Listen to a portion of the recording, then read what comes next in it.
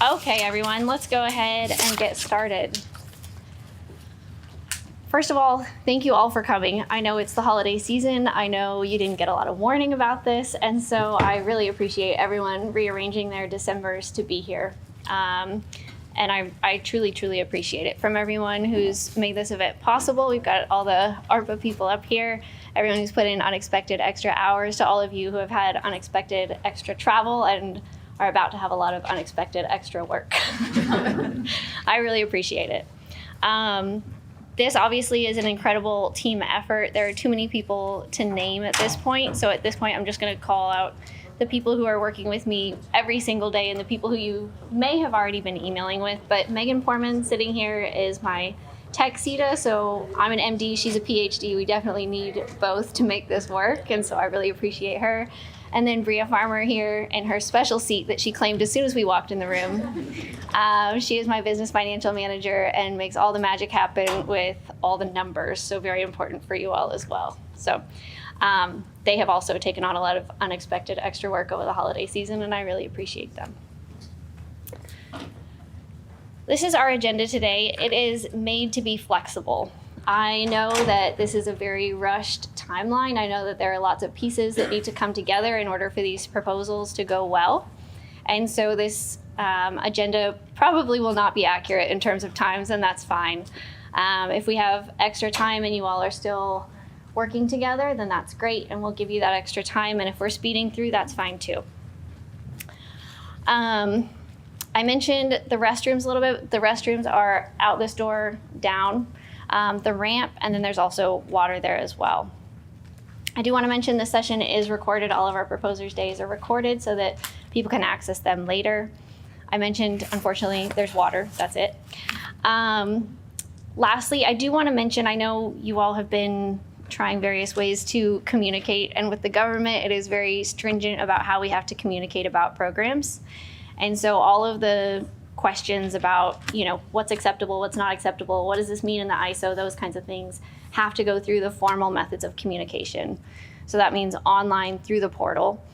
That said, I am very excited to meet all of you. I just ask that our discussions stay in a friendly get-to-know-you manner, because I really can't give you any kind of informal feedback about any ideas or questions. For the virtual folks, the chat is unmonitored, and so we're not reviewing it. Feel free to use it as a way to connect. We'd love to see all you all getting more connections, since that's primarily what this day is for. And as I mentioned, there will be breaks where you can mingle. So for the in-person crew, where the bathrooms and the water is, there's a lounge back there, and so you're welcome to mingle in this room or mingle in that room. As far as our agenda today, I am thrilled with our agenda today. There's been a lot of people who have worked to make it happen, and we have a diverse group of speakers that I think will really add a lot of depth to everyone's understanding of exactly what's needed for this. My boss, Natalie Cates, will be speaking. She's the head of our Scalable Solutions office at ARPA. And then we have ACOG leadership, which ACOG is integral to any innovation that happens in obstetrics, so I'm honored that they're here. Then Megan and I will review the program as a whole, and then we will have breakout discussions by technical areas, both live and virtual, obviously separately.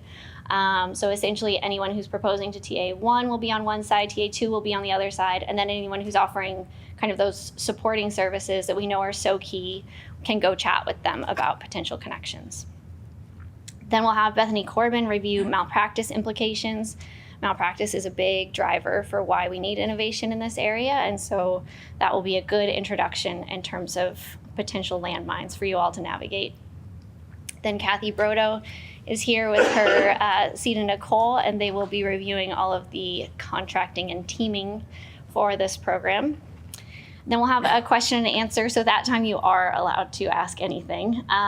Please try to keep it as much applicable for everyone, questions you think everyone will have as opposed to specific situations.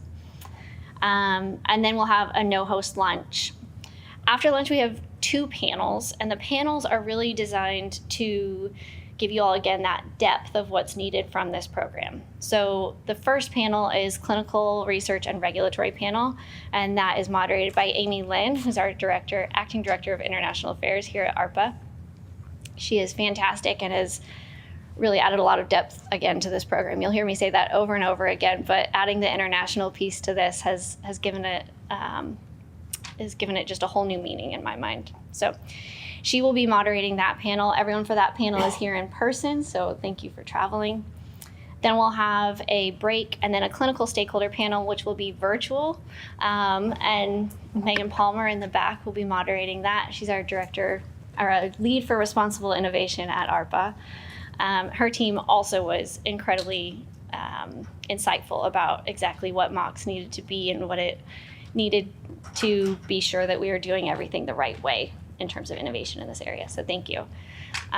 We have an incredibly diverse crew of mostly clinicians, some nurses, some patient advocates who will all tell you what fetal monitoring is like for them right now and what they would love to see in the future. And then we'll have another breakout session, and then we'll close, and we do have a no-host social gathering at the Hamilton afterwards for anyone who can make it.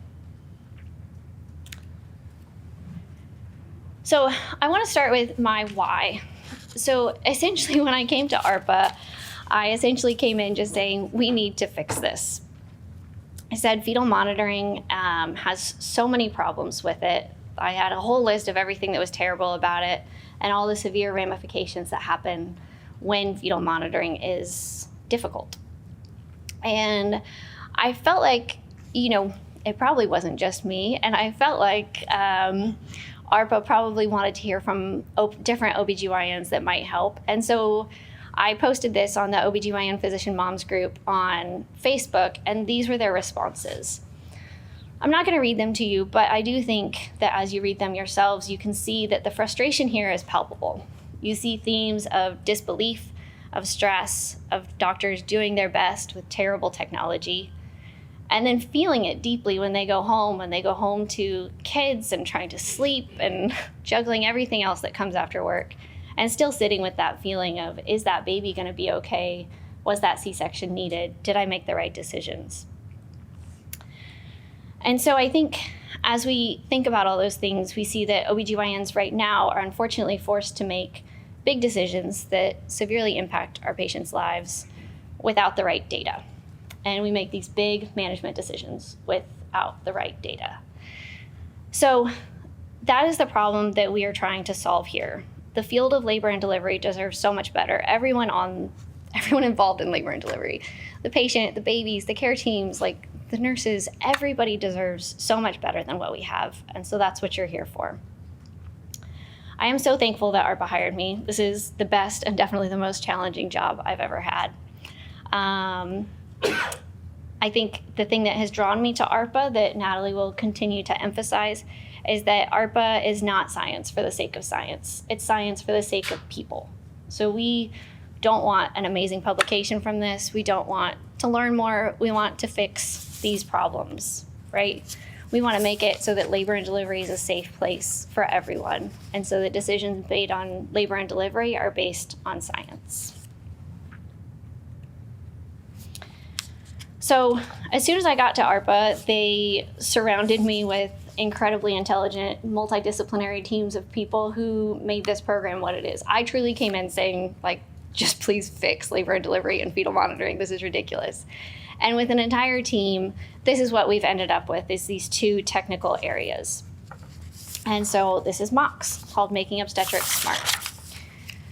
The two technical areas we will spend a lot of time later discussing, but as a broad overview, the first one, TA1, was born out of stakeholder discussions and is about creation of a point of care test to tell us about the risk of intrapartum fetal hypoxia, so the risk that a baby during labor will be low on oxygen.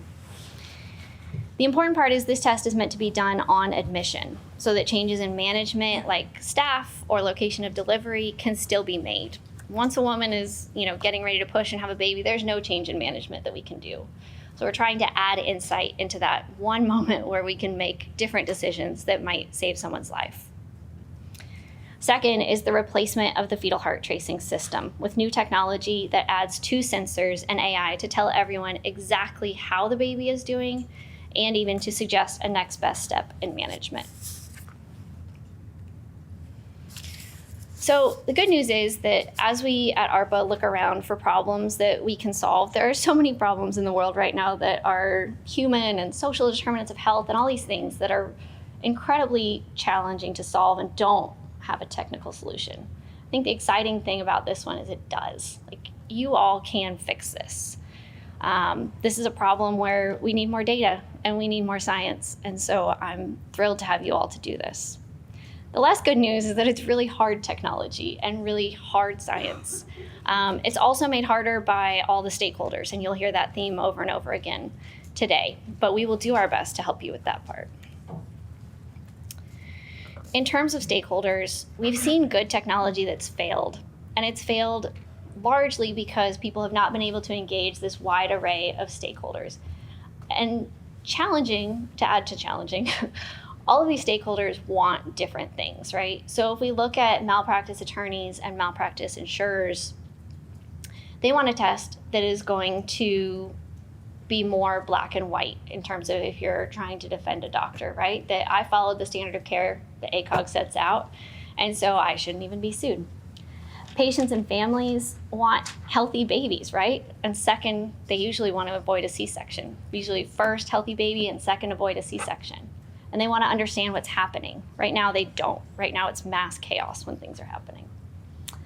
Nurses spend, depending on who you ask, at least over half their time having to chart on fetal heart rate tracings. They sit at the computer and they log exactly what this fetal heart rate tracing is saying every 5 to 15 minutes. And that's their job. And they would love to be back at bedside and love to have technology that helps them communicate with doctors better. The international community, again, from Amy Lynn and Isabel Howe, we've seen that this is truly a worldwide problem. No one has fixed this at all. And so as we try to fix this, we know that we'll be creating technologies that there's truly a global demand for. Industry and venture capital. This is a hard one, right? This is largely why we haven't seen a lot of innovation, because there's not a lot of reimbursement for this. The biggest financial incentive is just in preventing medical malpractice cases, which is a large medical incentive. These cases are hundreds of millions of dollars. But we need to find ways to attract them, and that's why ARPA is here to invest money so that at the end of this, there's something that venture capital and industry are excited about. Doctors and midwives, I feel like I've harped on this enough already, but we just want data that we can trust that helps us decide how to get a healthy mom and a healthy baby with the lowest C-section rate that's safe. Hospitals and birthing centers want new technology, but they want it if it's going to make a difference, right? Hospitals are being pitched bells and whistles all the time, but we haven't seen much that's going to truly change how we care for patients. And lastly, payers. Payers definitely want lower C-section rates. C-sections are more expensive. They want lower NICU rates. So that's one group that is very, very motivated. So what we're asking for is for you all to come and make the United States the safest place in the world to have a baby. I realize that is incredibly aspirational. We're nowhere near that right now. So for the collaborators, the purpose of you being here today is to teach all of these proposers the information and the knowledge that they need to go home and craft proposals that will fix all of this. It's an incredibly huge ask, and so each bit of information you can provide for these proposers will ultimately make these products better. For proposers, this day is for you. You'll hear the why for MOCS, which important aspects of our target product profile, and you'll hear from people who can help. Again, this is an aspirational goal, we know that, and we know that it's going to require so many pieces coming together. But truly, for the first time in my career, I think it might be possible. So with that, I will pass it off to Natalie.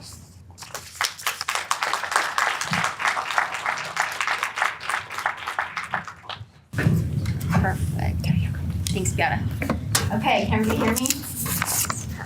I only gave you one slide. That's perfect. Oh, great. Thanks for the slide. I didn't know we had.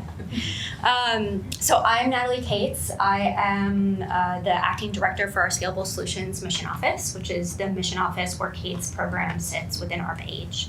I'm going to talk a little bit more about ARPA-H as an agency, about our mission office specifically, just to give you all some context around our viewpoint of the world and our viewpoint for this program.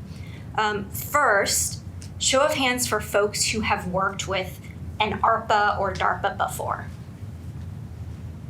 Okay, amazing. So I would say that's like maybe a third of folks. Many people who we work with here at ARPA-H have never worked with an ARPA before. And that to me is really, really good news, because I think in order to change the course of human health, which is our mission here at ARPA-H, we need to bring in the best folks from across the country, multidisciplinary folks who have not necessarily worked in health before or haven't worked in a specific part of health before, in order to get the innovation we really need. It might sound a little down, but my personal take is that if we were to fix some of these problems with the same group of people who've been trying to fix it for 50 years, we would have fixed it already. And clearly we haven't. So we want to make sure that we are getting new folks into the room. So here at ARPA-H, as I mentioned, our mission is to change the course of human health. As you all are thinking about MOCS, but also as you're thinking about all of the work we do here at ARPA-H, to Kate's point earlier, our goal is not a cool publication. Our goal is not really cool technology that sits in Mayo Clinic or UCSF and never goes anywhere else. Our goal is for every single hospital birthing center, every American, to have equal access to the outcome of our programs. I would love it if this just was how birthing worked, period. And nobody who comes after us has to ever deal with a lot of the problems that Kate was talking about, either from the clinical side or from the patient and baby side. So how do we do that?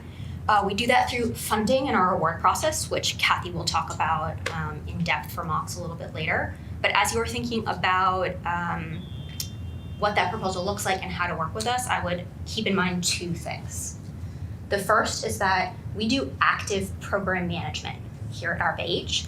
If you haven't already noticed that Kate's team is in the weeds and wants to know how you're thinking, wants to know what you're doing, that is only going to get more intense as this program moves along. We want to know and we want to work very closely with you. What's working? What's not working? What do you need to be successful? Our goal is for everybody to be successful because we want to solve this problem. But we know that it's a hard problem. And so we are going to fail on our path to success. We are going to have to pivot. We're going to have to change how we're thinking about the technology or about integrating that technology with health systems. And all of that happens best, and the magic happens with Kate and her team and the active program management and really pulling together what our technical teams are building with what we are trying to accomplish overarchingly for the program. The second thing that I would keep in mind, active program management, we do milestone-based payments. So for those who have worked with other parts of the federal government, you might be used to grants. We do not do grants. That goes hand in hand with our active program management. So our payment methodology is based on actually accomplishing the science and technology goals that we have. And that puts us in a really strong position to be able to pivot. If it turns out we're down a path and that path is not working, we can take the money that would be continuing to get dumped into a non-successful path and pivot it to a place where we can actually be successful. So that's just a little bit of context on the agency overall. Let me talk for just a moment about scalable solutions, and then I will kick it back over to the team to talk in more depth about the MOCS program. So scalable solutions is specifically about reaching everybody quickly. And there's a very strong reason why Kate's program is in our office. Our office focuses on a much wider range of technical readiness level than some of the other mission offices here at ARPA-H. We care about creating new science, we care about creating new technology, but we care more about ensuring that that technology gets through the valley of death that many new innovations fail in and actually become sustainable in the market. And we have, with our relationships with other parts of HHS, with our relationship with venture firms and many of the large investment banks, the ability to actually make sure that we can get past that valley of death. And that is usually, when I talk to performers, the biggest reason they want to work with an ARPA. It's not just because we have the funding to do something that many people might not fund because it is too high, it is too risky, even for the reward that you might get from that research, but also because we're focused on the outcome and we have the resources to pair to make sure we can actually get there. Is there anything else you wanted me to hit? No? Okay. So more to come from today, and thank you all for being here. We really appreciate it, and we're very excited about the work you all are going to do.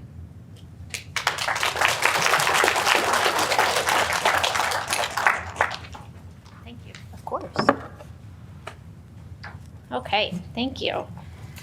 Next we have ACOG. So ACOG, for those of you who don't know, is the American College of Obstetricians and Gynecologists. It's the leading professional membership organization for OBGYNs. They champion OBGYNs in providing equitable, evidence-based care for patients today and in the future, with 62,000 members.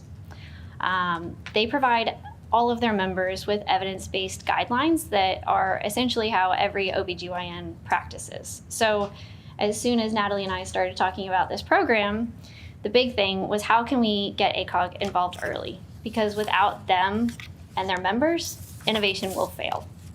So we are so excited that they are here today. We are incredibly excited to work with them because, again, we know that any technology that does not involve ACOG will fail.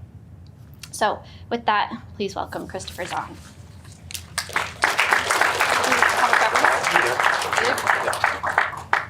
Thank you. Thank you. Good morning, everyone, and thank you very much, Kate and the ARPA team, for having us here. I'd like to acknowledge a couple other folks from ACOG that are here, Sarah Bogdan, who oversees our federal affairs work in our fantastic government relations department, and Dr. Tom Dardarian, who, in addition to his day job of being CMO of a large health system in active practice, also volunteered to participate in a fellowship at ACOG focused on advocacy, and we have several other folks attending virtually.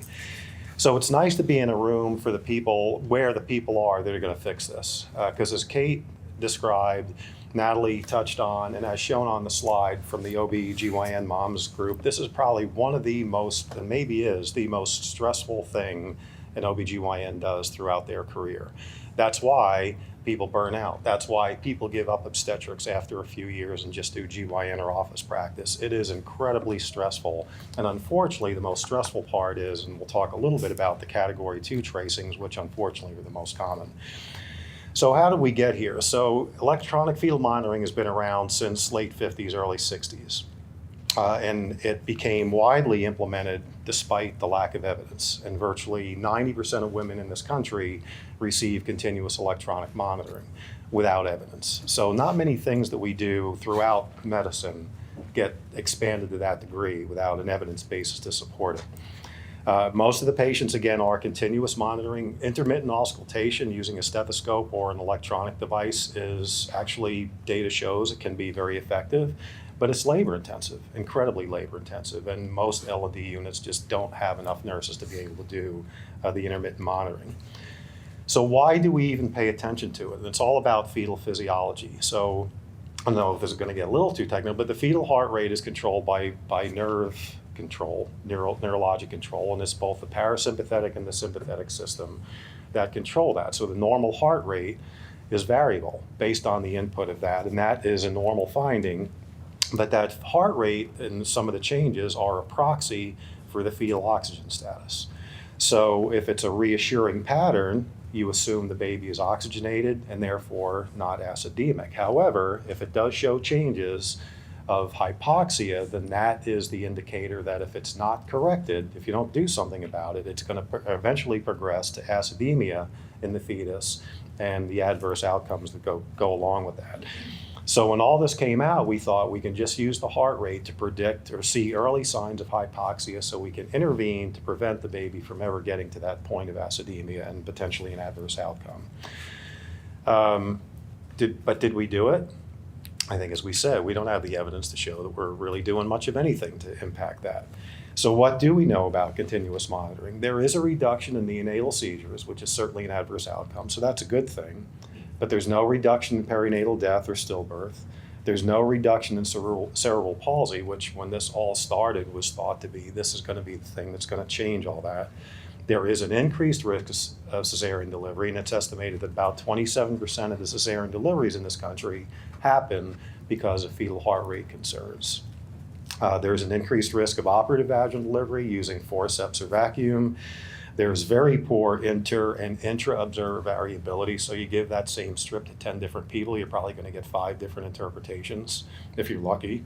And there's a high false positive rate. Again, the vast majority of those interventions and deliveries that are done may be early because of a worrisome strip, were in the long run potentially not needed because the baby's fine. So why is it so hard? Is it so hard to track the fetus's heart rate? No, that's easy. That part of the technology is easy. It's the interpretation that's the hard part. We look at the heart rate, then there's various aspects of that. The baseline heart rate, is it in the normal range or is it too high or too low? We look at the variability, as I mentioned before. The normal heart rate is very variable. We look for things such as accelerations. It's too high and stays too high. Or we look for decelerations where the heart rate drops, and it's particularly worrisome when it stays down.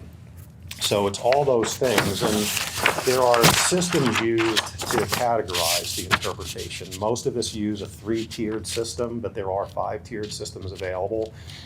The category 1 is considered normal. That's pretty well defined, and you don't have to do anything about it.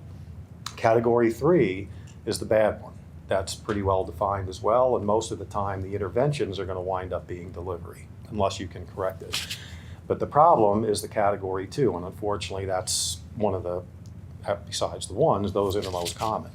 Very not well defined, very variable interpretations, and therefore when you don't know what it is, it's hard to figure out what to do with it. So we don't have well-defined interventions based on those interpretations. So the category 2 is tough. It's a heterogeneous pattern, and we have no idea whether it's really predictive of much of anything. Since we're talking about technology and again, the innovative approaches to this, there have been some attempts to do things better. So one of the attempts is called ST segment analysis. So taking the fetal EKG and being able to look at the ST segment. And the thought is, based on changes in that segment, you could again potentially predict hypoxia before it gets to acidemia. Unfortunately, there's inadequate evidence to support its use in labor. So great idea, but didn't pan out yet. There's also fetal pulse oximetry. Now, obviously, we can't put the little the oximeter on the baby's finger, but there is a way to do fetal pulse oximetry. Existing data, however, don't support routine use. There is some potential promise. There has been some call for additional studies to help manage or figure out how to manage abnormal oxygenation, and even making the determination is what's abnormal when you're doing the fetal pulse oximetry. So maybe something that has promise, but still not there yet. Certainly we are in the world of AI blowing everything up. So the thought is, why don't we just use AI to do fetal heart rate interpretation? Sounds pretty straightforward. We can use AI to do everything else. The existing data doesn't support its use yet. And in fact, the AI interpretations in some studies have actually been shown to not be as reliable as the poorly reliable human interpretation. So I think we all hope or think that AI could eventually really improve our ability to interpret, but again, we're not there yet. There's also some other considerations. One, again, this is certainly a challenge for the patient, but as already mentioned and Kate pointed out, it's a tremendous challenge for the clinicians. This is, again, a stressful setting. It leads to burnout. As mentioned before, people give up obstetrics early on in their career because of this, which is not good. We already have maternity care deserts. The workforce is shifting, and there's predicted workforce shortage in OBGYNs as well as obstetric clinicians, including midwives. So, and now we're driving people out of the business even earlier than they had maybe initially planned. So that's going to cause a real problem. And no matter how good we can get at fetal heart rate interpretation, if there's nobody there to take care of the patient, we're not really in any better shape. The other aspect is and Kate pointed to this, the medical legal climate. We know data exists that some of these patients that have adverse outcomes actually had an in utero insult long before they ever went into labor. But They show up with abnormal labor or concerns about hypoxia and acidemia. The baby's delivered significantly depressed or has an adverse outcome, and it automatically results in a liability case when in fact that baby might have had a stroke a month before labor and delivery ever occurred, so this baby was destined to have an adverse outcome, and it had absolutely nothing to do with what happened in labor. But that medical legal climate is another thing hanging over that obstetrician's head in the management. So in summary, there's no question there's widespread use without the evidence. Whether you want to use the cow or the horse, they're out of the barn and they're not getting put back in. So we need to do something to get better with this. Really applaud ARPA for supporting innovation and encouraging innovation, whether it's innovation in the technology, how we interpret it, how we use it. We really need something to fix this problem. This is basically the most common medical thing that happens in this country. People giving birth, but we need to do better. So again, appreciate ARPA, appreciate Kate, thank you very much, and really looking forward. Hopefully the fix gets done before I retire, so I'm looking forward to it. And we can guarantee if you fix it, we'll put it in our guidance. Thank you. Thank you. That was fantastic. I appreciate it. Okay. Now we are about to get into the real meat of the program. So I already introduced my team, but again, Megan and Bria. As Natalie said, you'll be interacting with everyone pretty much weekly. So our question, like I said, which we're not there yet, but is what if the United States was the safest place in the world to have a baby? Unfortunately, we'll start off with where things are not going so well. So again, a lot of these ideas have been mentioned by Christopher just now, but generally we do C-sections because we're concerned about the fetal status. So I think Christopher said 27, I had seen 24, somewhere in that range of primary C-sections are done due to concerns about the fetus. But about half of the time that category 2 fetal heart rate tracing is not helpful, and half the time that baby was getting enough oxygen, which means that we may be doing 83,000 unnecessary C-sections yearly in the United States at a cost of $1 billion. Now, I know some people will want to pick apart these stats and say, we don't know how many unnecessary C-sections we're doing, which is true. We don't know. The data is just not there, and that's where MOCS is hoping to step in and provide data. We know that sometimes we do too many C-sections. Unfortunately, we also know that we sometimes fail to do C-sections when the baby was in trouble. So right now we have 134,000 babies born a year that are non-anomalous, that have severe hypoxia, and 23% of those will face neurologic morbidity and mortality. The picture in the middle is a typical scene on labor and delivery, and I put it there because I think a lot of people don't understand how truly chaotic the environment is. This is not like mass chaos. This is a normal amount of chaos for a labor and delivery room. You can see the OBGYN with her glove on in the corner is watching the fetal heart rate tracing above the patient's shoulder while she's talking to the patient. You can see the patient is trying position changes, which unfortunately is one of our mainstay interventions for fetal hypoxia. And you can see the nurse working really hard in a very non-ergonomic position to keep that fetal heart rate tracing in place. She's literally pushing that monitor onto that mom's abdomen. So again, I say all this because to me, this is not ideal, but it is incredibly common today. Christopher mentioned these malpractice settlements have become more and more prevalent. They've also become more and more costly. So this is one of the main financial drivers for hospitals to want to improve this. 75% of the biggest medical malpractice settlements in 2024 were around delivery. And because we haven't had any new data, it's real hard to update clinical guidance. We've tried AI, it didn't work, as ACOG said. And so at this point, we are just continuing to do what we've been doing for the past couple decades. What that ends up with is that the United States spends double the expenditure per capita of other high-income countries while having the highest maternal mortality and morbidity.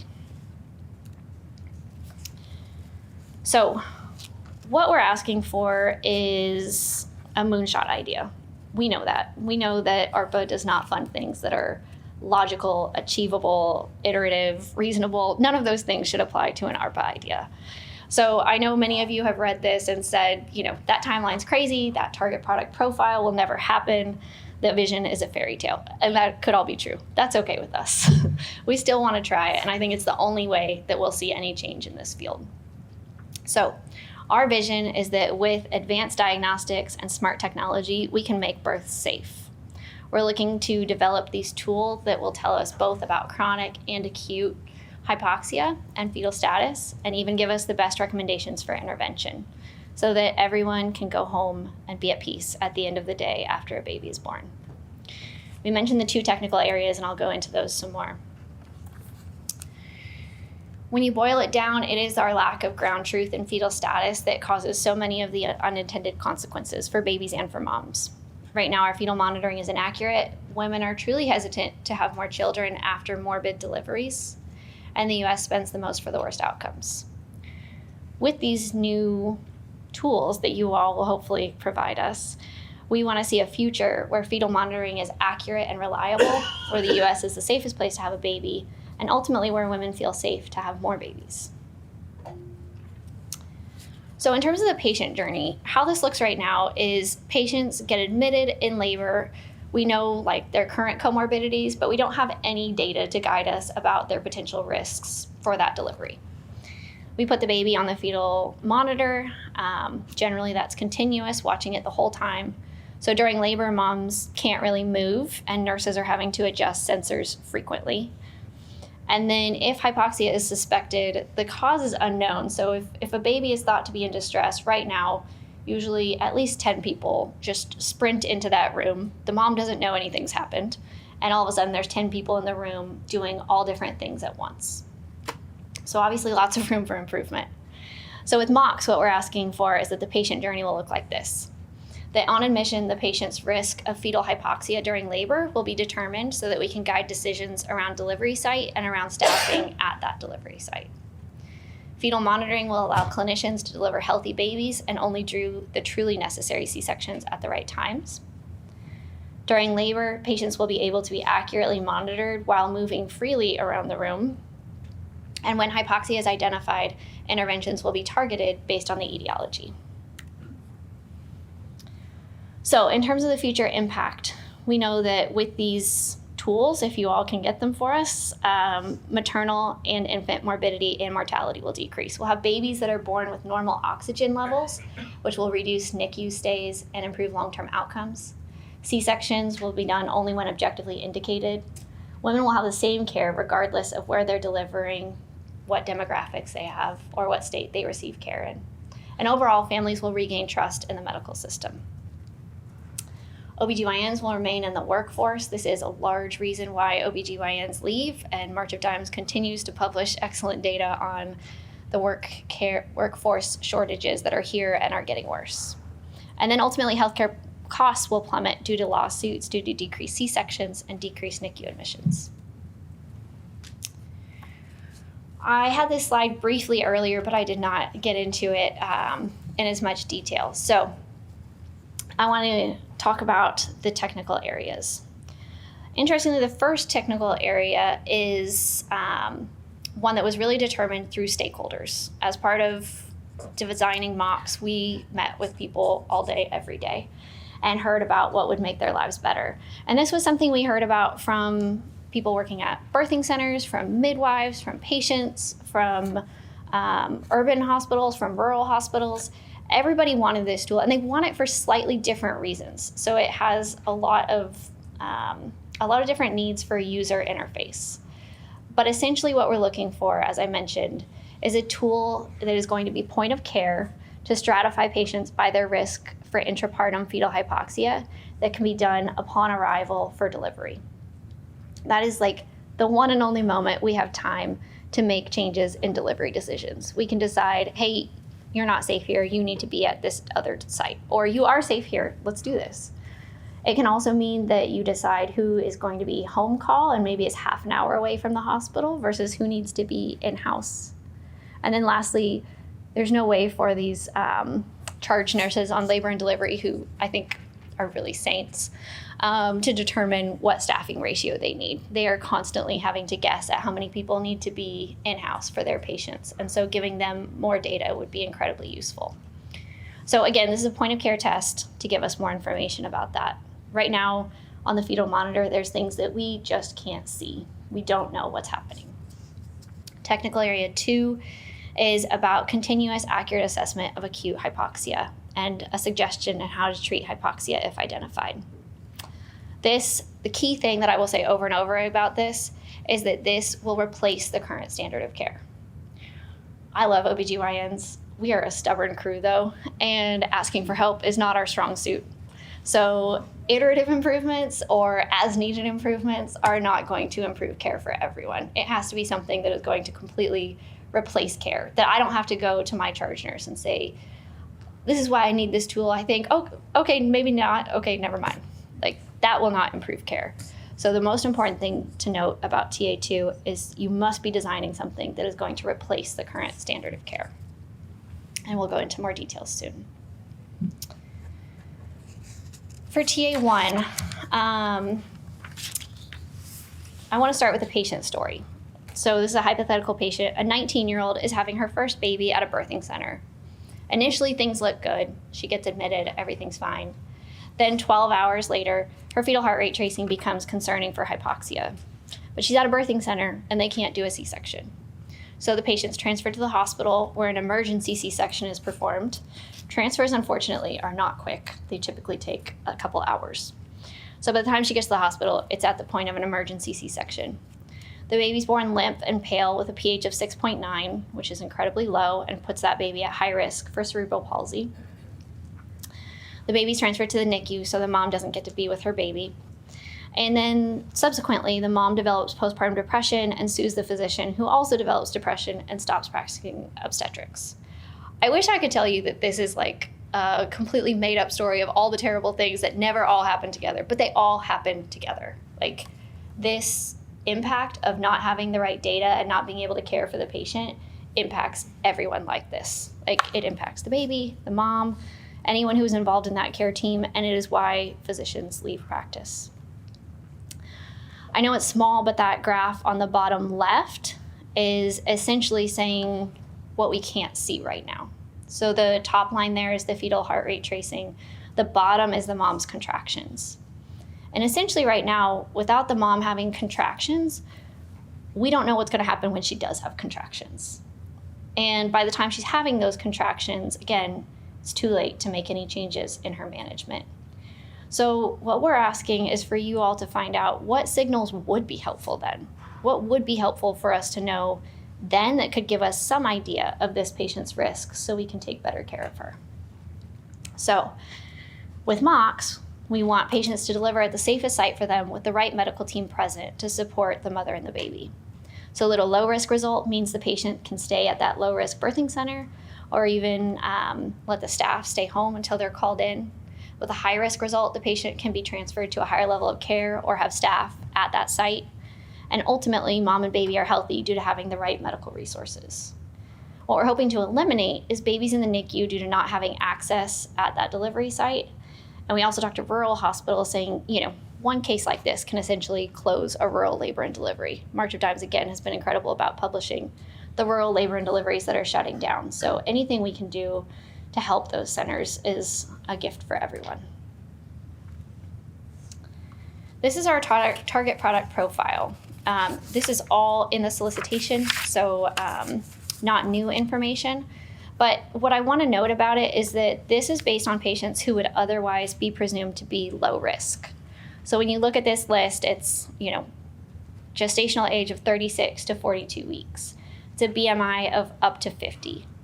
Those are patients who likely would be thought to be safe at a birthing center or at a low-risk rural hospital. And so we're really trying to say of those low-risk patients who might need more care. It needs to be point of care, done on admission. The results need to be clinically relevant. So I listed these kind of 4 things of indicators of uteroplacental insufficiency and potential complications: C-sections, umbilical artery pHs, unanticipated NICU admissions, and APGAR scores. If your team disagrees with those, that is okay. Just write and tell me why. I will say it needs to be a change due to clinical utility. We are, again, trying to solve problems for the people on the ground. And so if you can tell me why that's going to be more useful to a care team, I'm incredibly open to it. If it's because it's easier scientifically, that's not it. The technology can be anything. Our team thinks this could be biomarkers, could be imaging. It can involve AI and machine learning. It's everywhere, as Christopher said, but it shouldn't be only AI or machine learning.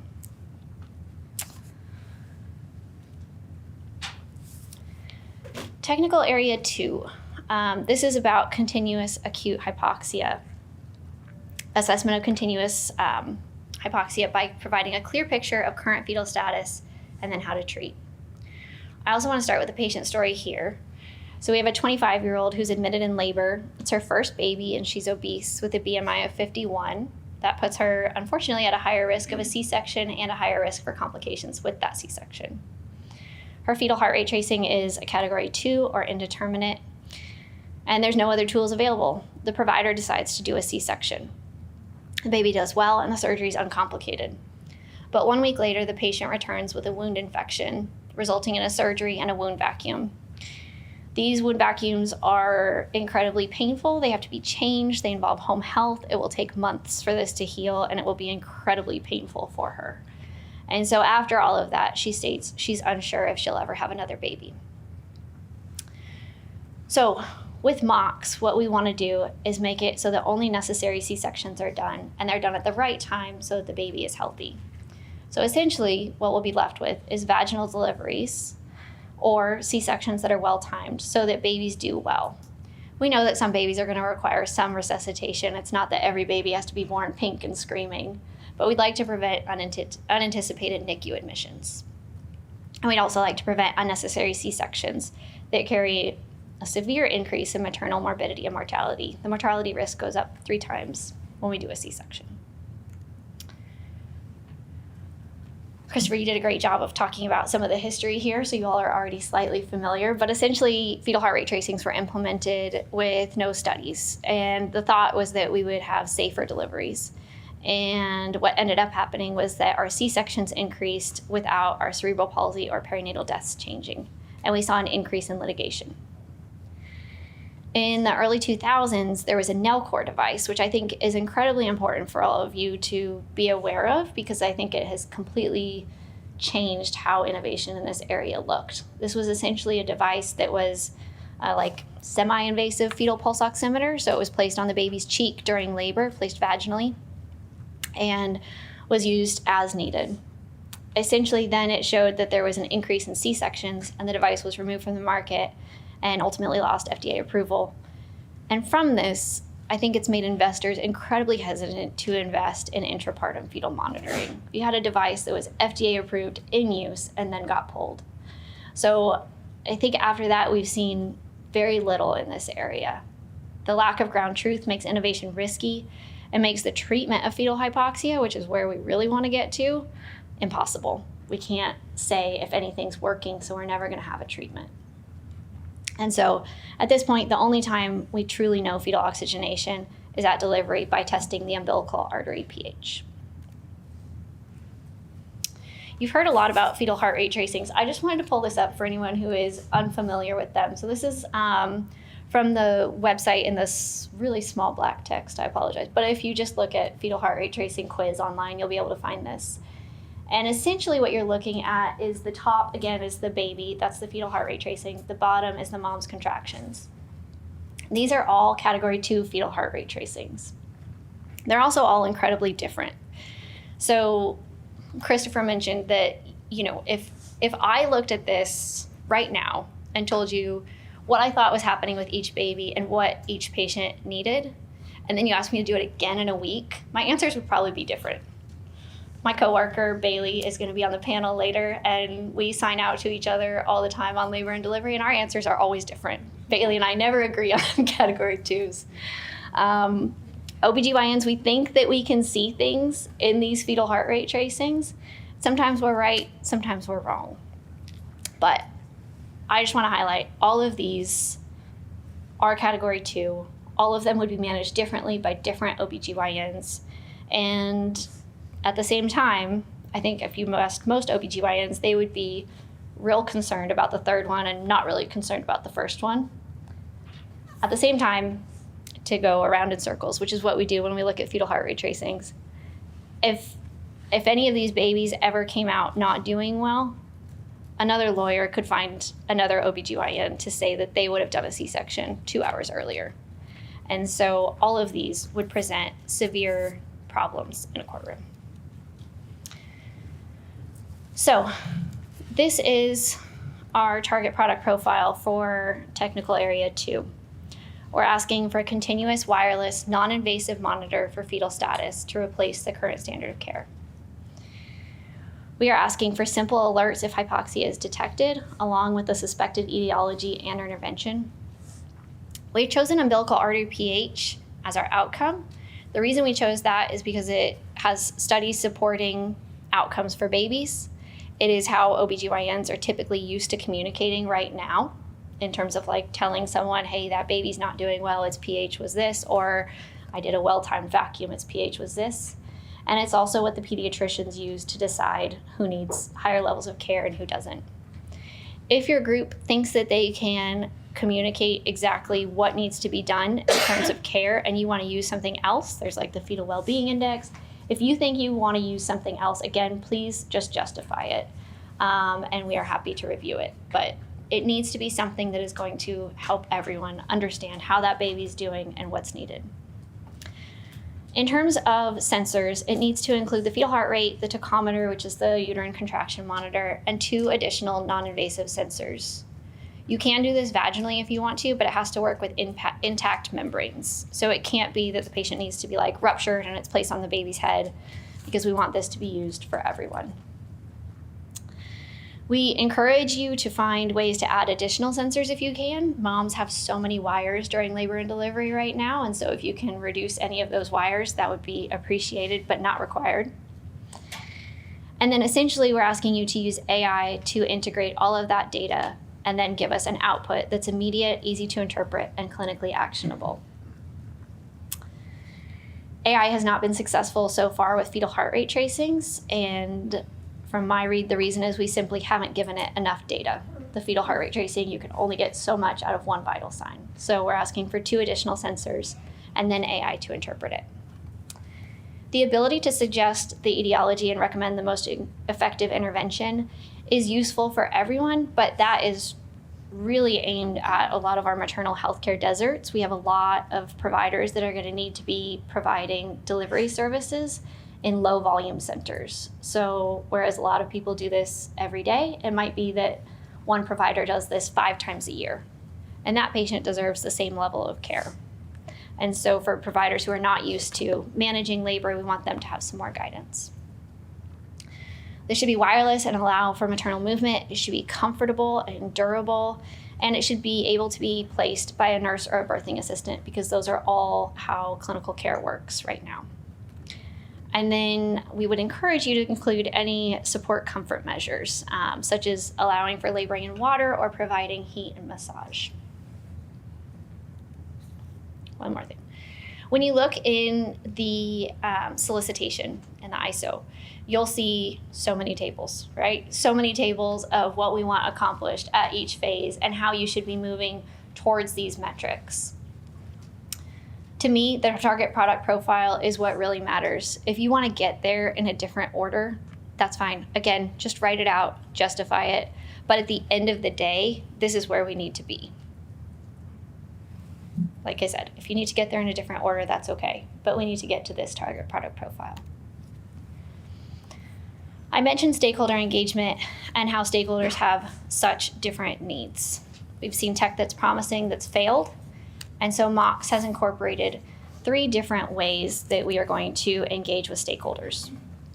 The first is end user engagement. This is 100% going to be the proposers partnering with clinical sites. So ARPA is not involved in any of this contracting. We do expect you to pay these sites, and so put that in your budget. But essentially, you're going to need to partner with 3 diverse local delivery sites. You'll engage with them quarterly regarding usability. We have a lot of people who have signed up for teaming online. I encourage you to look at those. If you are having trouble, we are happy to give you suggestions of how to find partnerships. But ideally, we have not provided a list because ideally these would be local. Like, I would love for you to be there in person saying like, hey, here's how the strap looks now. Does this work or not? Because there might be things that you're not thinking about that might not work. So that is the first thing, quarterly engagement with 3 diverse delivery sites. The second thing is DARPA typically does IV and V, and we're having a slightly different version of that. So at the end of the second year, we're going to send all the products that you've created to 3 different hospital partners and ask them to rank them on usability and scalability. So they're going to look at, again, was this comfortable? How does that output look? Can I use that? Is that okay for the patient to know? Is it too much for the patient to know? All those kinds of things. Because, again, we want this to be something that really everyone is clamoring for. That is our goal, that everyone hears about this product and wants it. So this is not going to assess accuracy. We know that the FDA will be assessing all of these products, and so this is really meant to be usability and scalability. And then lastly, in 2 years also, we'll have an ecosystem engagement event. This will be hosted by ARPA with performers giving lightning talks, and then attendees will include one group that's focused on commercialization, so what's going to happen to these products once ARPA is over, and then one group that's going to focus on hospital leadership, because if hospitals are going to buy this, obviously that will impact everyone's decisions about moving forward. So essentially, as performers, the one piece that you're responsible for is that end user engagement. So please start seeking out clinical partnerships. There are more details in the ISO about exactly who you need to be engaging with, and that will give you a better idea of how to include that in your budget. And with that, I'm going to turn it over to Megan. All right, thank you, Kate. I'm so excited to be part of this program with you. So part of the reason I'm excited about MOCS, and we're so excited about pushing this forward, is it's really addressing a market that's just been stagnant. This graphic on the left here shows you that there are very few companies in fetal monitoring, and there's just not a lot of motivation to innovate. There's a large lift to do so. Companies with devices used elsewhere in the hospital are really dissuaded from trying to disrupt this space just due to the high nature that we've discussed before. And so this has really resulted in the valley of death that Natalie mentioned earlier, that's unfortunately so common in medical devices and innovation these days. And so hopefully most of us are familiar with this concept. On one side, you have a really promising technology and a very strong clinical need. And then there's just this gap. A large part of medical innovation is trying to bridge this valley of death. And that's just due to that there's a lot of hurdles and things you must do. You have to go through regulatory approval, you have to get payer reimbursement, and you have to make sure that what you're actually designing is going to want to be used by and valued by the end clinician users. And so this is why MOCS has stressed so much of this end user engagement and multifaceted pieces to it, is because we're really trying to push the things that are developed as part of this program through this valley of death to make them successful. So I'm going to spend a little bit of time talking you through the regulatory piece, because I think it can get very nuanced and complex. And so it's important as you go into this to understand what kind of questions you need to be thinking about, what type of expertise you might want to include in your team to help this part of MOCS be successful. So we're talking about the US market, so we're going to be talking about the FDA. And the FDA uses a risk-based calculation for what level of scrutiny a device might need. So this graphic on the right here kind of gives you an idea of the scale and classifications. There's a lot of formal documentation out there to help determine different classifications of device. The importance is not that for this talk. I encourage you to go read those documents or find somebody that's familiar. The importance here is to think about it from a high level. So I've given an example of 2 cardiac monitoring devices here on the bottom that existed in the literature. One was listed class 2, one was listed class 3. And at first glance, you might not understand why those went through different pathways. And as a scientist or somebody with a new technology to innovate, you honestly shouldn't be expected to understand that nuance. So that's why we highly encourage you and actually require you to include a regulatory expert on your team, because including them from the early stage will help you understand what design changes might imply for your eventual regulatory strategy, which does affect what kind of data you might need. So there's a lot of different terms. I think a lot of people think, oh, I need a 510K, or oh, I need a PMA. And in reality, the path just depends on the level of risk that the device might be associated with, depends on what's already on the market, what the FDA has already seen. And so the important thing for you to think about when you're applying is not necessarily which pathway am I going to go, although you should definitely kind of maybe have an idea, but it's really about engaging in with your regulatory expert in the right way to help them understand what your device is so that they can help you understand what you might be up against as far as burden of evidence goes. So another mechanism that we've included in MOCS that a lot of people aren't aware of is this FDA pre-submission process, sometimes called a Q submission. And I think these are great because what happens is you submit to the FDA questions. This can occur early, this can occur midway through in your development process. For MOCS, we're requiring it in phase 1. And what this provides you is a chance to go to the FDA, tell them what you're thinking, tell them what strategy you might be thinking about for your data collection, and they can help you understand the types of evidence they might want to see in your eventual submission. And so having your regulatory expert in early can help you design those questions appropriately to the FDA so you get the right and helpful information back. And one final thing on kind of regulatory that I want to bring up is the concept of the design controls and quality management systems.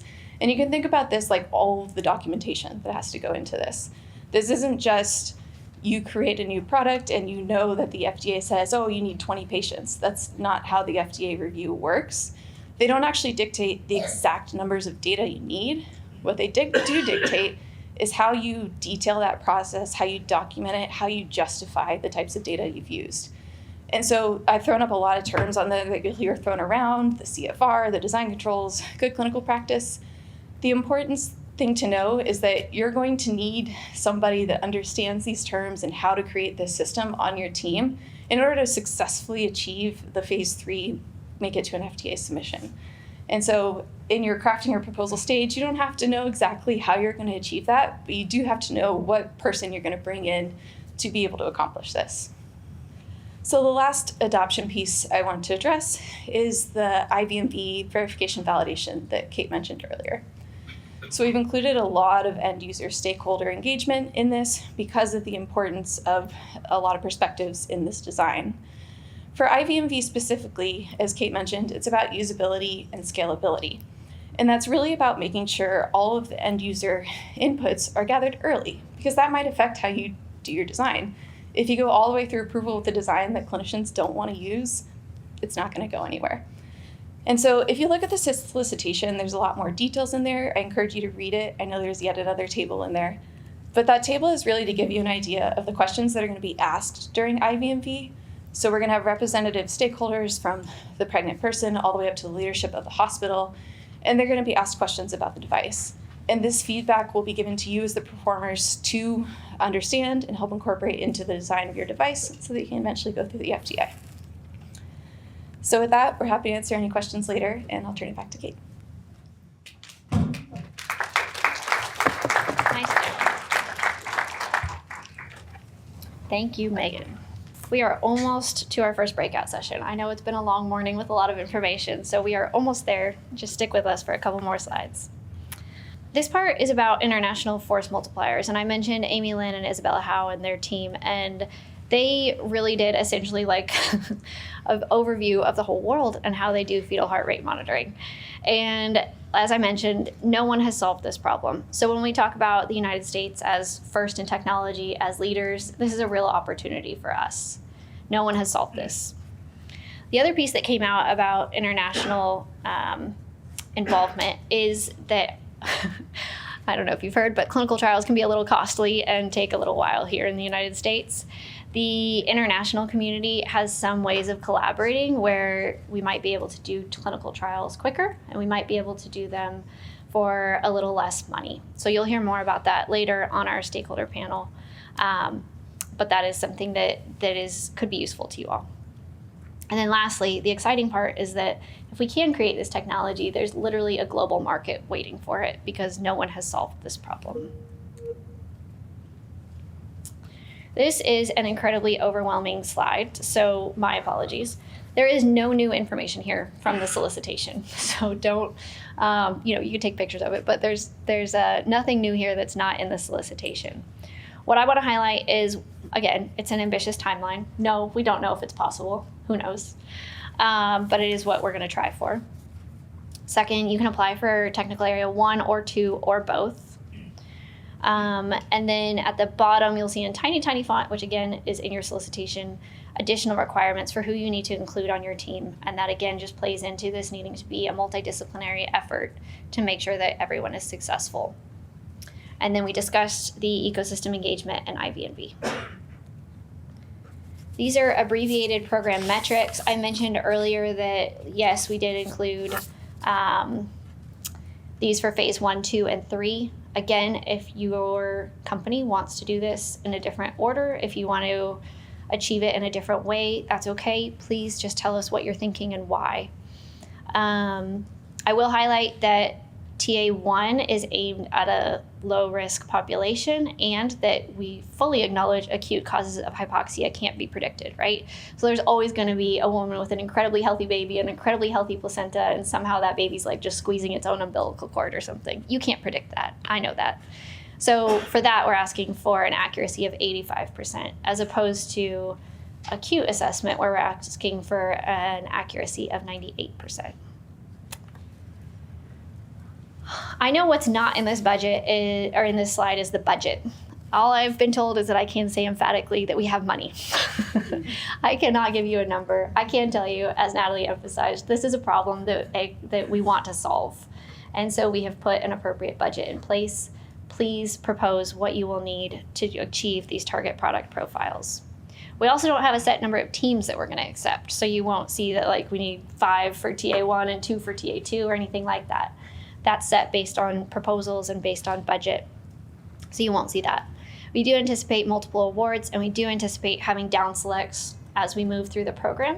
As Natalie said, we know this is going to be a high risk, high failure area, and there may be times that we can pivot, or there may be times that we learn a technology just isn't going to work, and we have to end that. This is the timeline. So obviously we're at Proposers Day. We're having pre-proposal discussions. These are 45-minute meetings that are required in order to submit a proposal. I know there's been some questions about this. You only need at least one team member to have done a pre-proposal meeting in order to submit a proposal. So you don't have to have like your entire team at that pre-proposal meeting. You don't even have like a representative from every one that you're submitting with at that meeting. If you have somebody in your proposal who attended a pre-proposal meeting, that's all we're asking. There is a PowerPoint template for you all to use, and no written feedback will be provided. You don't need to submit the PowerPoint. It is literally just a discussion. There's no encourage or discourage that's given. There's no written feedback at the end of it. It is truly a discussion of you coming and saying, here's what we're thinking. Does this fit? What are the areas that look weak to you? Will this work? Will this not work? Those kinds of things. But there is no official encourage or discourage from those discussions. And again, you don't have to submit PowerPoints before or after. We will not be using information from that discussion in the award selection process. It's not being reviewed. It's just happening in those 45 minutes. We have had a lot of people sign up, which is great. I would say if you have multiple teams that you're already going to be submitting with, it's most helpful for you all to do that in one meeting, because a lot of the really challenging part of this is going to be combining different technologies together and looking at how you're going to integrate with other teams. So instead of like each team, like if you have 2 new sensors for TA2 and you guys are going to be combining into one proposal, I would rather have you guys in the same discussion if possible, as opposed to 2 separate discussions. Because again, a lot of this is going to be seeing how you all can integrate and how you all can work together. We have had a lot of people sign up, which is great. We have had to extend it a little bit, so we actually have some discussions tomorrow and then some on the 22nd. The last day to request will be on the 19th. I think that's everything. And then full proposals are due on January 21st at noon. And then from there, Kathy will review everything after that. She's better at it. So in terms of my ask is read the solicitation. We have had a lot of questions, some of which were answered in the solicitation. I know it's long, but please try to look through it. We spent a lot of time on it, and so please read that. Second, I know that this is hard and fast. It's what's needed, and it's not going to happen without ARPA. As you consider your proposals, please follow the spirit of this solicitation. So again, you've heard over and over again the problems that we're facing. Please fix the problems. If you do it a different order, if you have different ideas, let us hear your justification. But you will be judged on us knowing that at the end, if you are successful, that labor and delivery care will look vastly different. Overall, if we're successful, MOCS will improve the health of mother and babies. We'll have data that will help us make better decisions. We will be the first in innovation, and we will set the stage to optimize research and investment in obstetric care. Originally, when I proposed to ARPA, I was proposing to actually treat fetal hypoxia. And it turns out you can't study fetal hypoxia or design a treatment for fetal hypoxia when you're just saying maybe it's a better category 2 with this tracing, right? With this treatment. Right now, our treatments are position changes, and oxygen was just found not to be helpful. So it's an area where if we can do this part, then we really set the stage for new innovation in other areas.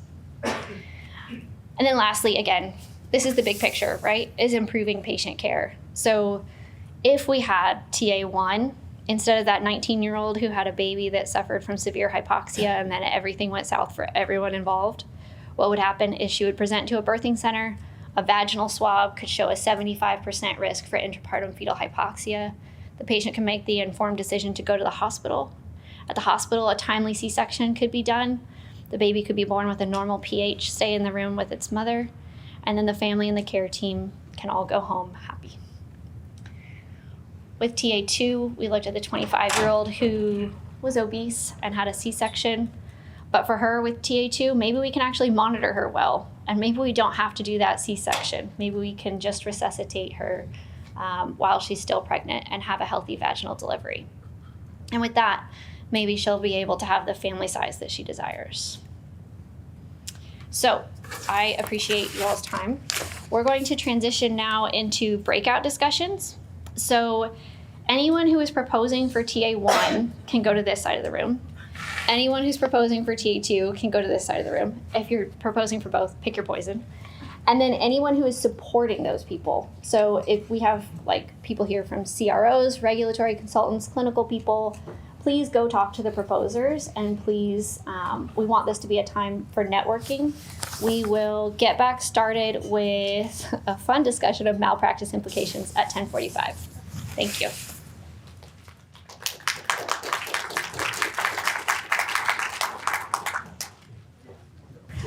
So at this point, we're going to come back, and we have Bethany Corbin here. Bethany Corbin is a nationally recognized public health innovator. She's an attorney, an author, and an advocate who is on a mission to transform the future of women's health. She has an expertise in legal strategy, thought leadership, public advocacy, and works across the women's health ecosystem to support both innovators and consumers. The ability to improve the malpractice landscape is so key for this program, and I'm incredibly thankful to Bethany for being here to speak with us. Bethany, thank you. Thank you, Kate. Thank you so much for having me. So as Kate mentioned, I'm a healthcare innovation attorney, and I specialize in women's health technology, digital health regulation, and clinical risk mitigation. And I work with a lot of companies that are developing either tech or AI-enabled tools, typically for OBGYN care, fertility, pregnancy, postpartum, women's health diagnoses, all of that. And my job is to really help innovators build projects that not only transform patient care, but that also withstand legal and regulatory and ethical realities of operating in one of the highest risk medical environments that we have today in the United States.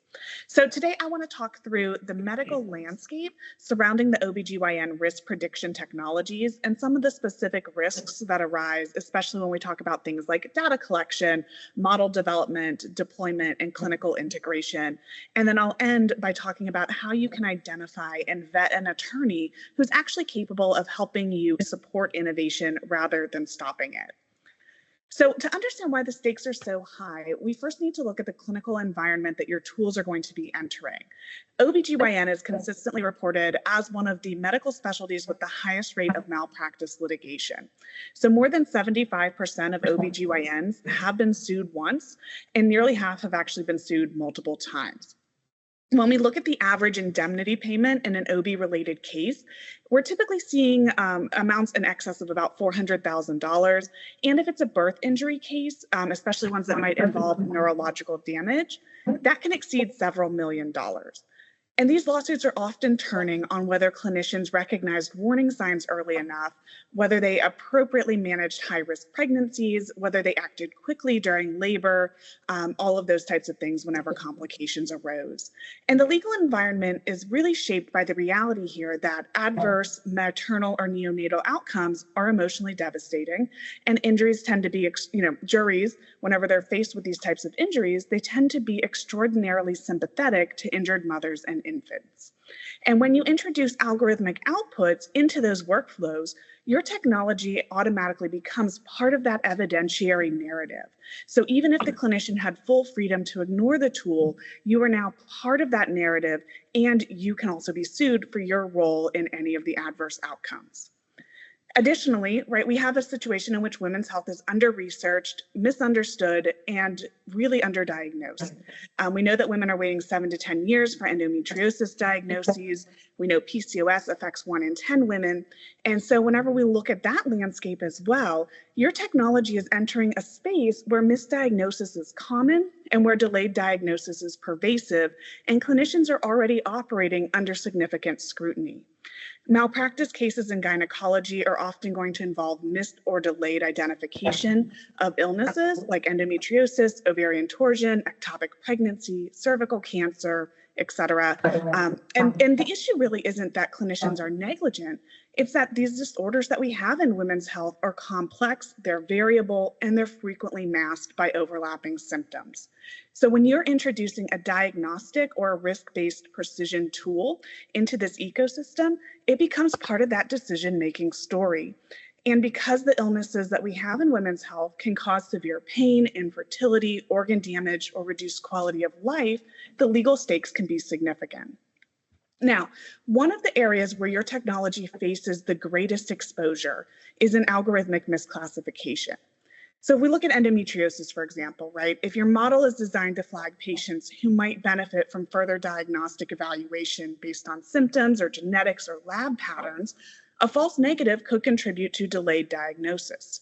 And endometriosis causes irreversible organ damage in many patients, and it can really, impact, infertility, et cetera, down the line as well. And so a plaintiff could argue that your tool actually contributed to years of unnecessary suffering or infertility. Conversely, if we look at false positives, that can lead to unnecessary imaging. It can lead to invasive laparoscopies or hormonal therapies, and that themselves can carry risks. And the same is true in other contexts like preeclampsia. That affects 5 to 8% of US pregnancies, and it accounts for about 15% of maternal deaths globally. And so if your model is underestimating preeclampsia risk because it was trained on a data set that's missing early stage or atypical presentations, and a clinician then documents reliance on your tool, that algorithm can be implicated in a delayed diagnosis lawsuit. Again, conversely, right, if you're overestimating those risks, your outputs can trigger unnecessary interventions, for instance, early induction or unplanned cesarean deliveries, and that carries risks and can also be a basis for litigation. What we're seeing in the litigation landscape is that plaintiffs' attorneys are increasingly requesting model documentation, version histories, and performance metrics, and they're scrutinizing whether your company's own data scientists flagged accuracy concerns during development. So if there's email evidence, even internal, that suggests uncertainty over a model's sensitivity or specificity, all of that can become a critical piece of evidence in any type of lawsuit. Risk is also going to arise from how your interface presents information. So studies have repeatedly shown that clinicians experience what's called automation bias. And that means that clinicians can tend to over-rely on algorithmic outputs even when they believe they aren't doing so. And for instance, if we look at emergency departments or acute care settings, Automation bias can actually cause clinicians to override their own judgment in favor of software recommendations up to about 36% of the time. And in obstetrics, where we have time being a very limited resource, clinicians may even lean more heavily on the algorithmic cues that they're getting from your products. So if your interface is labeling patients as low risk or normal, even if it's doing it subtly, that language can shape clinical behavior. And we've seen malpractice cases where the problem wasn't that the software output itself was wrong, but it was that the output was visually or linguistically presented in a way that actually downplayed the urgency. And for instance, there was one fetal monitoring case where the user interface used muted color palettes, and jurors really felt that that made high-risk patterns appear less concerning to the clinicians. And so that software company in that case ultimately settled for a significant amount, despite the fact that the clinicians were also at fault in that case. Bias and representativeness in data is another high-risk category here. So we know that women's health data sets are often incomplete or historically skewed. And we know until 1993, women were routinely excluded from clinical trials, and we only get about 4% of healthcare research and development funding today focused on women's health. So what this lack of investment means is that the available data sets that we have often underrepresent key subgroups, particularly when it comes to minorities. And so if your data set is underrepresenting these populations, your model may systematically underperform for groups that are at the highest risk for some of these illnesses. And that becomes a legal issue. So plaintiffs could argue that your model is discriminatory, that it's unsafe for certain demographic groups, or that it's negligently trained. And regulators, including the Department of Health and Human Services and their Office of Civil Rights, they've stated that algorithmic bias can constitute a civil rights violation under federal law in certain circumstances, particularly if it's affecting timely access to care.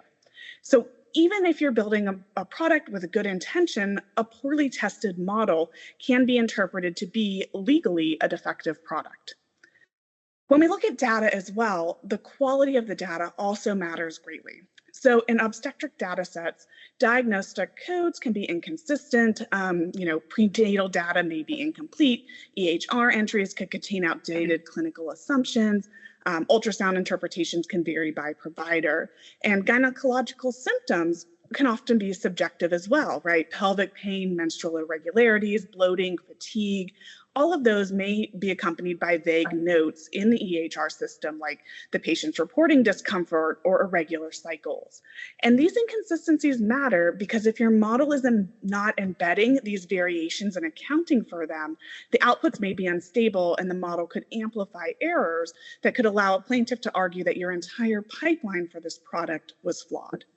And courts are increasingly expecting companies to perform representativeness audits to assess the quality of their data sources and to test model performance across race, ethnicity, age, and other things such as BMI, socioeconomic status, care access levels. So if you can't produce documentation that shows how you evaluated performance across these different types of subgroups, you could be accused of ignoring foreseeable harm. There's also regulatory risk as another category of exposure.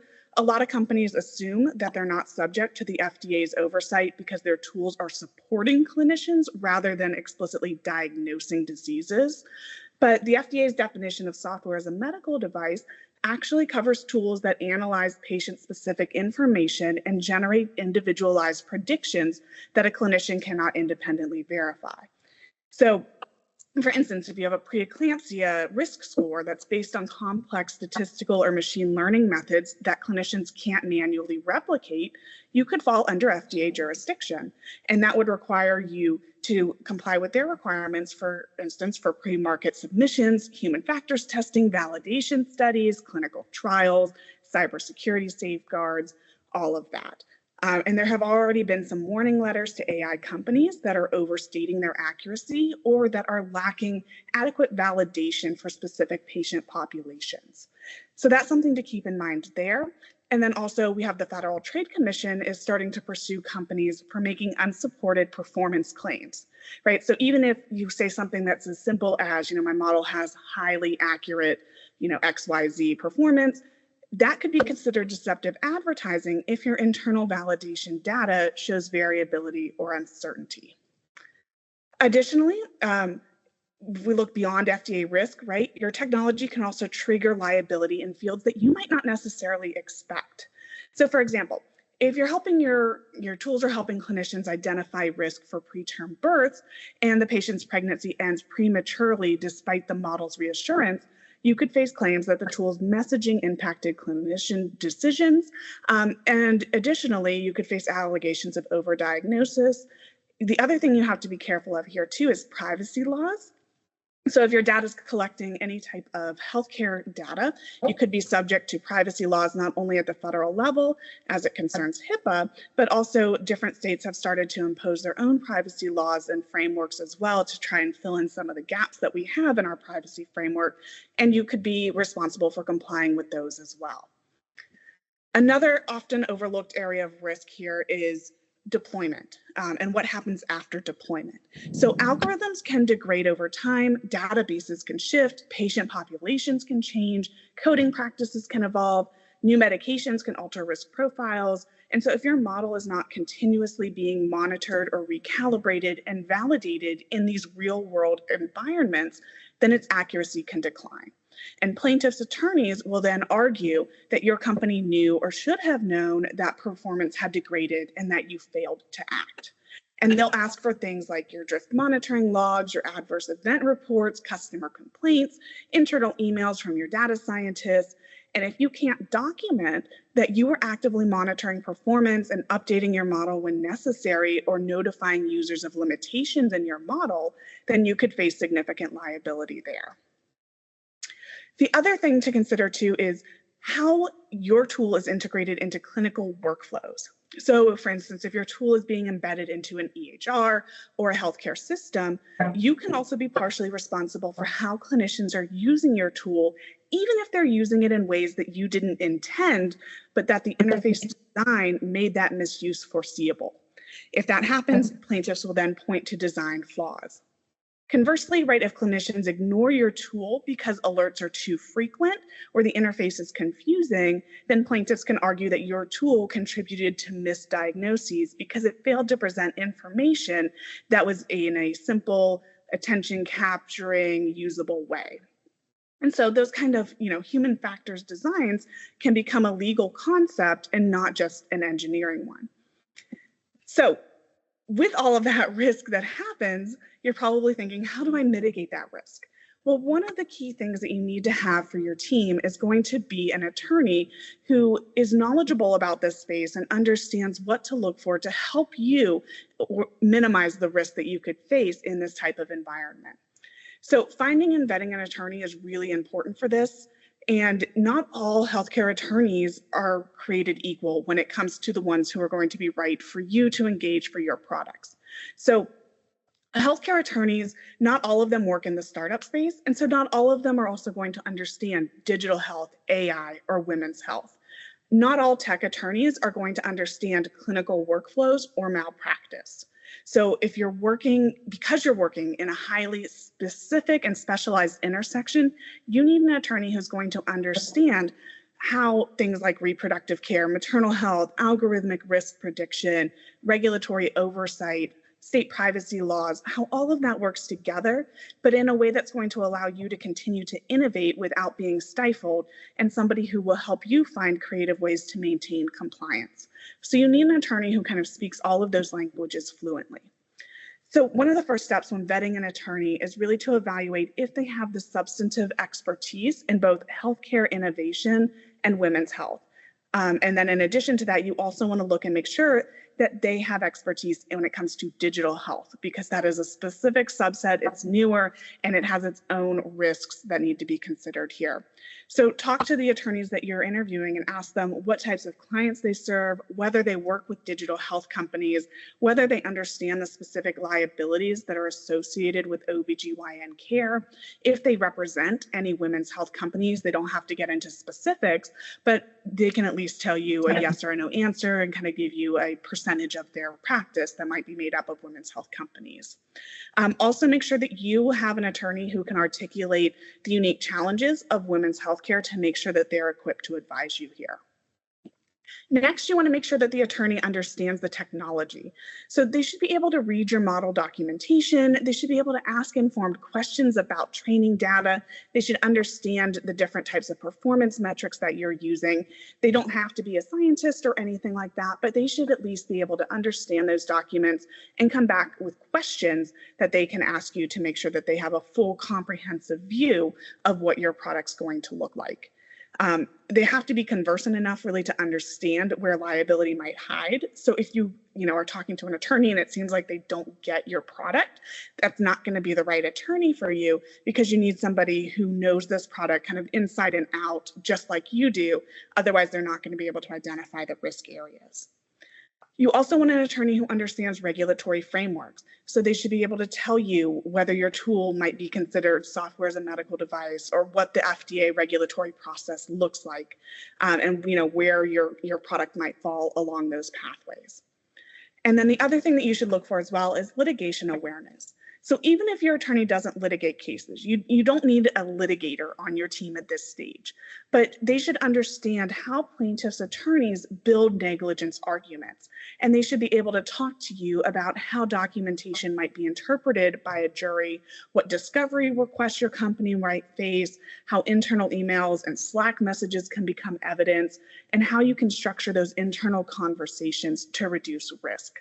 So you want somebody who is litigation minded, but they don't have to be a litigator. They don't need to be fully litigation focused at this stage, because you also want somebody who does understand compliance to help you in these early stages. And then finally, evaluate whether the attorney is proactive rather than reactive. So you want someone who's going to join you on your design sprints or participate in risk assessment discussions, someone who can review your user interface for potential legal misinterpretation, or who can help you frame claims in a complaint or a compliant manner, and ensure that you have the right contracts that are in place to help allocate liability appropriately. For instance, with the clients that I work with, we often start early at the design phase together, and I can point out areas of legal risk. I see the product before it goes live.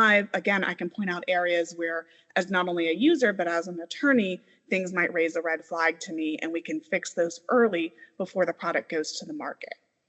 So I know that's a lot. I know it's a rather scary environment whenever we talk about legal risk. Unfortunately, the risks are real, and you're innovating in an environment that is heavily litigated and heavily regulated, but it's an environment that has a lot of opportunity for growth, and you just need the right legal partner there to help guide you. So thank you for having me today.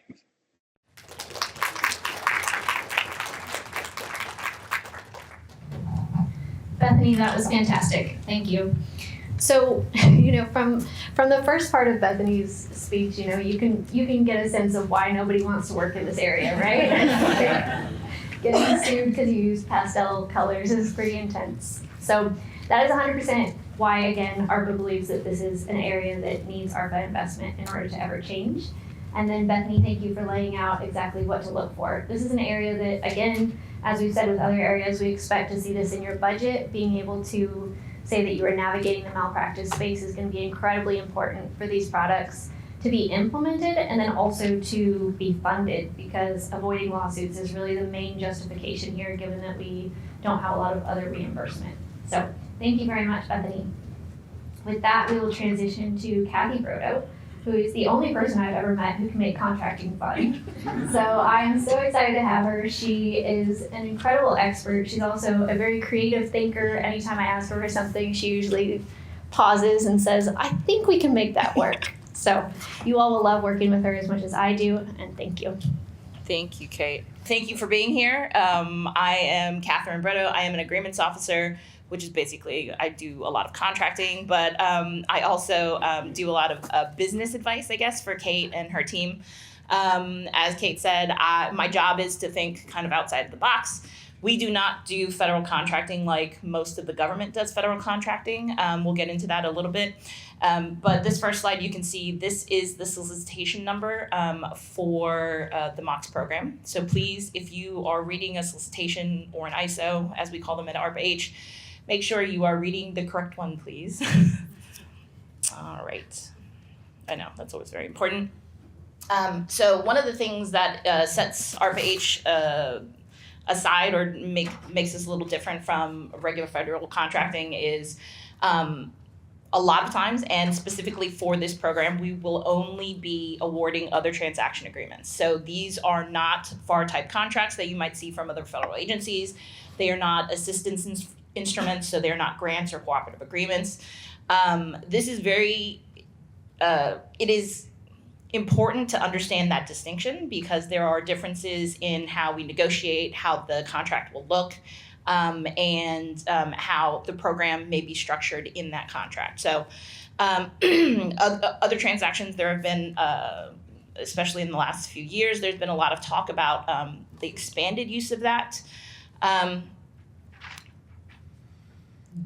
will say it is not something that I can explain in great depth right now with our limited time, but I will plug the ARPA-H Other Transaction Community website. So if you go to whatever search engine you use and type in ARPA-H OTC or Other Transaction Community, it's a great resource that ARPA-H has where we pull together a bunch of resources and trainings, samples that talk about other transactions. And that talk about not just other transactions here, but across the federal government. So I would definitely say if you are unsure or if you don't have a lot of experience with other transactions, please go there and look at that because it's a great resource. All right, so for this particular program, I think Kate covered a lot of this already.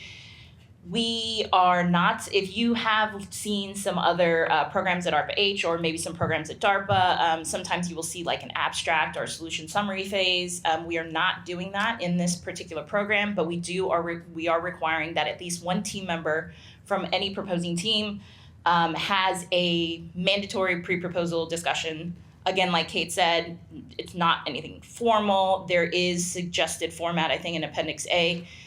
But it's just going to be a discussion. We're not going to give you any kind of written feedback. There's no planned formal feedback. So we just want to sit down and talk to you.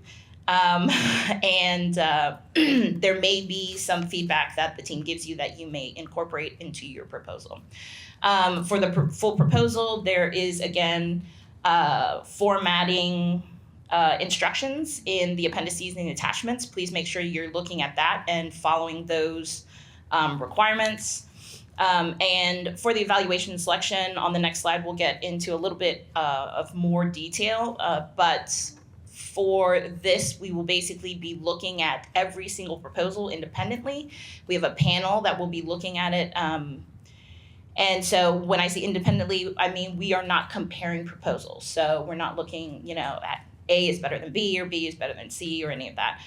Each proposal must stand on its own, so on its own technical merit. So please don't think that because you said something during a pre-proposal discussion that the evaluators are going to have that understanding or that framework and then be looking at your proposal in that way. So just make sure that everything is contained in your proposal. All right.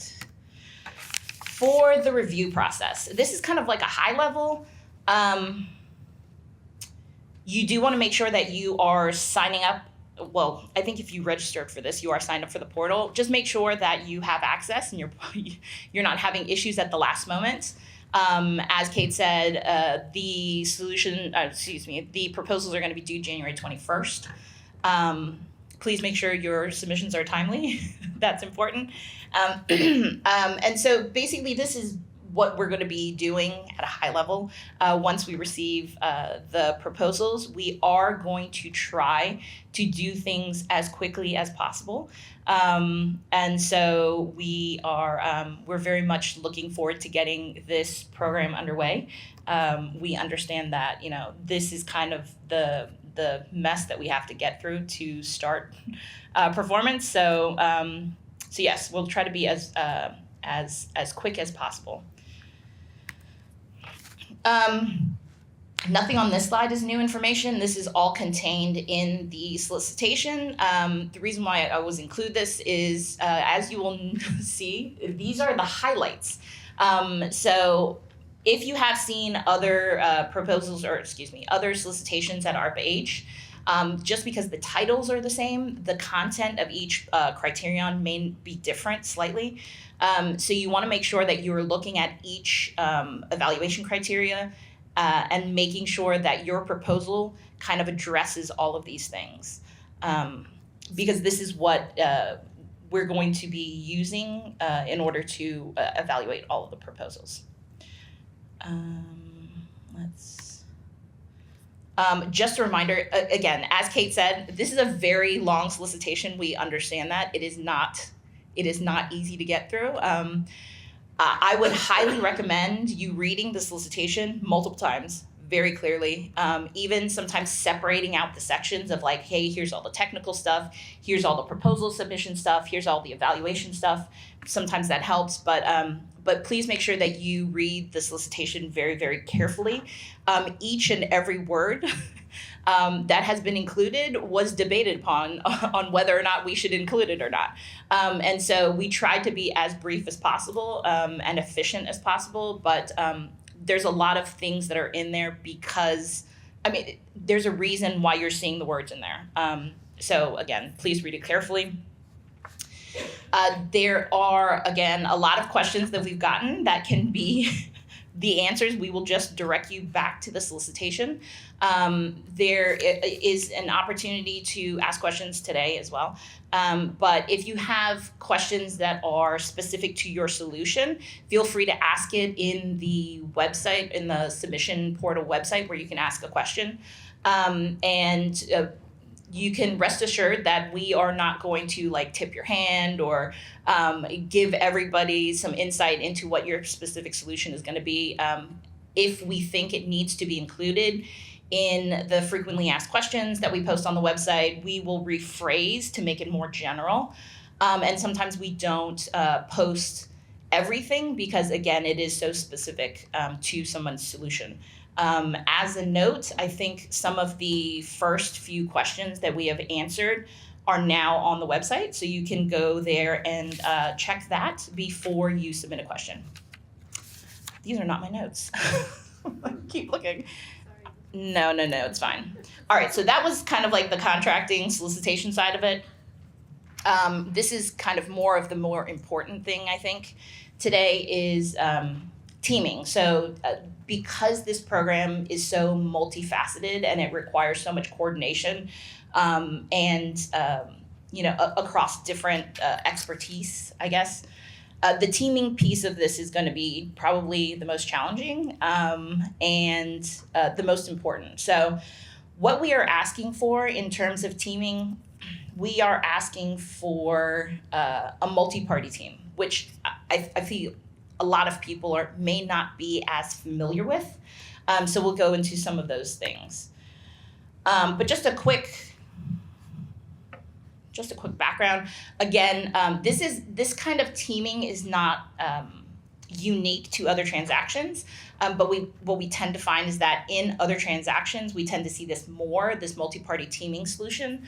But I will say it is probably not as it's not something that you see a lot in federal contracting. Most people are used to like prime sub relationships, but we'll go into that briefly. All right, so there's a couple of different types of teams. Again, like we said, I think people are very familiar with like prime subs, partnerships, which are legally established partnerships, and then we get into the multi-party relationships. I'm going to briefly go over, I think, two types, the prime sub and the multi-party relationship. And I know people are like, oh, but you said no prime subs. I just want it for contrast, I guess. All right, so two types of teaming structures. One is horizontal, which means that you get kind of two of the same players in the same industry kind of get together, throw lots of resources at a problem. That works a lot, but what we do see is sometimes there is friction because they are kind of in the same industry. And so if they are competitors, you kind of see that in vertical, which is what I feel like a lot of our teams will look like. Vertical teaming is where, each person or each entity involved in a team kind of tackles a different expertise or a different part of the process, and they all get together and have one unified solution.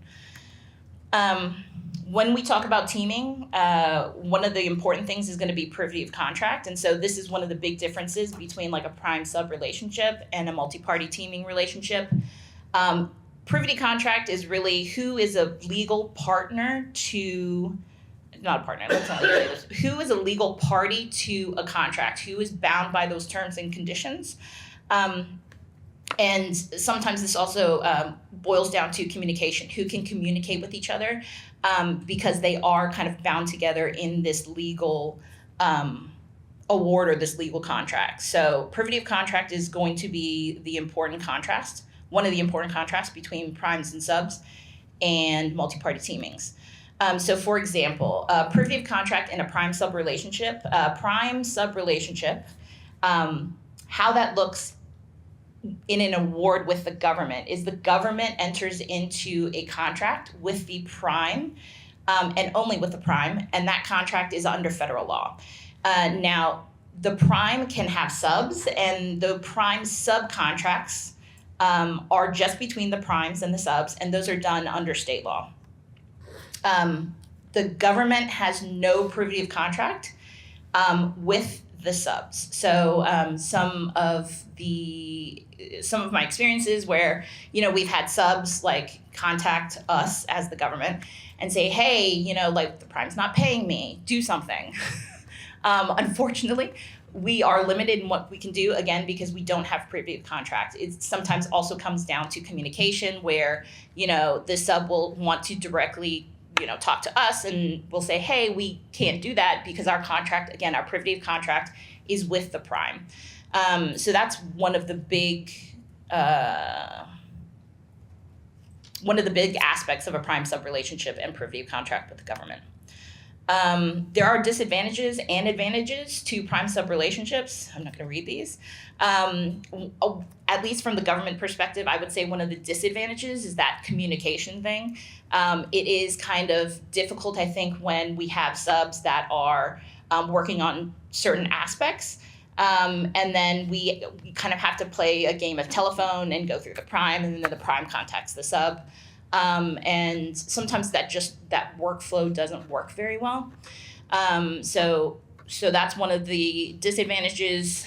I would say the other disadvantage is that in federal contracting, we cannot assign performance. So if we have a contract with a prime, and the prime is not working out well, unfortunately, even if the subs are doing fantastic work, more than likely that contract or that project will not be successul, because that leadership is so integral in this type of relationship, that if we have a terrible prime but we have great subs, that's something that we normally cannot work through, because we can't kick out the prime and then just reassign the contract to the sub.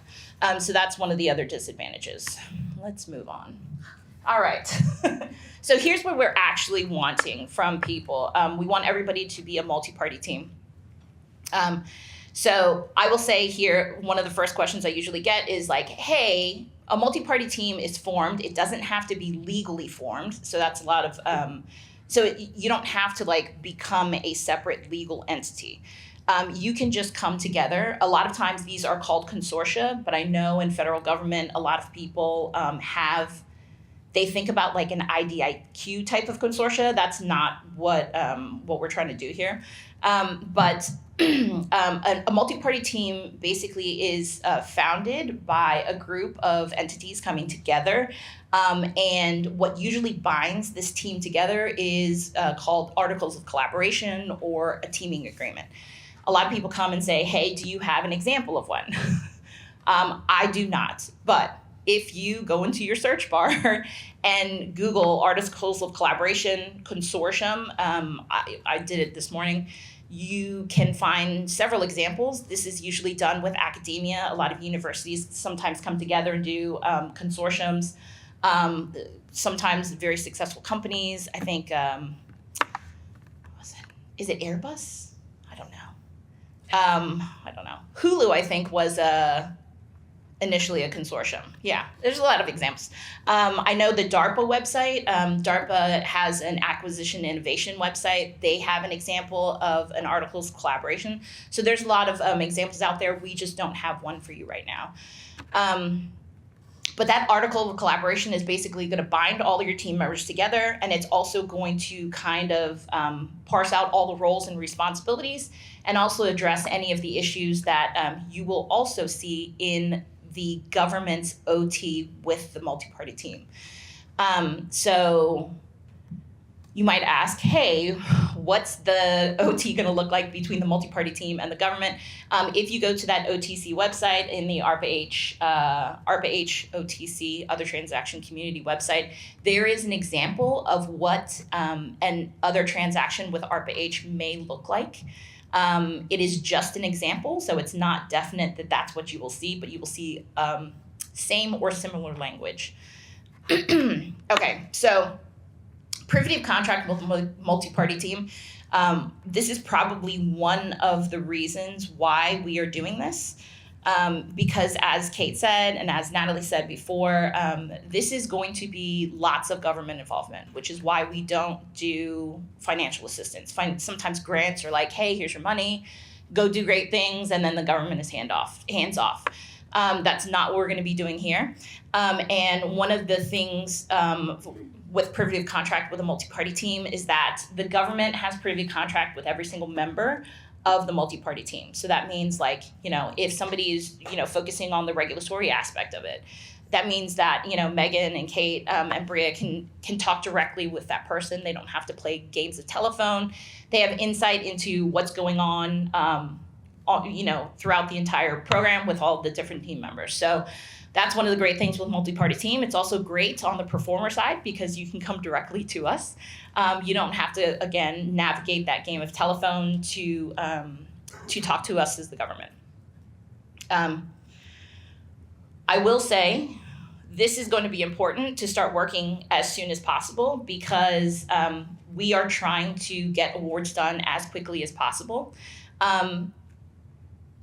Before the government can award a contract award to any team, the team must have an executed articles of collaboration that establishes their team. And so that may take some time, especially depending on how many team members you have. You want to make sure that you have that, you don't have to have it done by proposal. It just has to be done before we can award of contracts. So please keep that in mind. I would say start working it now, even if you are, not finalized in your teaming, have maybe a draft of what you think needs to be addressed. And again, you can look at examples online, and you can also look at the other transaction agreement model for ARPA-H in kind of seeing like what things will need to be addressed. Yes, for a multi-party team, you will also need to elect one person as the lead administrative agent. So one of the great things about a multi-party team is one of the other great things about a multi-party team is that membership in a multi-party team can change as needed. It is dynamic. And so what we are asking is that when you propose, you elect or you identify a lead member who will be the administrative point of contact until award. We will award to the entire team, but there will be a representative that will be signing for that team, and that will be the lead administrative member. So the lead administrative member, we're not asking for like a consortium manager. It should be one of the actual performers on your team. And that administrative person or that administrative agent or member can change throughout the life of the project. It does need to be formalized via a modification. So it can't just be like, hey, we changed this person. Good luck. There will be a little bit of time that will be needed to officially change out that person, because that is also the person or the member or the entity that will be getting paid. And so that's one thing that to keep in mind. That lead administrative person will be the person receiving the payment from the government, and then will be responsible for kind of distributing those funds to whoever is required. I would say the big disadvantage, again, to multi-party teams is the timing aspect of it. It does take time, especially if you have lots of people in your team. One of the things that you need in a multi-party team or a successful multi-party team is strong leadership. So sometimes it can be a little bit like herding cats. But just make sure that at the core of your team, you have people that can work together well, and can be efficient and timely. And that's going to be one of the big things for multi-party relationships. Can I ask a question? Yes. Is a multi-party team with individuals or entities? It's entities. Okay, So, like each individual at that entity. No. So usually it's done like on an organizational basis. Yeah. Great question. There is a section in the MOCS ISO that is dedicated to this concept. It talks a little bit about the differences between a multi-party team and perhaps like a prime sub-team. So please go ahead and take a look at that. And if you have any questions, which I'm sure, again, because this is less familiar, I think, to a lot of people, please feel free to ask us as many questions as you need. And we're more than happy to help. I think that is it. Yep. Thank you very much.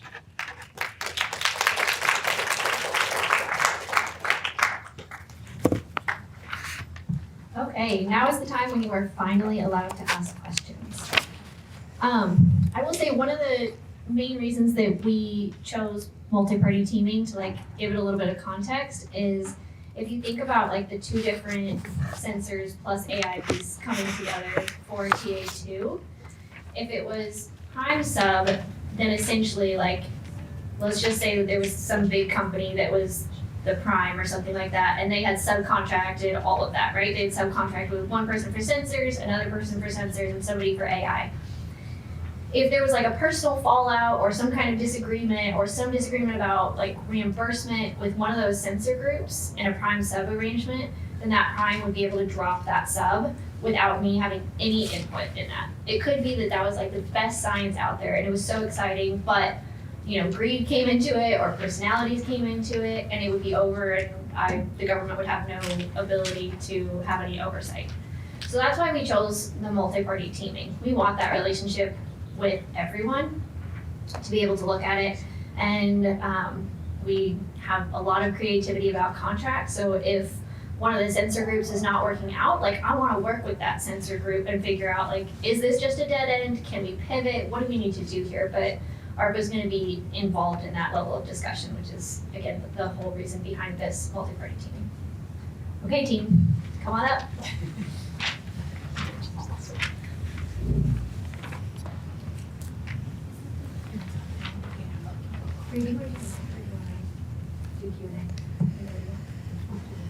Megan, do you want to give Bree the mic? Sure. Okay, if you can raise your hand if you have a question, and then do the open up for online too. Jacob, can you open up for the online question? Okay.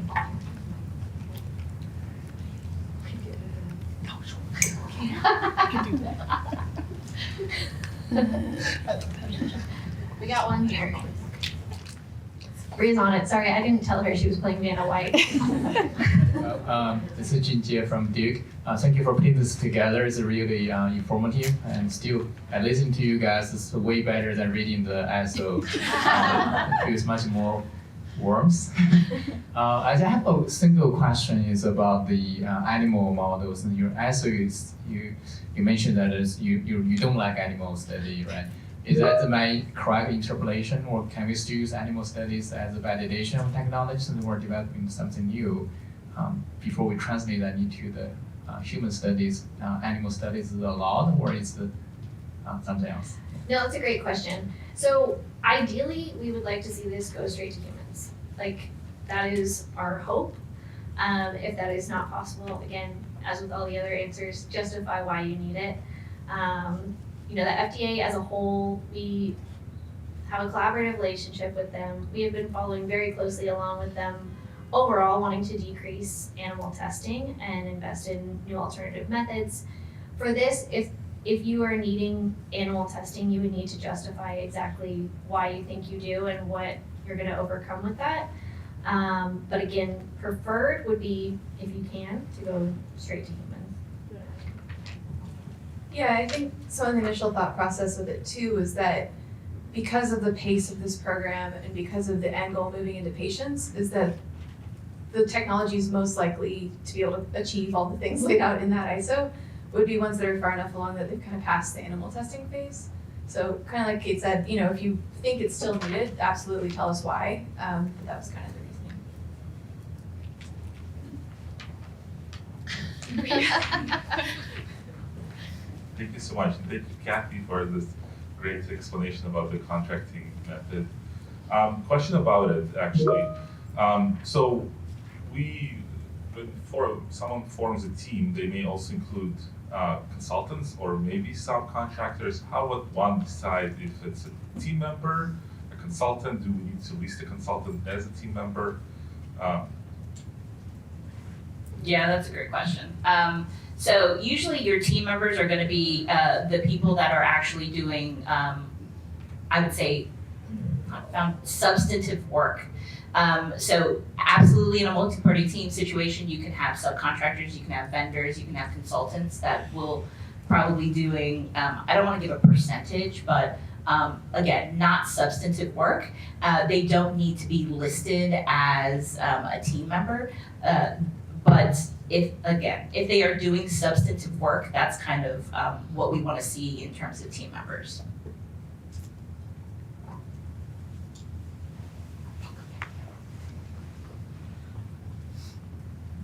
Thank you. It was a pleasure to read the proposal and then to listen. You covered so many aspects, and I think it has a potential. Now, as a commercial company representative, we know that reimbursement is a key ingredient to success. And you haven't said anything about it, so now is your chance to do so. Thank you. Reimbursement is hard. I think it's why we haven't seen innovation in this area. And I think the answers are very different for TA1 versus TA2. I think there's the potential for TA1 to eventually have a CPT code because it can, ideally establish a new diagnosis of being a high-risk pregnancy. So I think TA1 has the potential to be reimbursement. I think this conversation is made all the more difficult with all the changes going on with global reimbursement, with all of that. So that's really hard because I honestly don't know what OB reimbursement is going to look like at the end of this program. So there's some things we can mitigate, some things we can't. In terms of TA2, yes, you're right. There's not great reimbursement. There's no reimbursement for it. The way to justify it really is through this stakeholder engagement and through being able to lessen NICU admissions, to show a return of investment through decreased NICU admissions, decreased C-sections, and really decreased malpractice. That is the thing that when we've talked to hospital leadership, they have said, if you can make malpractice concerns go down, I have all the budget in the world. Those are in the hundreds of millions at this point because it's calculated off of years of life lost and off of, years of disability, and you're talking about a newborn. So the path is not as clear as it is for a lot of areas. I think that's, again, why ARPA investment is needed. Let's do this one in person, and then we can get some of the online ones too. I don't want to neglect them. Go ahead. Jane Cortaville, Case Western. I'm standing up so anyone can see me. I couldn't see up there. So I have two questions. Number one, about the pivot. So it sounds like from what you were saying that first you would attempt to pivot within the group. And then if pivoting within the group did not work, then you'd pivot outside the group. I don't know if you'll ever pin ARPA down on any of these answers. I mean, again, I know I've said it over and over, but really we're focused on the big picture, right? What is gonna fix this clinically? I think Kathy may have a little bit of a more clarifying answer, but my answer would be, I'm gonna do whatever I can to get a product out that's gonna work for the stated purposes. But I'll let Kathy answer it. As soon as you asked the question, my mind started like going through the spin. So I will say that there are a number of ways to pivot. There is no set, hey, this is what we're going to do.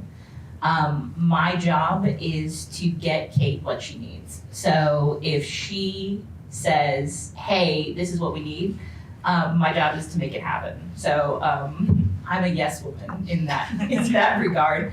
I can't give you like a, hey, this is the process or this is exactly what happens every single time.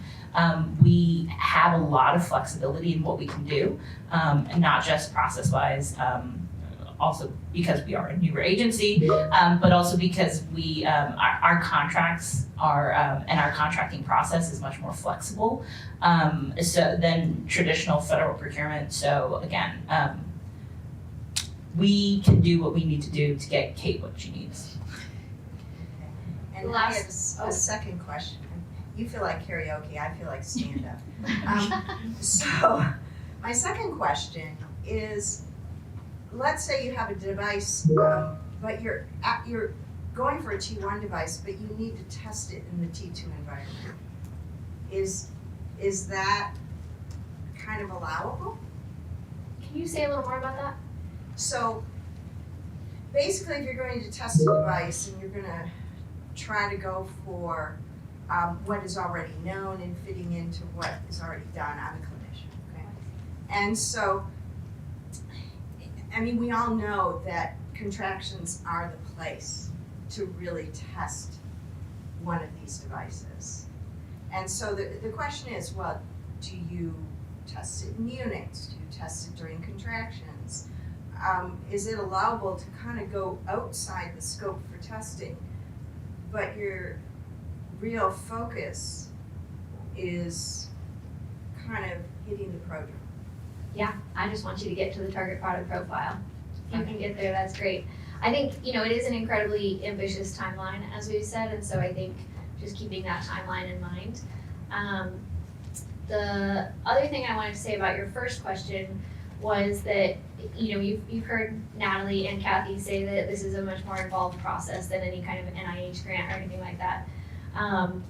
Our new director, Alicia Jackson, is fantastic and wants us, as involved as possible. So at a minimum, it's monthly, it could be weekly, and really what we want is we expect failures, right? It's not that if you fail, like you're cut. That should never be kind of the mentality, but we also want performers who are gonna be incredibly upfront about like, oh God, this just happened. Like, what are we gonna do? Because we wanna be flexible and be able to work with people.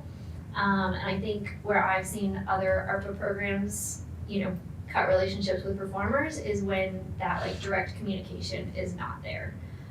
Because if we know things in advance, then we can figure it out with you as a member of your team, whereas if it's kind of like sweep all the dirt under the rug and then all of a sudden everything implodes is when the relationship goes awry.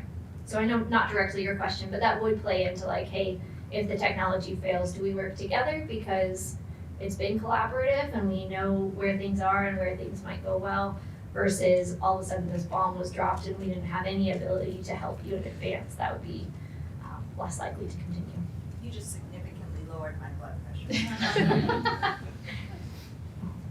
All right, a question from online. Does MOCS require performers to conduct device validation in all 3 types of sites, urban, rural, birthing center, throughout all phases? For example, can a rural site be brought in for the first time at phase 3? those sites, those ecosystem engagement sites, are not meant to be clinical testing sites. Those are meant to be stakeholder engagement. So that's meant to be, like Bethany was saying about like, hey, does this pastel alert look severe enough for like a pH of 6.8? It sounds like no, right? But maybe, I'm kind of joking, but truly, maybe that performer would have learned something from talking to people earlier about like, does this correlate with the level of severity? So those are not meant to be clinical testing sites at all. Those are meant to be people that you can go to and learn, hey, from a nursing standpoint, who's doing this day in and day out, how does this look? Or hey, as hospital leadership, is this something that you would want to buy or not? That's incredible information for you, and that's what we're trying to build into the program. There's a couple more in here, but feel free to raise a hand if you have a. Oh, I think I promised this. Let's come back to the room for one, then maybe we'll bounce back. Hi there, I have two questions as well. Question one, can an entity be a team member for multiple proposals? And can an entity submit multiple proposals if they're sufficiently different? And then the second question is, can you talk a little bit about indirects and small business fee?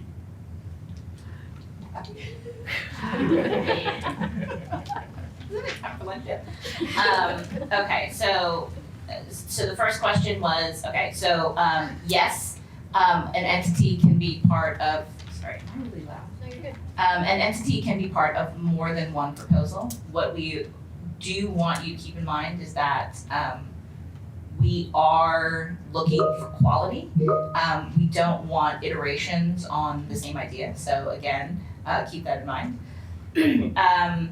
What we do ask is that if you are identified as the lead administrative agent or the lead member for one team, that you are only identified as the lead for one team. But you can participate on multiple teams if you want. What was the second question? Oh, indirect. Oh, okay. So the way, again, because these are not strictly cost reimbursable, they are not financial assistance. The way, and as Natalie said earlier, we do milestone-based payments. And so we, as you will see in the attachments and the appendices, we are asking for a more high-level kind of budget proposal than you may have to submit for like a cost reimbursable contract or a grant. We do not tell anybody like, hey, this is the cap for whatever. We are just asking that you give us as much information as possible so it is easy for us to justify it in our documentation. And it makes sense. We do reserve the right to negotiate any and all elements of price that you propose. So just keep that in mind. But there are no like, hey, there's a cap, an 8% cap for, whatever. I hope that answers your question. Can a small business do a fee? What does that mean? Sorry. So with SBIR grant, small businesses can get. Oh, okay. Yeah, again, so there's a lot of different situations. The government at this proposal stage is not gonna say, hey, you have to do X, Y, and Z. You tell me what you are proposing in terms of your price and your budget, and then just explain it. So it's easy for us to understand when we go back and look at it. And the more information and the more explanation you give us, the easier it is for us to explain it in our documentation. But there is, at this stage, I'm not gonna say like, hey, these costs are unallowable. Just let us know and explain it. Again, as much information as you can give us makes our job easier, because it is taxpayer funded. We do have to justify dollars. So again, information is key, and that helps us in our process in expediting these awards. One small thing on that. So in our documentation, Kathy and I and the whole team really thought about like, hey, is this necessary? Is this necessary? And if it wasn't, we deleted it. So you won't see a separate task description document. That was one of the questions that came in. We actually asked you to include it in the full proposal, because when I've been reviewing other proposals for ARPA, sometimes it'll be that there's a lot of information in the main document, and then the TDD has the information in a slightly different way and maybe slightly differently, and I don't want anyone to have to write slightly different versions of the same thing or review slightly different versions of the same thing. So the task description is included in the main document. And then similarly, we've mentioned this a lot, but we're not doing solution summaries. So if you see a space to upload that, you don't have to upload anything because there are no solution summaries.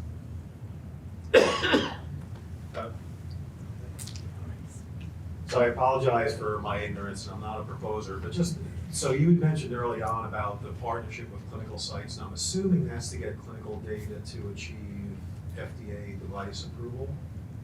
No, those are just for stakeholder engagement. So those are purely meant to have good relationships with people practicing on the ground to understand what changes proposers are making in their devices, what changes those implications may have for clinicians.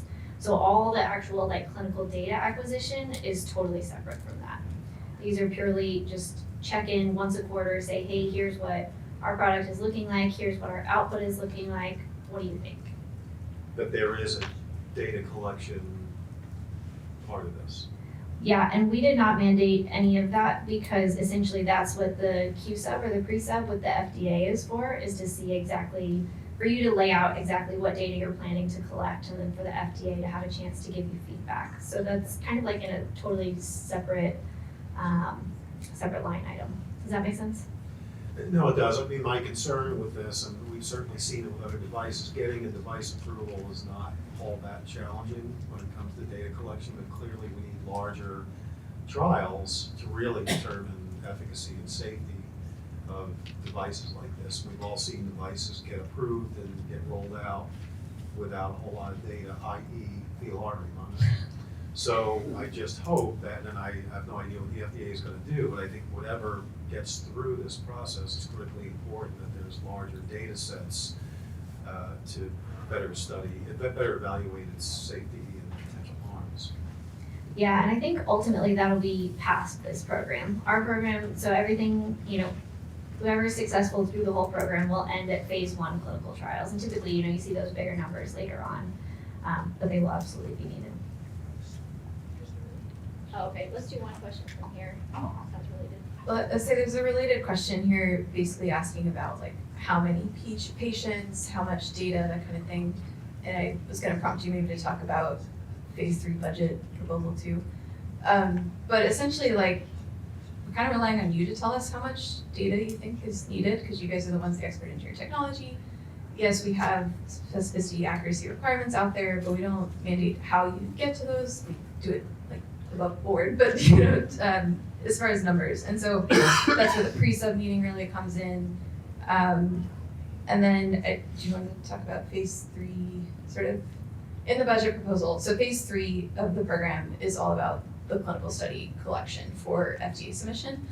And in our budget proposal, we want you to just give us a rough estimate. You don't have to know at that point how many patients you're going to need exactly for your budget, because we know that will change based on the pre-sub information. So as you're thinking about your budget, it's okay if it's sort of a soft estimate for that phase 3.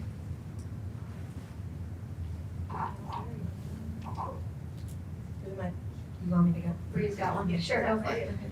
My question's for Kathy. Sorry, I'm not giving you a break. I wanted to know, is the team able to propose cost reimbursable milestones as opposed to fixed price milestones?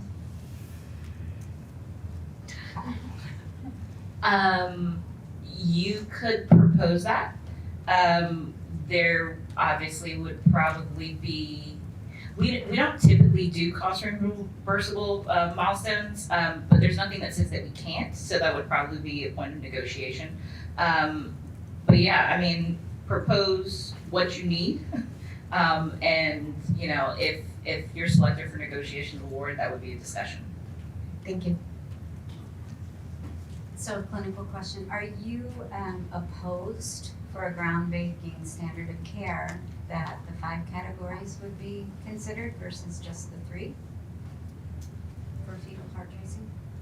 That can be part of it, but that should not be the output to the clinician, and it still has to have the 2 additional sensors. So,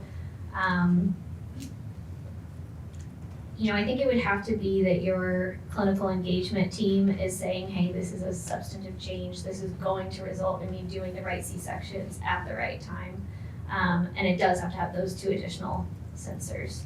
And then again, we talked about you just have to write a justification for why you're choosing that output as opposed to a pH output. Yeah, we had some questions about sort of outside US and do they need to partner with US clinical teams or US industry? And then related is, do people have to partner with industry? Is it mandatory for the proposal? Outside US people are allowed to apply. The solution you're developing needs to be relevant to the US people. And so I think along with that, you can assume that you would probably want US clinical sites to partner with to get those perspectives.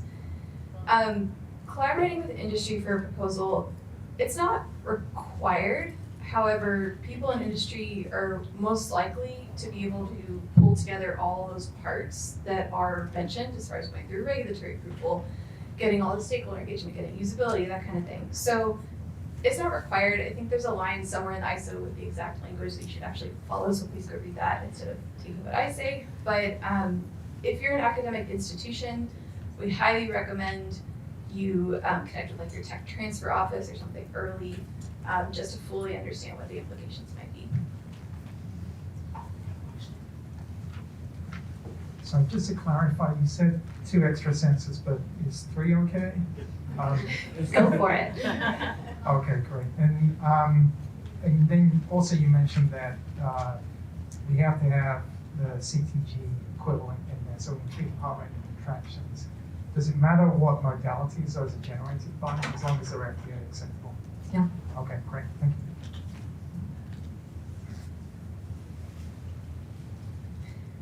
We are almost ready for lunch. Is there anything else? One final Kathy question. So can we include multiple people as the administrator of the multi-party agreement, or how do you suggest you guys do that?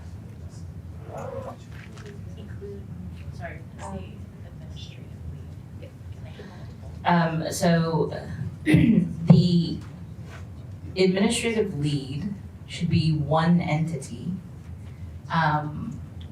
because of a host of things, but one of the important things is that we need one single UEI, so unique UIE, unique entity identifier. So when you register on SAM.gov, which you need to have an active registration in SAM.gov before you submit a proposal, because we do check. So please make sure that that is up to date. That does take time. I will say we don't have control over SAM.gov. So earlier is better, just to make sure that you are registered. But the lead administrative agent, we are looking for one UEI per proposal. Okay, with that, we are going to release you all for lunch. I have not thanked Beata yet. I don't think Beata is sitting here in this corner. She has made this event happen, so thank you so much. And then Jehu on this side has been making all of our tech needs happen, so thank you. And Adam is our ARPA-H photographer who's documenting all the wonderful speakers we've had, so thank you. Beata at the front here has a list of surrounding lunch places. There are obviously lots of options, and we will see you all back here at 1 o'clock for our panel. Thank you. Hello, everybody. Thank you so much for joining us after the lunch break. Welcome back to the afternoon sessions of the MOCS Proposers Day. My name is Amy Lin. I'm the Acting Director for the Division of International Affairs here at ARPA-H.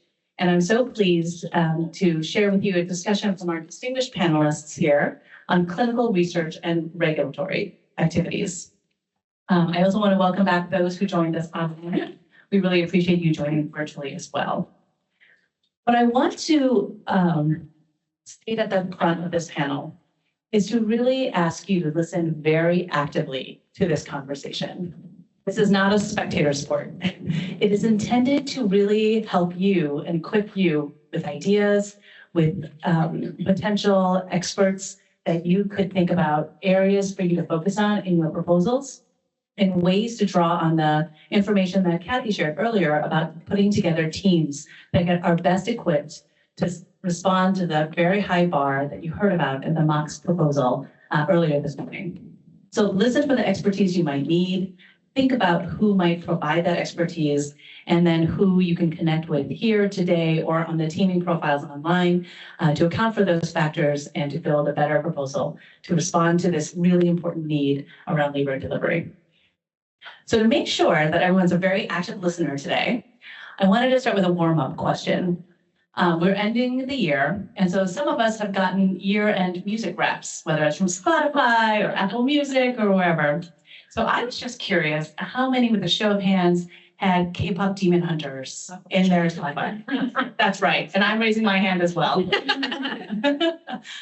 And then if we're gonna switch to actual labor delivery related questions, if you had a magic wand and could wave it to solve any one problem around the questions that we've been just talking about for MOCS, would it be, you don't have to raise your hand yet, these are the three options, would it be to solve the question of how to get the data from clinical trials, or addressing the regulatory review process, or adoption and market viability? So those who would say, I most want to figure out the clinical trial component, raise your hands. Okay, I'm seeing a few hands. For those who are most curious about the regulatory process, your hands, okay. And then I didn't see a lot of hands raised, so maybe there's a flood of interest in adoption and market viability. And there it is. Okay, thank you. Well, I hope that equips our panelists with a sense of where there's interest and particular curiosity in the room here, and also where music tastes may lie. All of these panelists are experts, and I'll explain why in a minute as I introduce them. But they are here in their individual capacities, and it does not imply any endorsement of their organization or any other affiliations that they may have, or of what they're saying. They're speaking as individuals, not as ARPA-H representatives. So with that, let me give quick intros of who is sitting here with me, and then we'll start the discussion. Immediately to my left is Kathleen Lemaitre, who is an OBGYN with over 3 decades of clinical experience, including comprehensive obstetric and gynecological care at a tertiary care teaching hospital. Next to Kathleen is Paul Burfield. Paul joins us from the Australian Trade and Investment Commission, or Austrade, which, among other things, helps facilitate clinical trials in Australia by U.S. researchers. As we noted, could be a resource for us from the morning's discussions. Next to Paul is Neda Hanafi. Neda has over 12 years working for the FDA and is the founder of an advisory company who advises on regulatory strategy, product development, and clinical research. Next to Neda, we have Veronica Adamson. Veronica is a systems dynamics doctoral researcher at the Harvard T.H. Chan School of Public Health, focused on accelerating healthcare innovations for underserved populations. Then we have Amy Shelfeffer from the Gates Foundation. She is from their maternal, newborn, child nutrition and health team. And with her device engineering background, is really looking at addressing needs in low and middle income countries.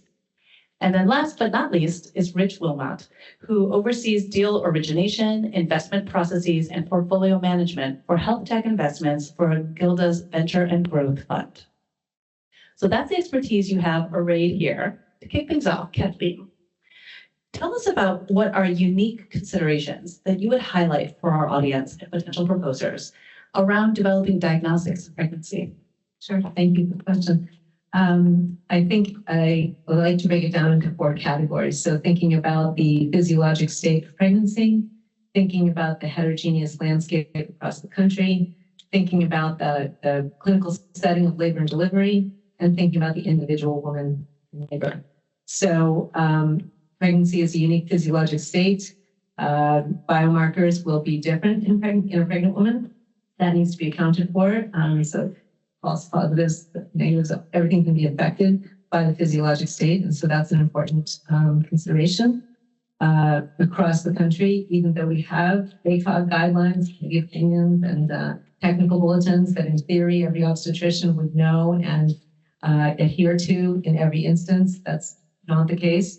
And so there's a great variation in how each pregnant woman is approached.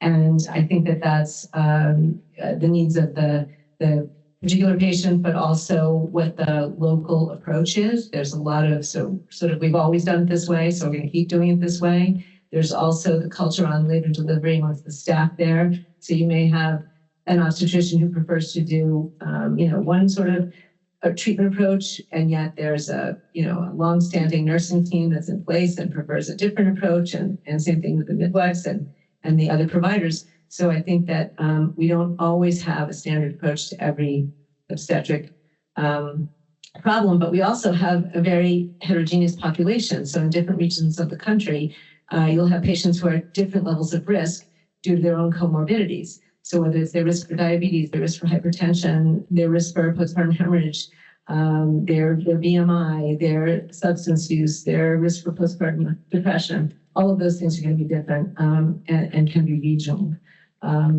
Labor and delivery is a very unique setting and difficult for clinical studies for many reasons, not least which is that the patients present every day of the week, every hour of the day. So unlike many clinical study settings where it might be Monday through Friday, 8 to 5 that you're expecting to bring patients in, conducting research on labor and delivery is difficult because of needing to have a stable and well-trained staff for the study, and needing to respond quickly, because sometimes patients come through the door and you've got 5-10 minutes to respond and make decisions. That's going to be very hard to conduct clinical research. So an example would be that in one of the studies that we ran, it took 4 different trainings for one site to get 75% of the staff, because they're all on different shifts.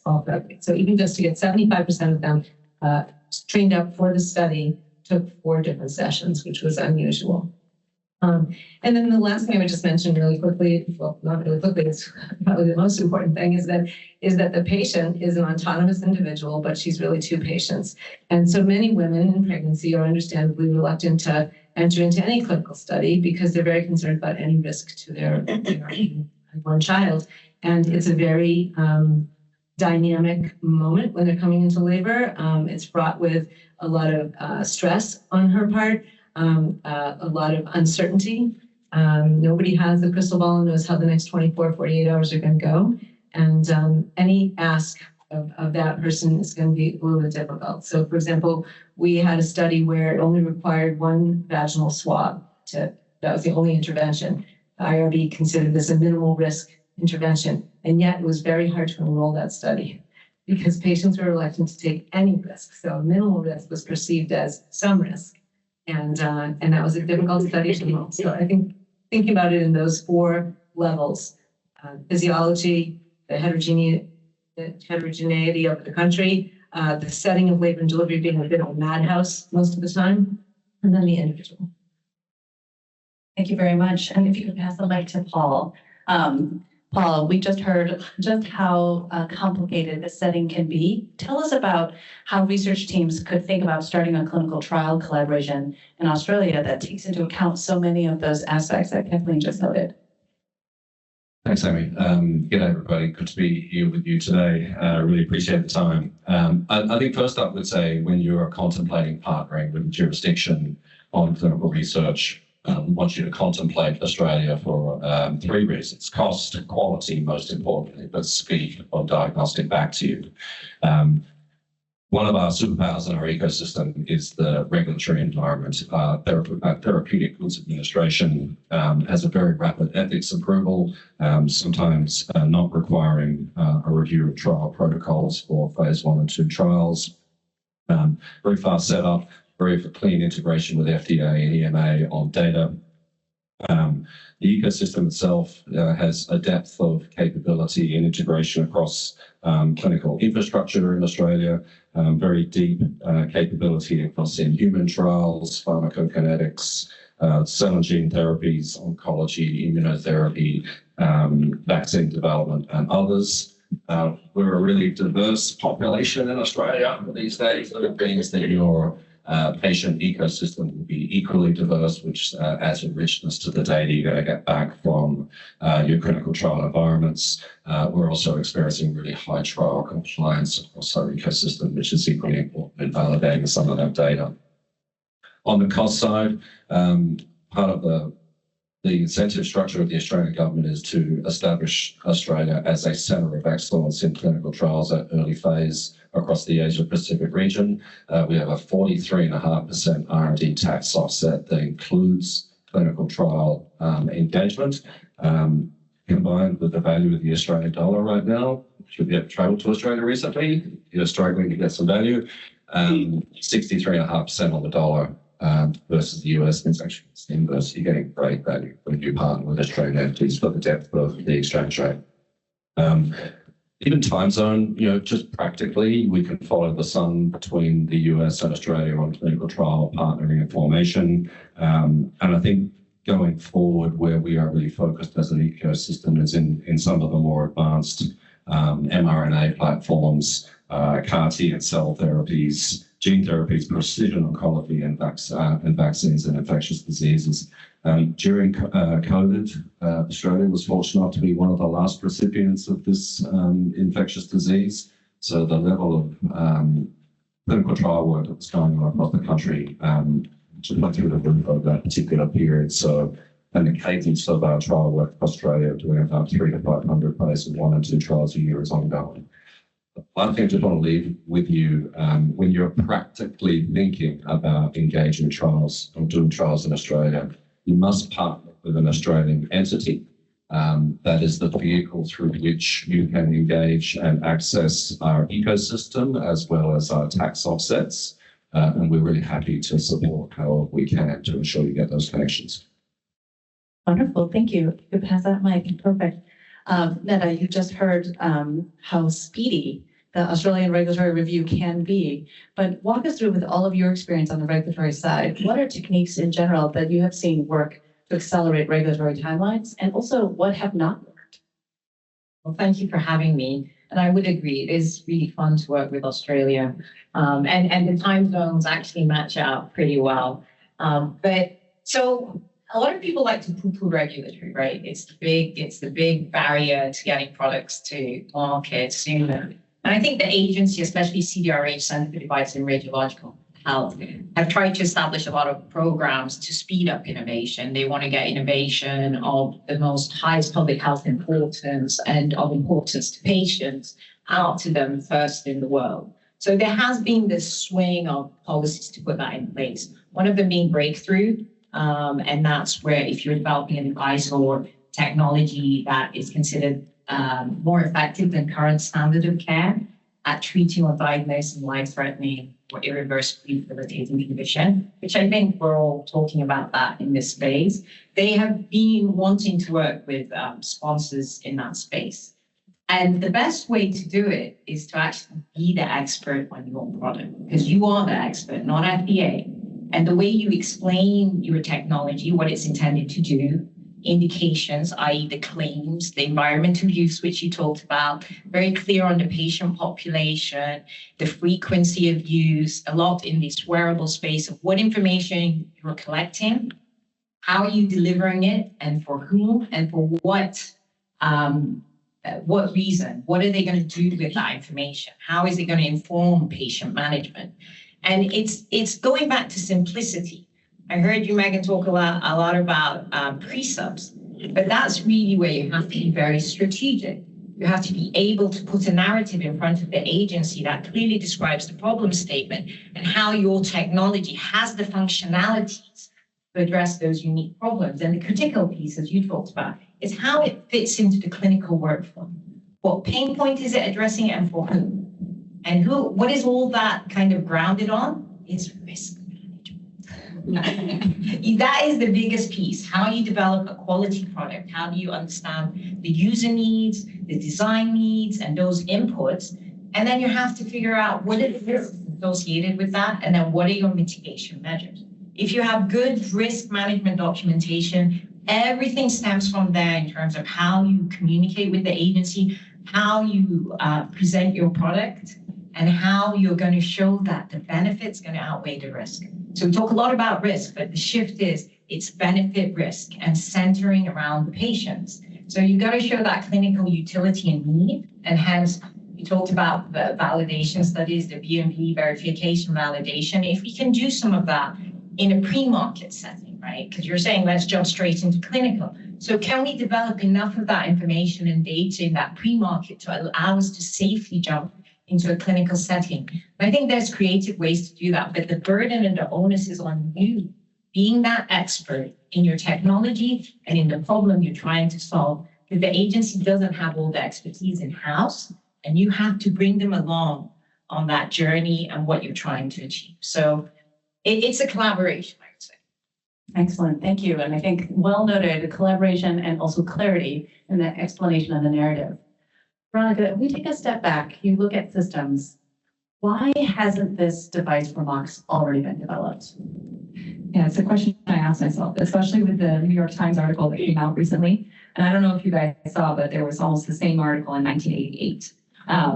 So yeah, it's a very interesting question, and it's one that I focus a lot on in my research. So I look at, as you mentioned, system dynamics. So what are all the things that it takes from idea all the way to large scale for an innovation to actually come into the world? And it crosses psychology, public health, medicine, all of the domains that you can think of, and looks at where they're what we call reinforcing and balancing loops. So what things actually help innovation when the factors come together, and where do the factors within that system actually create a more cumulative negative effect? So with all of that mumbo jumbo that I've just said, what we find is that innovations can be born into two very different environments. Sometimes they're born into a healthy garden, right? And that garden functions. And if one element of the garden doesn't function, it's okay. They will still survive. What we see in this space is that it's more like the Sahara Desert. Unfortunately, the factors are creating what we call a negative or a balancing loop. So they are not coming together in a way that enables us to get that innovation started. I think we've talked about a lot of the reasons why today. We've talked about, the malpractice and liability. We've talked about the reimbursement. We've talked about perceptions. And for me, when I look at it and when I look at the hundreds of conversations I've had in this space, I think there are two things that make it even harder. So we've got this innovation for a woman and a baby in the Sahara Desert. How much money do we send to help them? We send a heck of a lot less, whether it's reimbursement or anywhere along the chain. So that to me is one of the number one challenges that we need to overcome, and that any innovation is going to need to figure out, is how do we make this profitable? And I know when we think about maternal and child, it's not necessarily the first thing that we want to think about, but at the end of the day, for this to happen, it has to be something that benefits many different stakeholders within the chain. And what I find interesting in this space is everybody wants the same thing. They want an innovation that's going to help the mother and the baby. Unfortunately, everyone is incentivized not to innovate. The OBGYNs, already lost leader in a lot of hospitals, right? On top of that, not a lot of budget for extra devices like Kate mentioned earlier.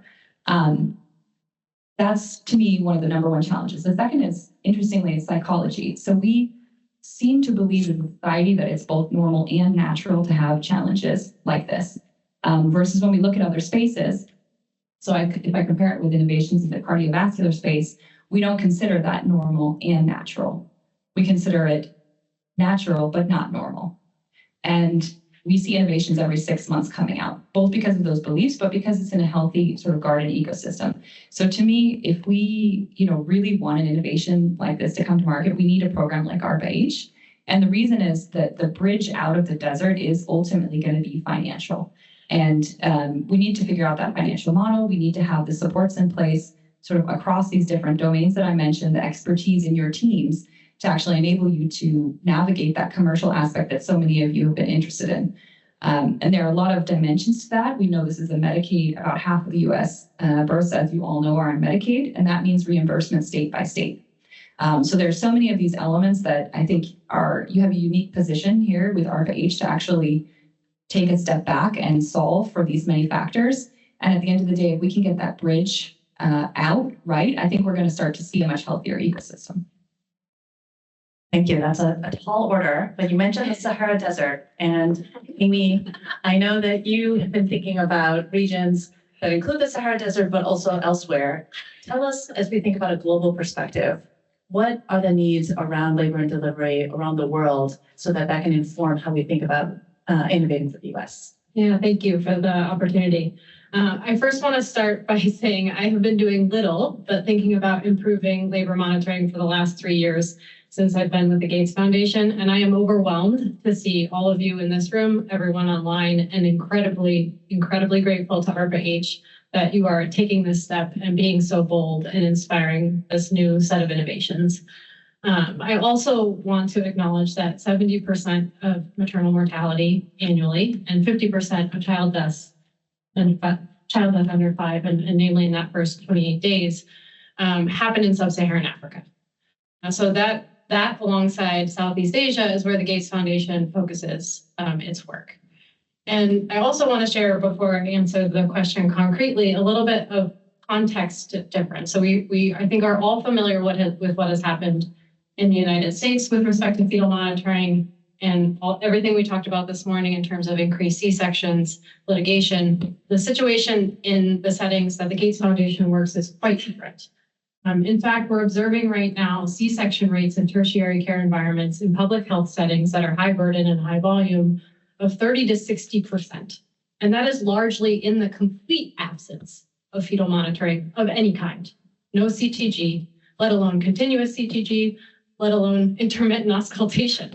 And so that dynamic in solving that problem is very different than what we sort of set our context in this morning. So I guess that's how I'll start to answer the question. But then 3 things that I think are different about low resource contexts than what may be described in the call, and also echo a little bit of Netta's feedback as well. But first is the use environment and the human resources required. So oftentimes in the settings that we work, it's midwives who are doing the bulk of the work and the deliveries with maybe an OB on staff in a 40 unit, for example, hospital.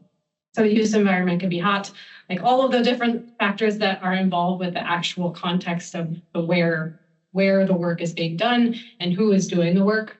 The second is the population differences. So women in low resource contexts, namely in sub-Saharan Africa and India, tend to have higher levels of anemia, higher incidence of preeclampsia. And so those babies coming into labor and delivery are inherently more vulnerable. So how does that impact the role of fetal monitoring and risk stratification, particularly at triage? And then the third is cost. So I think generally healthcare environments are cost sensitive, but in these settings, $1 is too much. The postpartum hemorrhage implementation bundle that has just been really launching in the last couple of years, coming off of the Emotive trial, is less than $6, and governments cannot afford that for each pregnant woman. So that's mine. Thank you, Amy. If the challenge didn't sound hard enough, now you have even higher goals to aim for. So, Rich, you saw a number of hands raised when there was an interest about understanding the commercial landscape and investment. And we heard from Veronica that one of the key features for success is how to make it commercially successful. So tell us, from a venture capital fund perspective, your view, what does a device need to have to make it investable? Yeah, so. Or how do you view it to make it investable? I'll try and give more the high level overview of how venture as an industry looks at this space. And I think I'll state the obvious: venture capital, we're all about making money, creating return on what we invest in. That's because we have obligations to our investors. We're stewards of capital for other investors. And what happens is we have sort of a herd mentality in venture. We see thousands of deals per year. As a fund, we typically invest in maybe a handful. It means we have to be experts at triaging opportunities. And the way that we triage opportunities is we look at, okay, what are the attributes that have led to successful investments in the past, and what are the attributes that haven't? So cardiovascular, Veronica brought that up earlier. There's a ton of precedent transactions where we've made money in cardiovascular. We have a very mature buyer universe in cardiovascular that all the big companies out there, we know that if we get opportunities to a certain point, de-risk them enough, they're going to be acquired. We're going to make money on that. Maternal care is not one of those areas. And I'm stating the obvious here. There's been a lot of innovation that's happened, not successful innovation from a commercial standpoint. There's certainly plenty of clinical need. We all know that. But when it comes to the aspects that I might triage an opportunity out of, I look at things like market dynamics. Who's covering this? Well, it's Medicaid. As a venture capitalist, I hear the word Medicaid and I'm scared.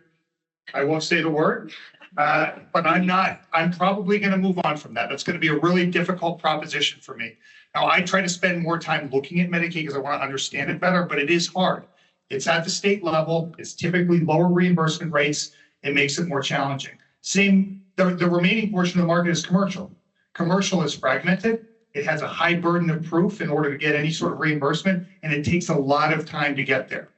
So when you look at any technology that is being brought into maternal care, especially in the hospital setting where you have global payment solutions in place, you're asking a hospital system to adopt a technology that they're already low margin or no margin, and it's more of a cost center for them, and you're trying to figure out how they're going to pay for this new technology that you've innovated to bring it to market. It's a really tall task, which means you're going to have to wait, you're going to have to prove it out, and before you can make money off of this technology, you're going to have to make sure that there's a potential path for reimbursement from the payer landscape. You're not going to be able to generate a profitable business if you're trying to sell your proposition into a hospital system. So with that said, it's a challenging space to invest in. There are, for every 40 venture capitalists or venture capital funds, there's probably one that will entertain this space and does see the opportunity there. And it's hard to find. But the good news is there are a lot of other funding sources. You look at what ARPA-H is doing here. This is a great opportunity to find money to get these innovations moving. You have a lot of family office money these days, which typically has some sort of mission or impact goal that makes them more attractive. They're not solely focused on the return on investment. They're willing to invest in opportunities to drive change. You have strategics that, hey, this may not be a core business moving forward, but they may invest or support the technology because it's an important space for them, and it may have ancillary benefits in terms of adoption. So I think there's plenty of funding out there for venture to get there in this market. They're going to have to see some proof, some precedents where there's success. It makes it tough, but it's the reality. And I think as entrepreneurs, as inventors, it's very important to know that there is a path past just solving the clinical problem. You've got to figure out how to drive adoption and drive how you exit this business in order for you to raise capital from purely returns-based investors like venture capitalists. Excellent. Thank you so much. And I think if nothing else, I heard think creatively. Think new, think creatively. Don't rely on the old ways of looking at payment and reimbursement and what can we do differently here, because clearly we have to act differently to get past the valley of debt that we talked about earlier today. Rich, you mentioned a family office. I don't know if I would call the Gates Foundation a family office, but perhaps, Amy, if you could speak to how the Gates Foundation thinks about its own capital and how it can help de-risk in maybe similar ways to how ARPA-H is also looking at de-risk. Yeah, I would say specifically in our maternal newborn child nutrition and health team, we do focus a lot on upstream product development. So where can our dollars have a comparative advantage where maybe traditional VC funding won't go? Like where can we lean in to make sure that those upstream discovery pieces of innovation are happening? We also fund a lot of clinical research.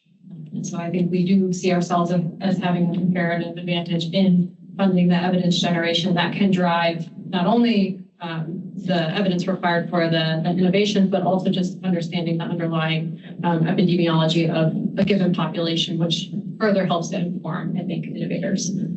So those, I would say, are the two places that we're spending a lot of time focusing, but all of that largely in the global south. So more and more trying to make sure our dollars are going to partners in the global south. Thank you so much. And I think what we're hearing well too is that a lot of these needs are shared. So in the global south and global north, making sure that we are benefiting the most that we can from all types of resources and funding to address this problem. Neda, you had mentioned in your early remarks the importance of getting data early and pre-market, making the most of the pre-market stage. As we think about the data that will be required, however it's funded, can you help us better understand how to address some of the heterogeneity that we've also been talking about that Kathleen, you had noted, both in terms of what you might find in a labor and delivery room with a mother and baby, but also with the care setting. How to account for that in a way that best mitigates risks? I mean, I think you answered it, right, Kathleen? You're going to have diversify where you're actually going out to conduct those studies. I also would encourage, in terms of thinking about usability studies, human factor studies that can potentially address some of that inherent risk, right? Can we also think about, a lot of it's done in the pharma space, but looking at developing personas or use cases and testing them out. Again, you're saying be creative. Let's think outside the traditional box. As still centering around safety first, right? And improved outcomes. So I think once you center around that and bringing to your suggestion of the teaming, the different perspectives to address this problem is going to be really critical. And I think also finding veteran clinicians, as well as the clinicians coming right out of medical school, or even training within the medical education right now. And I would be remiss if I didn't bring out the bias aspect. So even technologies that can address inherent bias in some way, reduce that, because we know Black and brown women die 3 to 4 times the rate of white women in this country. And the only differentiator is our skin color. And that is really, really critical. Like if you really want to even out the playing field, we need to make sure these innovations aren't introducing inequities so that we raise the tide for all ships. So I think it's going to have all the different perspectives at the table. I love the fact that you're thinking of including the doulas, the midwives, and that shared decision-making approach is going to be really critical. So I would say, it's be very specific and intentional in addressing risk by being very inclusive in your approach. And it's that upstream thinking of how do you design an inclusivity plan. All who can benefit from it. Oops, 1 second. Great, thank you for that. And I really appreciated how you noted the different skill sets and expertise that can come together. Maybe even perspectives you don't assume are experts in labor delivery can provide invaluable information as you're testing for real world feasibility and integration into the workflow. Could I just add, because of that, really putting down the clinical workflow and understanding it from each user, centering around the patient. And that's when I talk about persona. Think of the different patient types. You talked about them, right? The risk factors. So it really is a decision-making approach to coming up with the best solution. And Kathleen, you have 3 decades of taking on that persona. Tell us a little bit about what are some of the aspects of that experience that you yourself have faced or that your coworkers or others have faced as you try to move through that journey with many, many different patient experiences. Well, I'd just like to say, Katie, thank you for creating high blood pressure on my part, a little tachycardia, and a reminder of all the gray hair because the photos that you showed, the labor and delivery setting was so on point. I guess I would say that early interaction with SMEs and KOLs from all settings would be really helpful because people are going to have a different take on what is achievable in their particular setting.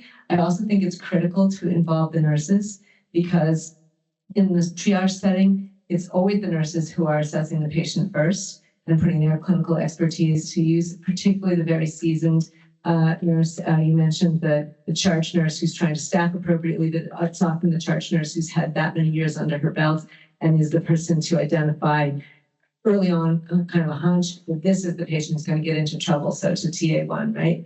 And then through execution of the delivery, whether it's vaginal, forceps, C-section, the whole team is involved. Anesthesia, nursing, obstetrics, neonatology.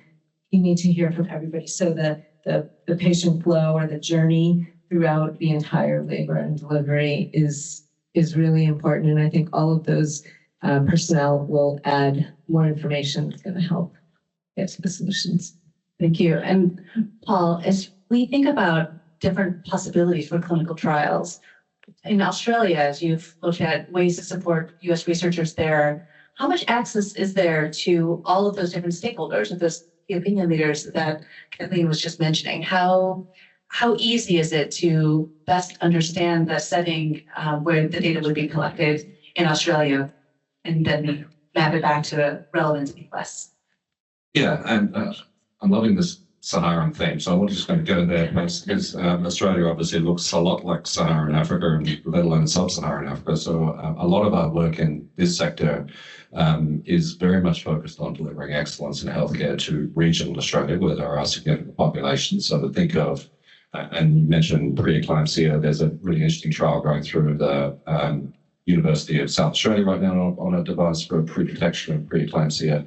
The second trial will go into our Royal Flying Doctor Service for delivery in remote locations inside Australia. So that connectivity between developed centres and rural Australia is a really important one.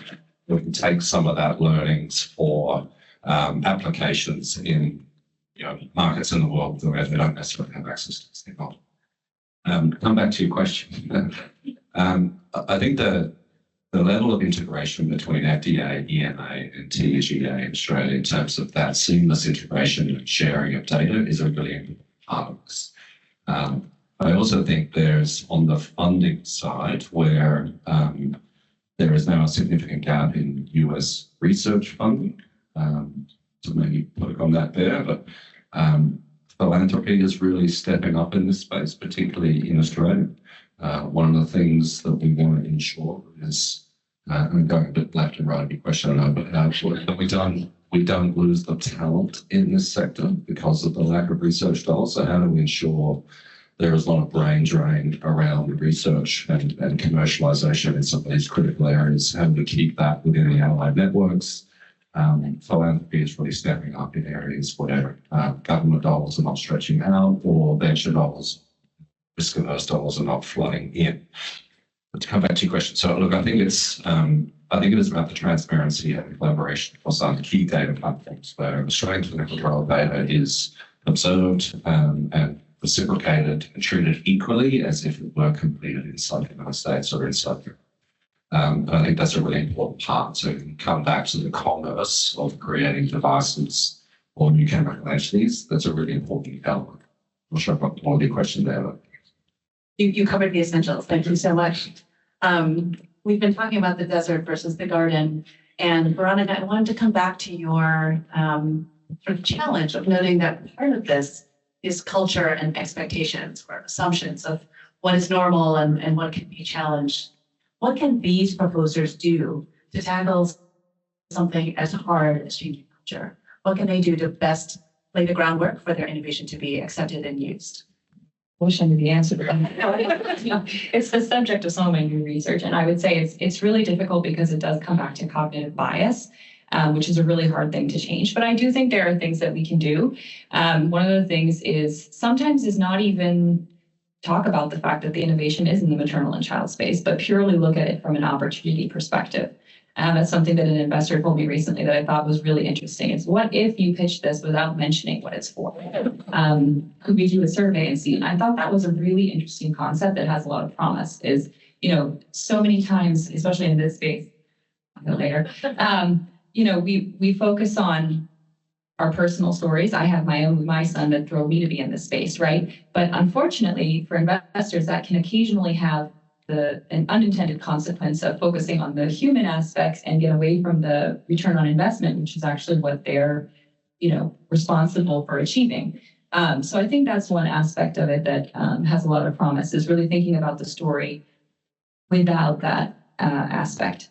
I think the other thing is, what I'm hearing a lot of from investors is we know this space is big, but what we don't understand is how to manage the risk of being in the Sahara Desert.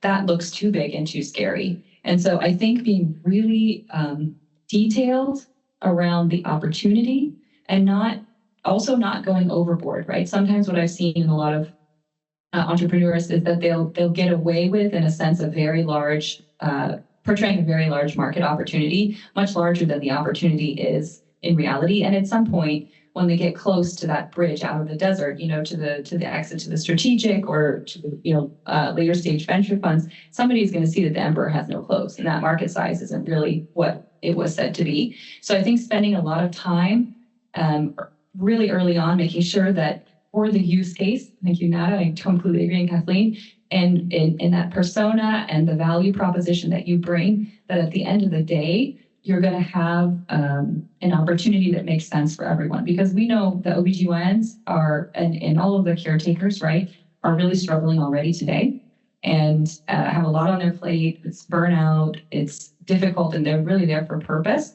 And even in that case, it still has to make financial sense.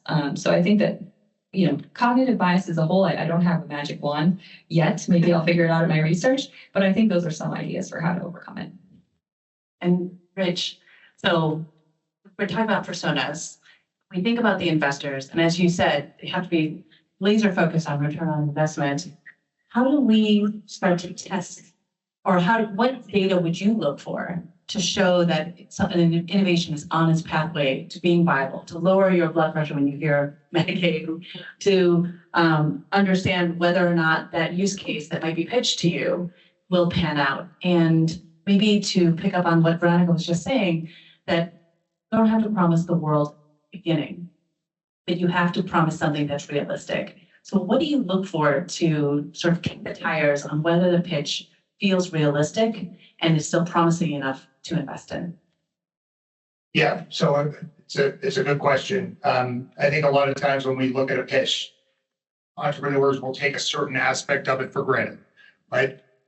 There's a huge clinical need. If we solve that clinical need, somebody's going to be there to adopt this and drive it into clinical practice. So it's kind of if you build it, they will come. And there's some spaces in medical device and healthcare in general where that is true. It is not true here. And so I think as you're thinking about, what do I need to build here? It's not just about, can I meet the clinical need? You have to be thinking ahead. It doesn't mean you have to distract yourself and say, okay, I'm not going to worry about building the technology. It means you have to be prepared for what's coming next. What happens when I do develop the technology that's met that clinical need? How do I get comfort around what the reimbursement is going to be? Because I know that investors are going to be asking that question. How do I get proof that I've done enough here to show a plan or a payer that this is something that is going to save them a lot of money if they reimburse it separate from the labor and delivery? That's what I'm looking for as an investor, is what have you proven, and how are the main constituents here who are going to drive adoption, drive success of this, how are they being sold on it? And if you're starting to form that as early as possible, that is something that gives me comfort that you're addressing the biggest risk here of all, which is the adoption, and driving this into clinical practice. So that's what I would recommend: is you want to find proof points as early as possible to get an investor comfortable that you're starting to make progress toward driving what the adoption will be in the future.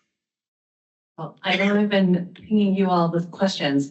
Let me just give you a chance to add in any other comments that you would like in response to the conversation so far, and otherwise we'll move toward wrap up.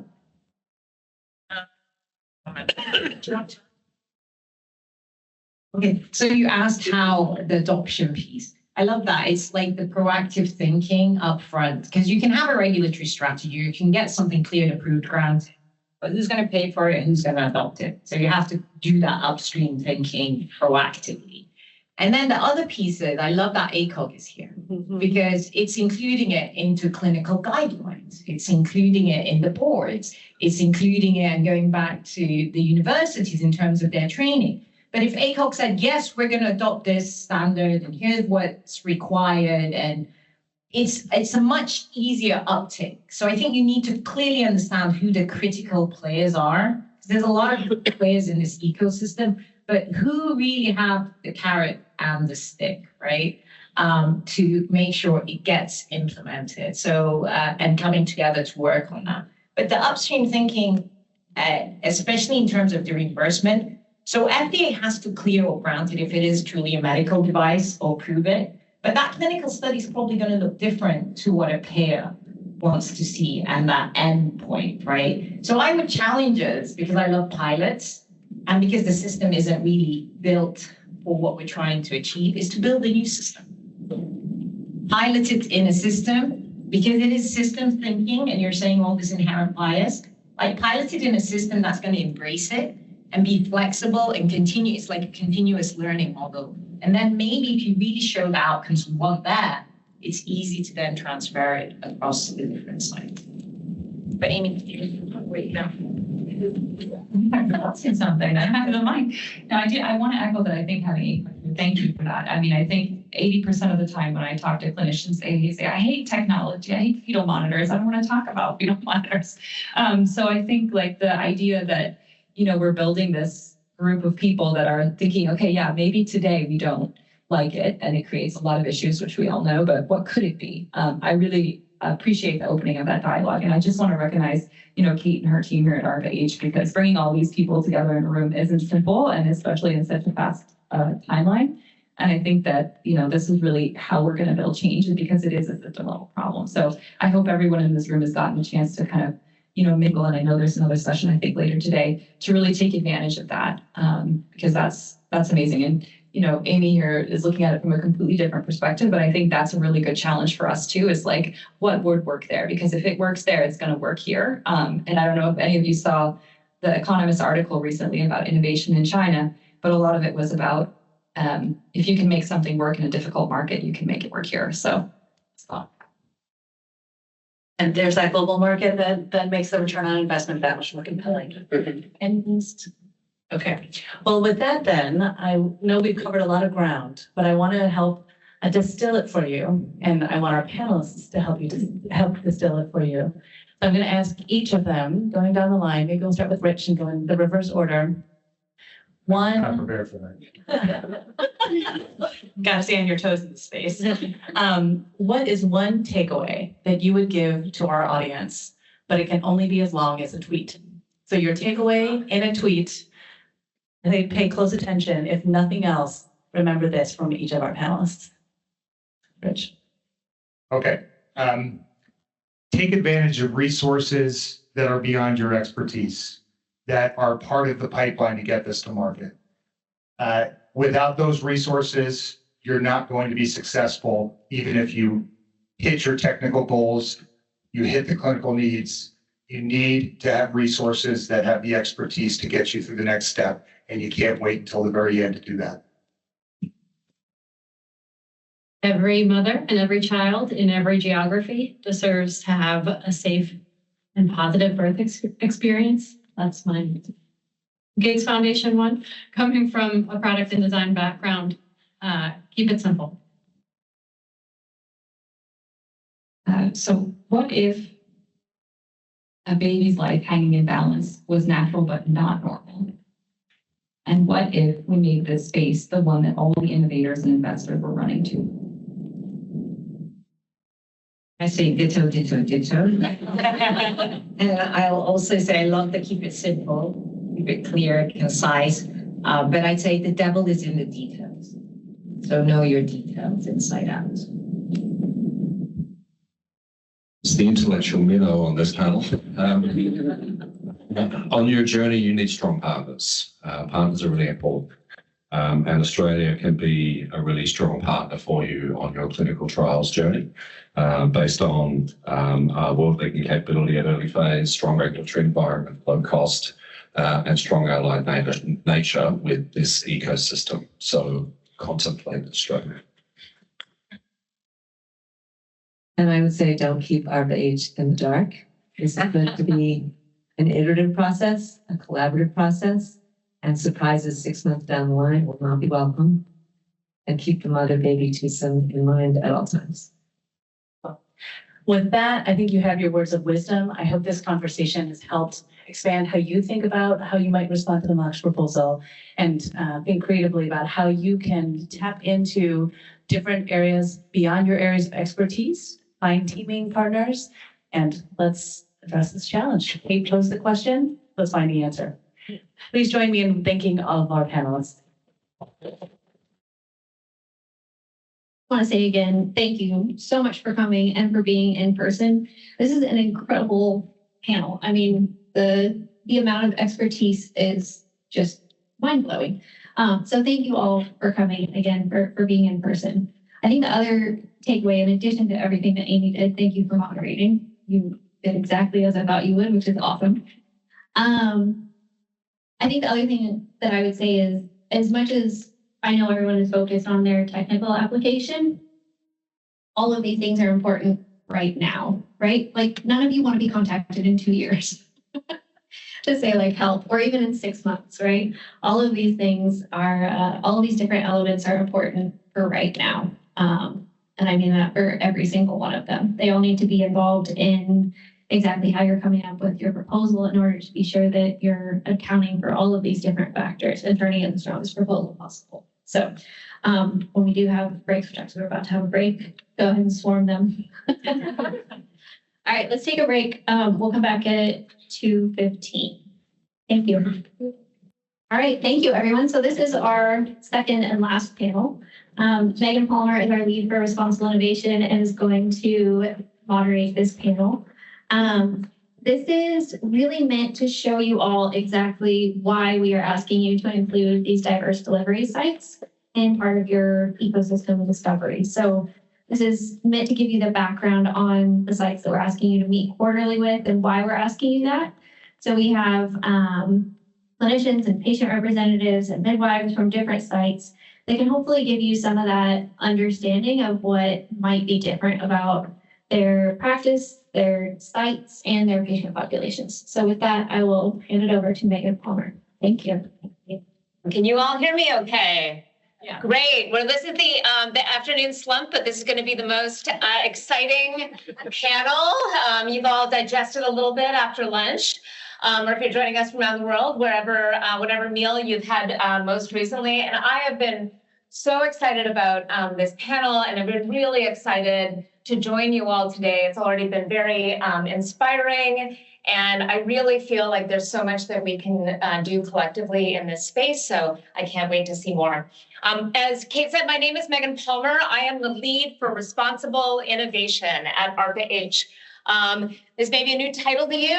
It is a great job because I got to work with all of our exceptional program managers, our mission office directors, the team, really everybody at the agency. My job is on responsible innovation. And what that really means is we work across the agency to make sure that we are solving the most important problems that we are best positioned to solve, right? We have a different role than many in this room.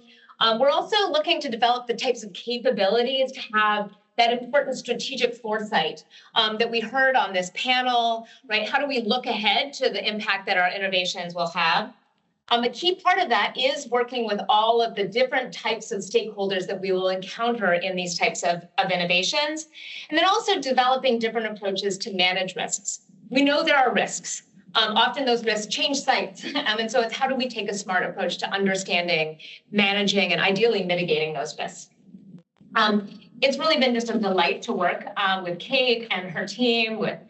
They've just really embedded within their program this priority on stakeholder engagement. And we're going to keep going down that path right now, really deeply integrated into the program design, making sure our approaches are informed not just today, but throughout the entire life cycle by these variety of experiences to make sure they're accessible.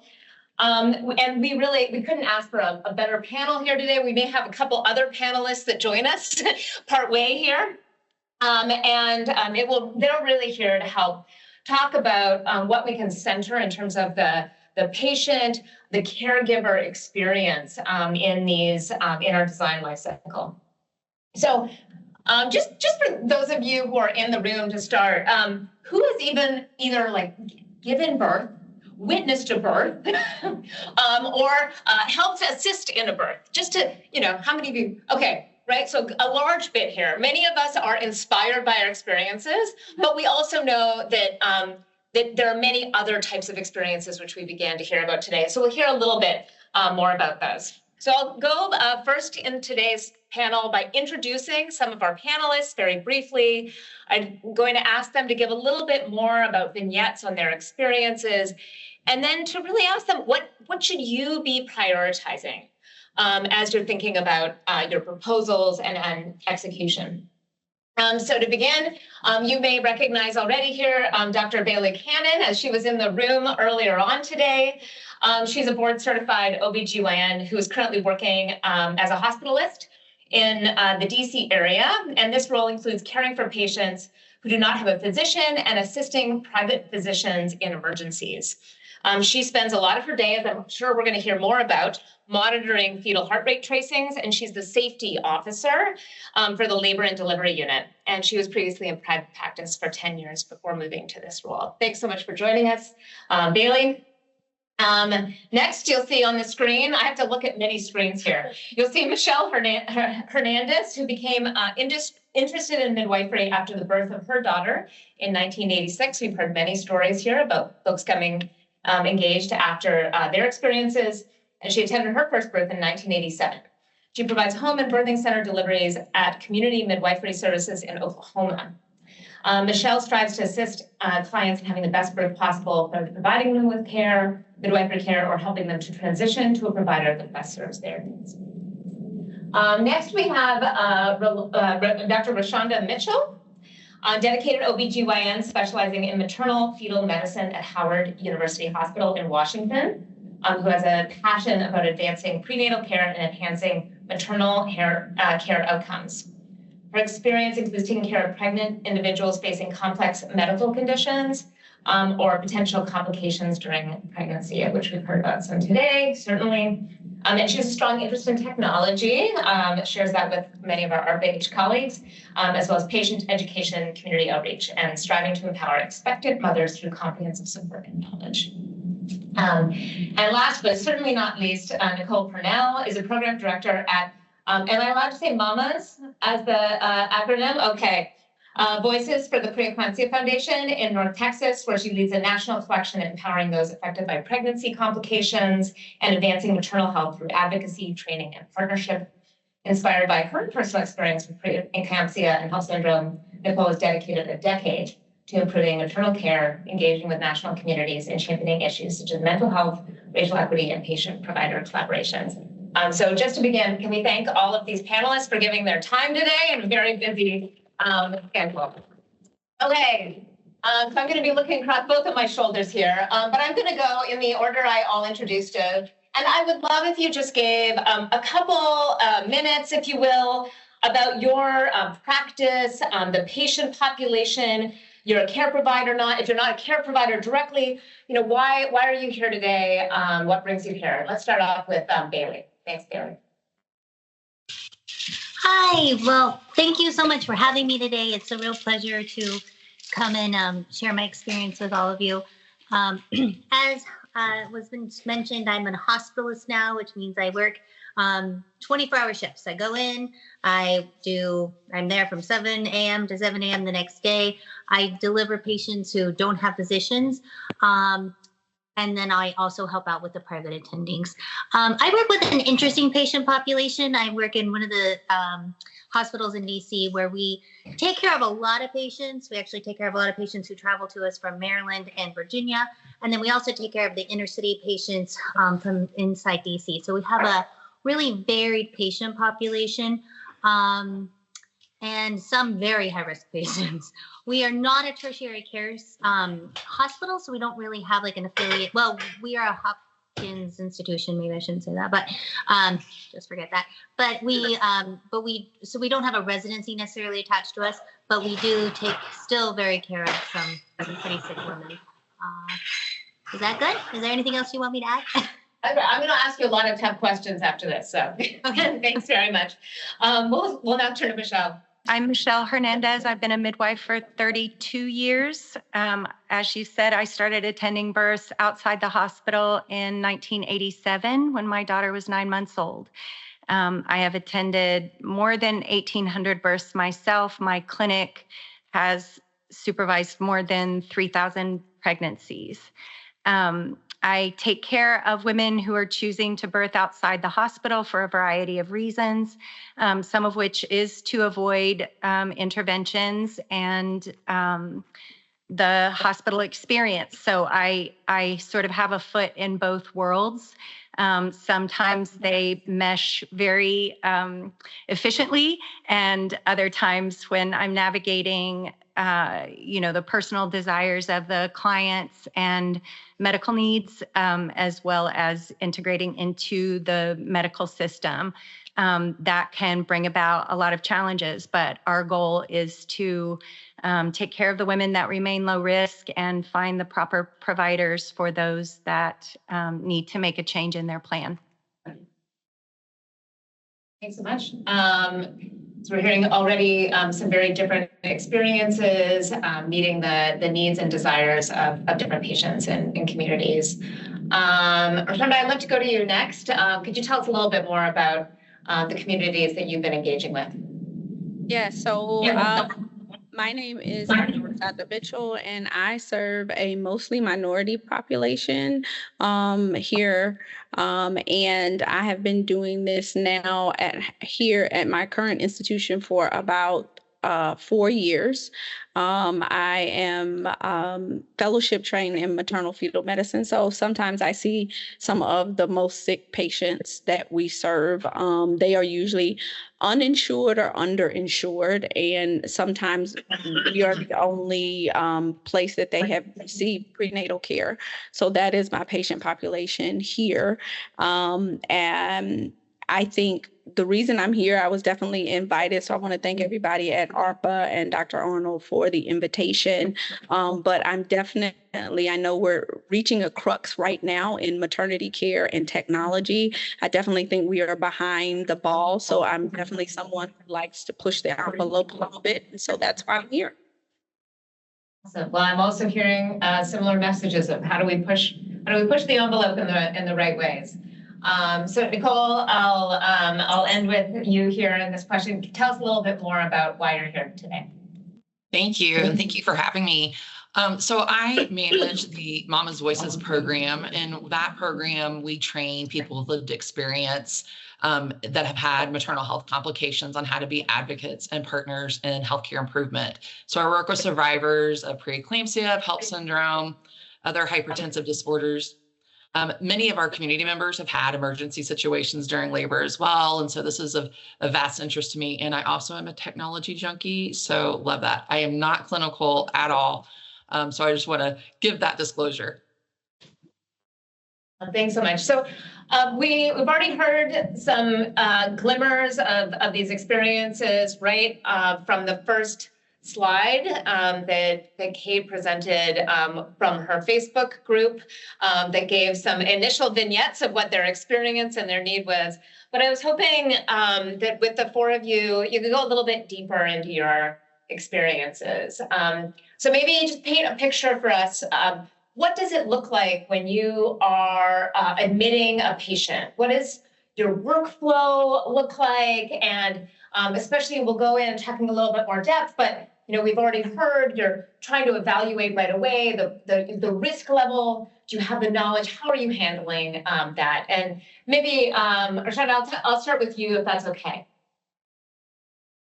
Okay, so workflow may be a little bit augmented because I'm at a teaching institution. So I do have residents and medical students, but we'll just plot out the actual experience. So a patient will come in through triage, and I tell people triage is like the emergency room for pregnancy, for pregnant women on labor and delivery. So we come in and we triage you and we say, okay, this is your issue. We take down a statement. We get do a history physical, and we also put the baby on the monitor. And so this is like the first step. So you have 2 patients when you walk through the door, or you may have 3 depending on if there's multiple. And sometimes you don't know what you have. It's all a surprise to everyone. And so you put them on the fetal heart rate monitor and you take mom's history. You may obtain some labs, and you make an evaluation of whether this patient is really in labor or has some other medical condition that needs to be taken care of acutely. And so that gives you it's almost like I said, the emergency room, whether they are discharged or they stay and they get admitted for either further care or delivery. Maybe, Bailey, could I have you elaborate a little bit? It sounds like you've also experienced a lot of different scenarios when we're bringing folks in and then also dealing with risk. What does that look like for you? Yeah, a lot of what Dr. Mitchell just talked about. We have patients who come in from all states. We have patients who come in with complaints of like asthma or strep throat or labor, or transferring from another, from home to the hospital. And those patients are often really upset if that happens to them. We have patients who in the past have had C-sections who don't want to have C-sections again. They come in labor, and then we have to discuss that with them, whether it's safe for them to try to labor or whether it's safer just to do another C-section. But I will echo, like, the first thing we always do with vital signs is always get blood pressure, heart rate, and put the baby on the monitor. Like 100%, if that baby's not on the monitor in the first 3 minutes, somebody's getting talked to, right? Like, so that is truly a vital sign. And just to echo a little bit, we always have like 2 patients. And then sometimes if dad looks a little peaked, I always say, maybe you should sit down, sir, because I can't handle 3 at a time. Like, 2 is my max. Well, unless there's twins or something, All right, so we're seeing that. Michelle, you have a different type of experience, I'm sure. Maybe you can give us a contrast and compare. What does that experience look like for you? Yes. Well, so the first thing that's very different is that I care for my clients throughout their pregnancy. So I'm the same person that's been attached to their prenatal care, their total, pregnancy record and experience. And so I don't have as many of the unknowns, when I'm taking care of my clients as I come in the door. So what would be standard for us? We do not use continuous electronic fetal monitoring in the home environment or in the birth center. So when we come in, we assess the situation. I will look at my environment very quickly to make sure that things are where they need to be. I assess the client with vitals in much the same way, blood pressure, we do temperature, we take in information about what's happened in the short period of time before they have come to the birth center, before I've come to them, trying to get all of the information that we can. I do a physical assessment on the mom in terms of palpation of the baby on the external, and generally, an internal exam just to see where we are. Some of the differences would be that we don't have immediate lab services available to us. I live in a rural state, and I often am in someone's home where the nearest hospital is definitely more than a half hour away, and sometimes even more than that. So what I call the circle of safety, is that, we have to set our boundaries based on our distance from care, and even based on our distance from care, depending on the type of hospital that is nearest, and whether or not they have NICU services, or whether or not they have staff on site.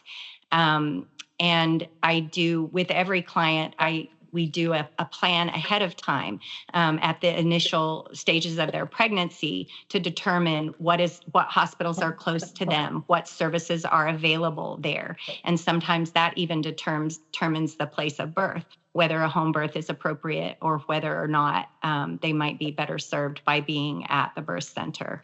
And then I have another navigation that has to be considered, and that is that not all hospitals are open to accepting transfers, from a midwife. So sometimes there is a delay because the communication with the hospital, or how the person is going to be received if they go in, has to be taken into consideration. And our clients have to be prepared for all types of things, that they might be received with open arms and welcoming, or that they might be received in a different way. So there's many different considerations that we have when we're doing that initial assessment and making the decision about whether we're still in a place where out of hospital birth is appropriate based on mom, based on baby, based on our where we are in the neighborhood and otherwise. So much, Michelle. And I'm delighted that we also have Whitney Palmer that is now joining us on the panel. I think it's a real testament to the commitment of the providers that we brought here and the advocates. That they're so busy, they're joining us remotely because they can't leave their care. Whitney, if you're able to, I would love if you, to just a little brief intro to Whitney while she maybe comes on video if you're able and unmutes. She's a chief nursing officer and she's recognized for managing one of the largest nursing teams in Oklahoma. And she has extensive experience in obstetric nursing leadership. And she's really dedicated to advancing patient care and supporting nursing excellence. And so if you're able to, Whitney, I would love to have you give maybe a minute or two on what does the community look like that you serve, as others have already shared on the panel. You'll have to go off mute. Sure. Good afternoon. I'm so sorry. I had this saved at like 1 and then I saw something that said 2, so I'm actually driving away. I was heading home to be ready at 2, but I think it was maybe a different time zone, so I'm so sorry. We're glad to have you.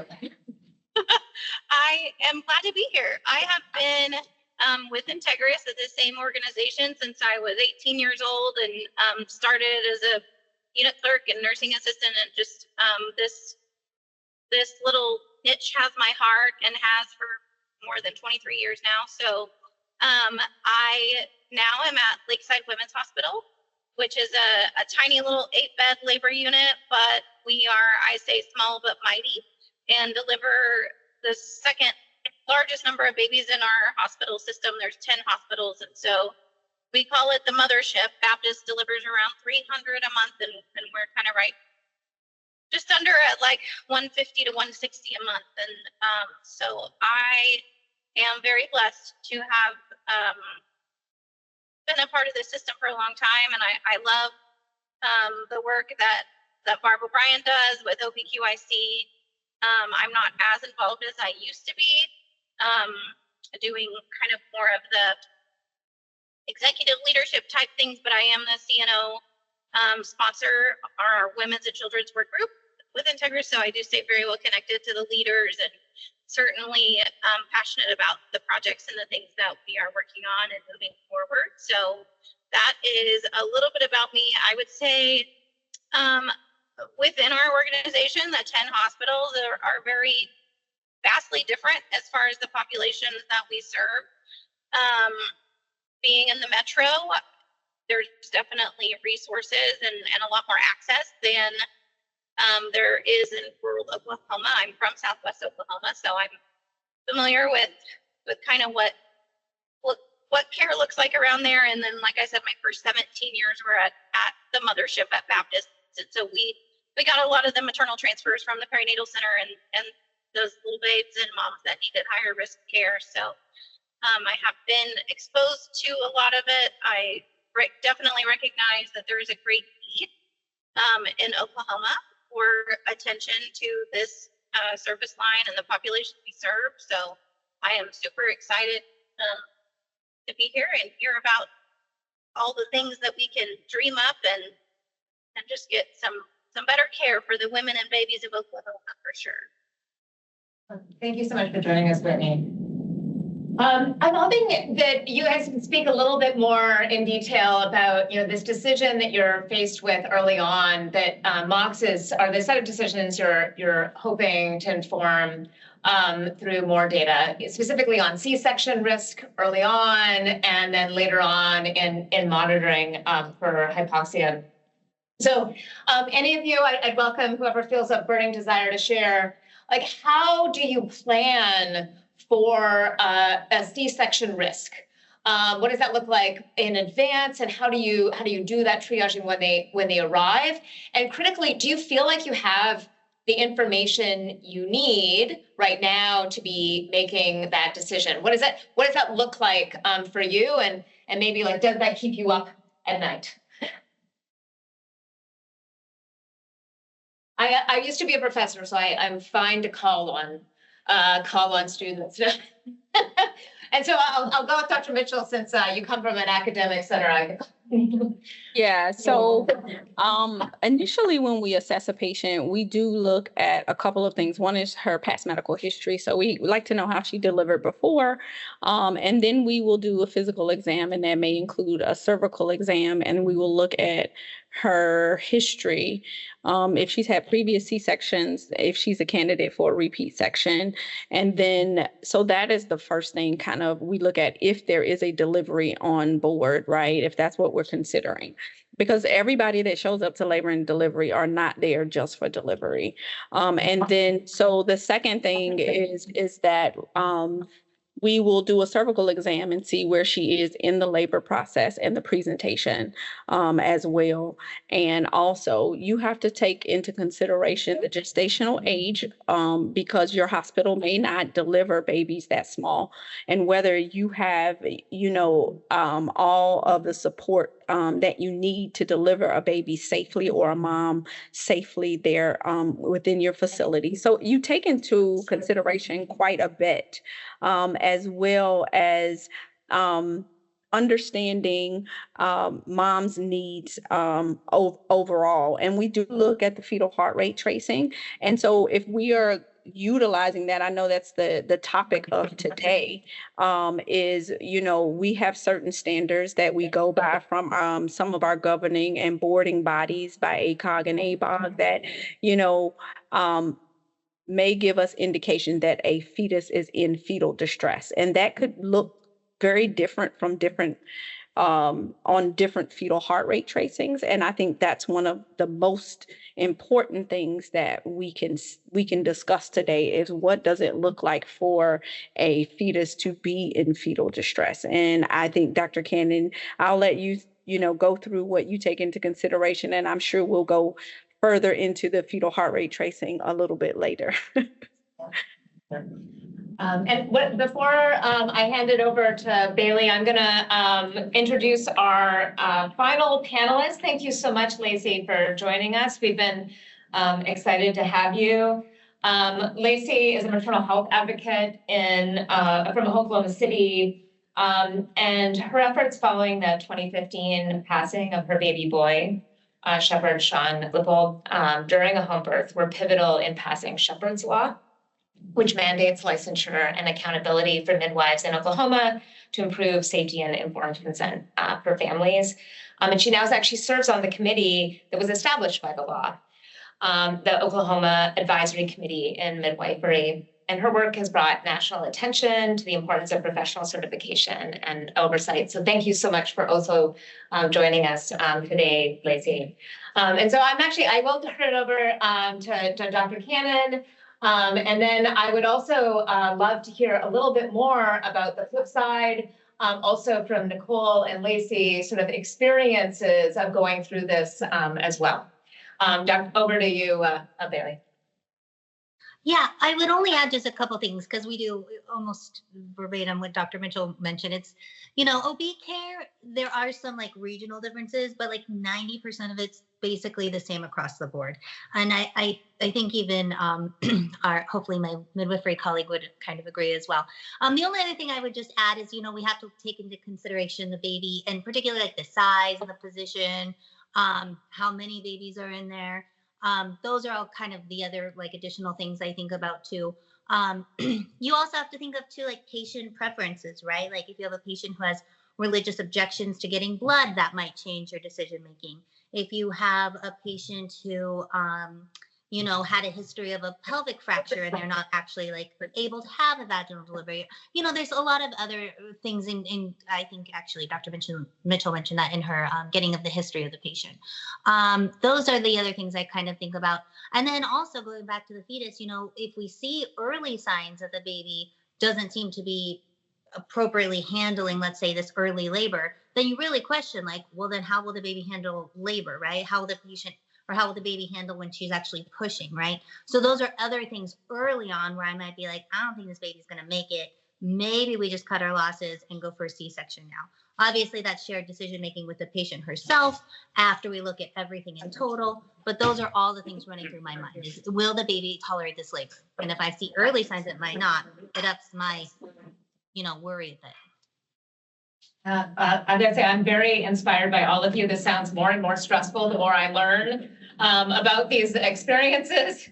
Nicole, maybe you could share a little bit about, what does that decision, what does that journey look like for many of the communities you engage, and this information positive and communication happens on both sides. So what does that look like for you?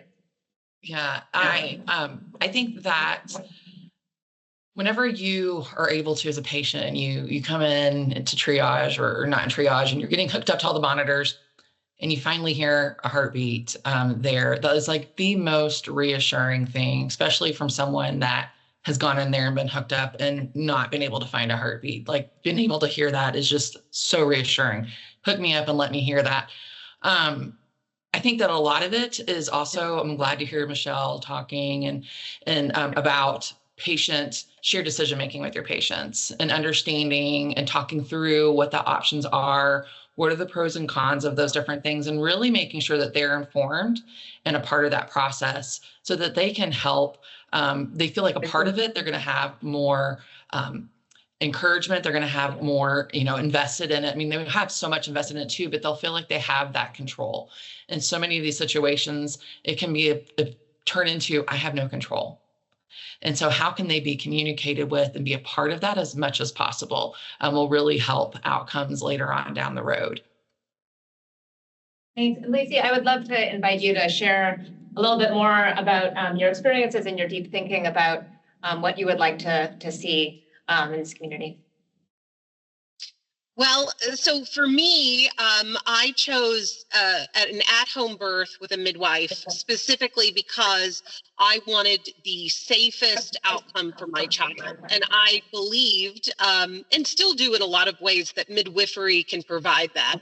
It allows the mother to get to be an active member of what's going on. I do, however, think that so often in any kind of care, in any kind of business, when the professional, they're so used to what they're doing on a day-to-day basis that sometimes they forget to tell the patient or the client what's going on. And so maybe they're hearing things, maybe they're seeing things that they don't want to alarm us or that feel routine to them, that they then sort of forget to pass on that information. And as a parent, I can tell you that I thought that I was very well educated about birth and all of the birth procedures until I lost a child. And then I had to deep dive into it because I wanted to understand what had gone on in my situation. And I've had lots of medical professionals tell me, well, my clients are educated. They're educated people. A lot of midwives like to say, my clients are very educated. They know what's going on. They need to have patient autonomy. I 100% agree. But there's no way for us as a consumer to have even a tenth of the information that a professional has. And so I'm very excited about the fact that we could be developing products and scalable things that could help the patient understand more comprehensively what is happening in the moment that it's actually happening. And to the point of looking at in the MOCS proposal, really the second area focused on, as we already heard, that heart rate, hearing it, but also interpreting this data. We saw some of the graphs earlier on today, the traces. As somebody who thinks about data all the time, I looked at that and I couldn't see the pattern in the noise. And so I'd invite maybe Whitney, if you could speak a little bit. What is the experience like of looking at these traces? And then what does that feel like? I'm already getting the impression that all of you are very good at handling stress here. So maybe you can channel that. And then also, what does that feel like when you're also communicating with patients and trying to give them the latest? I'd love your your insights into that. So I will start by saying fetal monitoring is a passion of mine. I can totally geek out over it, but I do have a sensitive place in my heart for these young labor nurses on night shift with that. I mean, I know in the metro, we have minimal resources at my small hospital. We don't have a laborist every night. We don't have a mid-level. And it can be terrifying to interpret that fetal monitor strip. And truly, there's a lot of, I would say sometimes people have different interpretations, and I'm sure the physicians on the call will, agree. Like someone looks at it one way, and then the nurse is concerned, and maybe the charge nurse isn't. And so she goes to her charge nurse when the physician really was. And so there's a really broad, in the new category set out by A1, like category 2 strip can be not a big deal at all, or it is a big deal and it's all but terrible. And you have like steps, to kind of go through to, we have a Pitocin checklist and make sure you're meeting this criteria and that criteria to continue the induction. And so I will say it is a very subjective tool, but also the one that we're using to drive our care. And so I think it is, fetal monitoring is something that I'm passionate about. I have it on my phone, and my new young nurses are like, we can call Whitney and let's look at it together. If there's 3 new nurses and 1 seasoned charge, and it truly can become like let's all look at, kind of put our heads together, what we're thinking. And because young nurses don't want to escalate something at 3 a.m. That's not a big deal, but they want to make sure that they're doing the right thing. During the day, you have more seasoned people. There's 14 doctors walking around, making rounds, looking and giving opinions. And so I really do think that there is a need in that area just for, there can never be too much education. There could never be too much collaboration. But I also think, I tell the girls all the time, my young nurses, I'm like, I know you gals, we can send people to the moon, but we have this hard time sometimes interpreting these strips, and there's all these cords in an emergency. Like, why can't we put a sticker on here, and just go with it? So, or have some sort of software that says that these are the current guidelines, and this, I would be concerned. We've done that in every area for EKGs, for respiratory rate and blood pressure. It alarms, and it's like, this isn't normal. And then we have a human life inside another body we can't reach just yet. And so, so I really hope we could have some advancements in the area of fetal monitoring, just because of the variation of interpretation. I think that's a perfect segue. The reason we're all here is because we do have the opportunity to create that different future, the different types of tools, and ultimately the different types of experiences and outcomes that we all wish to see. I would love to now turn to each of you to tell, you have a whole community here that's going to be developing proposals. They've been told they need to engage with a variety of different communities. This starts right now. What would you like to see? What should proposers be keeping in mind, both right away as something you would tell them, but also what's the process of engagement look like? What should they be doing? What should they be planning for as they're engaging you and the communities that you are representing and serving? And I'm going to just go through the line here, and you'll have one last chance at the end too to give a real call to action. I won't make it in the size of a tweet, but we'll keep it brief. So Bailey, I'll turn to you, and apologies. I come from a very informal place where we all go by first names often. So these are, Dr. Cannon, but also Bailey. Thank you. I just think that the more information we have, the more we can discuss that with a patient, right? I think the very hardest part about my job is when a patient looks at me and says, Dr. Cannon, what do you think? What is your best medical recommendation? And sometimes it's very clear cut. It's like, you've had this, you need this. And I have no qualms in saying that. It's this category 2 tracing where I'm like, listen, I don't have a magic ball yet. as soon as I have a magic crystal ball that tells me that this is going to end Tuesday at 8:05 with a vaginal delivery, I'm going to make billions. You'll never see me again. But until I have that crystal ball, we're here and we're in it together, right? Turns out, I guess I should be on the other side of this and not on the panel if I really want to make billions. But for now, I'm going to just be here. But if I could have more information and better discuss this with patients so that we can all feel like we're doing the very best, that's just what I want. And I feel like I just don't have that. I mean, I have my gut feeling, I have all my training, I have all my real life training, and it's still just not enough. And of course, at the end of the day, you do this C-section and a category 2 tracing and you're just clutching your pearls, is it going to be okay? And at the end of the day, the baby is. And then you're like, oh, I did that C-section too early. And then, hopefully you never get to the other side because that's worse, right? That's always worse on the other side. And so just as much information as you can give me that I can discuss with the patient, that's what everybody wants. Every single one of us wants. Michelle, I'd like to hear, what are you looking for, right? You spoke about the different types of care experiences, but also the types of tools that you rely upon and the transfers as well in that experience. Would you like to see proposers here to focus on, and how would they engage with the types of communities you serve? Yeah, it's a big question, isn't it?